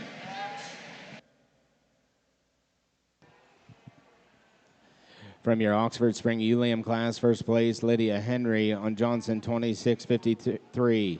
Second place, Isabella Foley on Misty Meadows, 15.09. Third place, Linnea Nace on Wagner, 3.26. From your Southdown March ewe lamb class, first place, Josie Weir on Mapeline Farms, 26.11S. Second place, FP Livestock, Olivia and Ansley Porter on FP Livestock, 26.44. Third place, Lydia Lake on Lake, 26.309. Fourth place, Riley Zuli on ESQ, 404. Fifth place, Bailey Zuli on George Brothers, 26.032. Sixth place, Lucy and Bella Byler on Hillcrest, 24.16.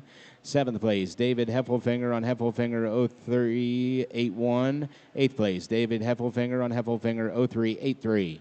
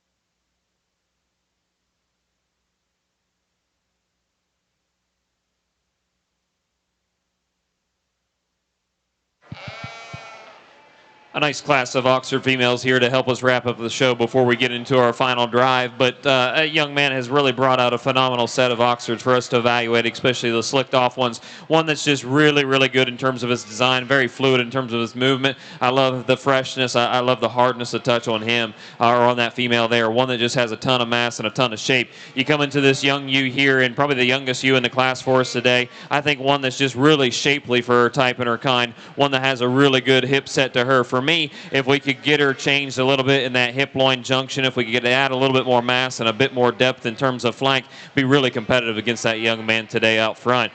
Cool set of ewes here in 3 and 4, a couple that are very similar in terms of their type and kind. We're going to use the one that's a bit more shapely in terms of overall muscle mass. This one just has a bit more rack shape, a bit more loin depth to me to get this female here in 3rd. Just a good leg set. As we come to the young man here in 4th, I think one that we appreciate from a maternal standpoint, one that's a bit more robust and big in that gut or in that rib itself, and that's quite all right for a breeding female. For me, she just lacks an overall muscularity, especially on that hind end. We'll come into a plainer muscled and a plainer made female here in 5th, but a good one nonetheless in terms of breed character. I like how fuzzy that muzzle is. I like the color of the legs on her.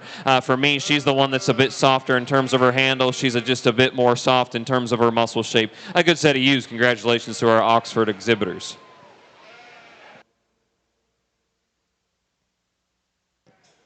Results from your Southdown pair of ewe lambs.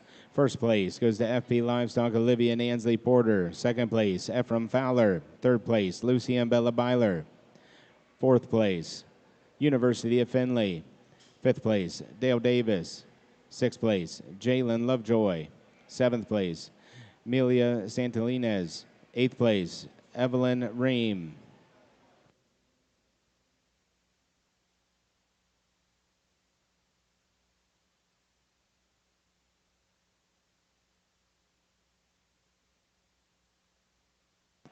Results from your Oxford Slick ewe lambs. First place, Bryson Walpe on Star Walpe 0177. Second place, Brooklyn Vondenheuvel on Vondenheuvel 2634. Third place, Jordan Harchu on AA 2624. Fourth place, Dwight Harchu, Harchu Livestock 26071. Fifth place, Lydia Henry Johnson 2640. Sixth place, Linnea Nace on Wagner 226. Seventh place, Linnea Nace on Wagner 126. Now in the East Ring is your Oxford U Champion Drive. And currently in the West Ring, your Southdown Champion U Drive.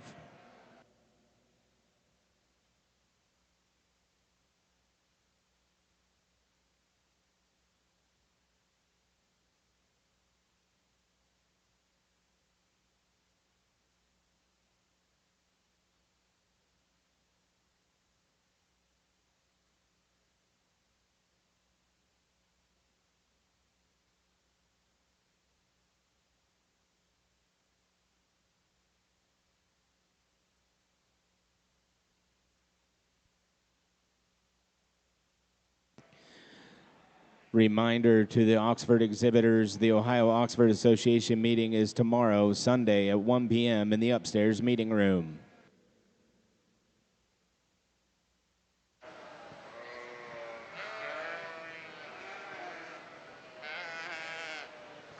Well, folks, what a day it's been over here in the wool side, and then moving into some of our meat breeds. Again, a big thank you to the staff here at the Ohio State Fair and those folks that are running the sheep barn. Let's give these guys a nice round of applause. I don't think they get enough attention and for the hard work that they do to put on a good show for our youth out here today.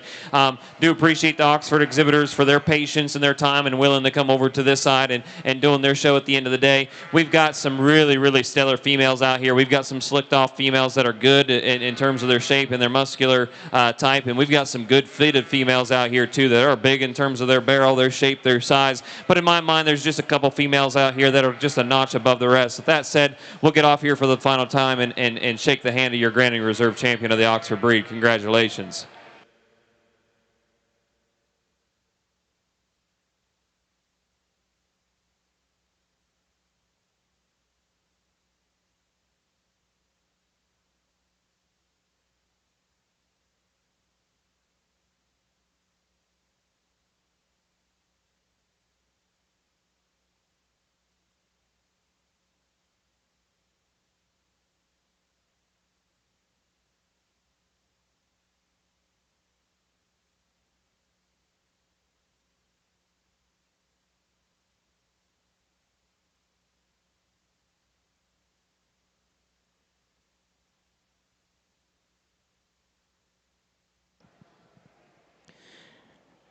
Your champion Oxford U goes to Bryson Walpe.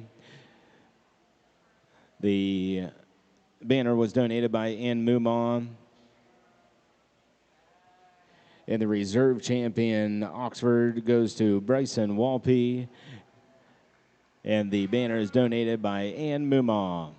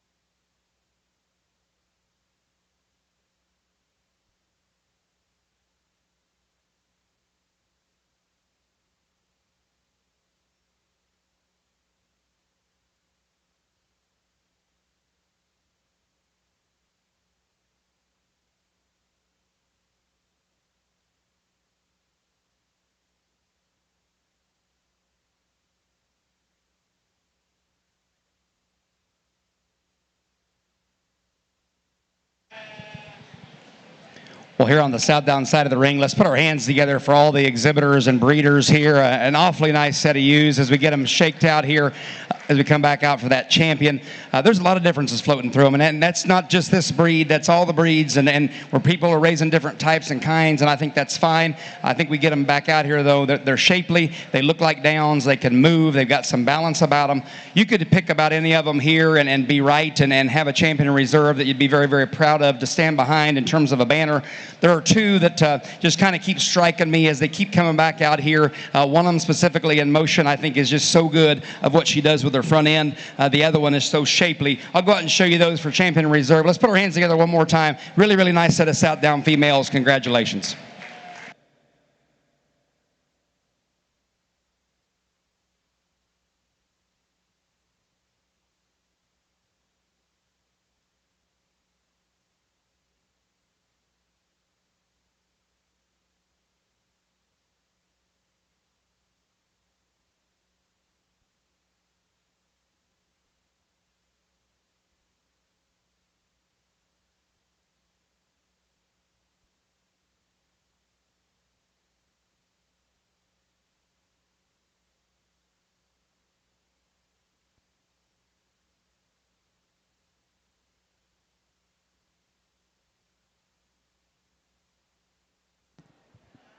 Your champion Southdown U goes to Ellis and Paul Rinker. And your reserve champion Southdown U goes to Josie Weir. On the Oxford side, we need to present our Premier Exhibitor Award. Your Premier Oxford Exhibitor goes to Bryson Walpe.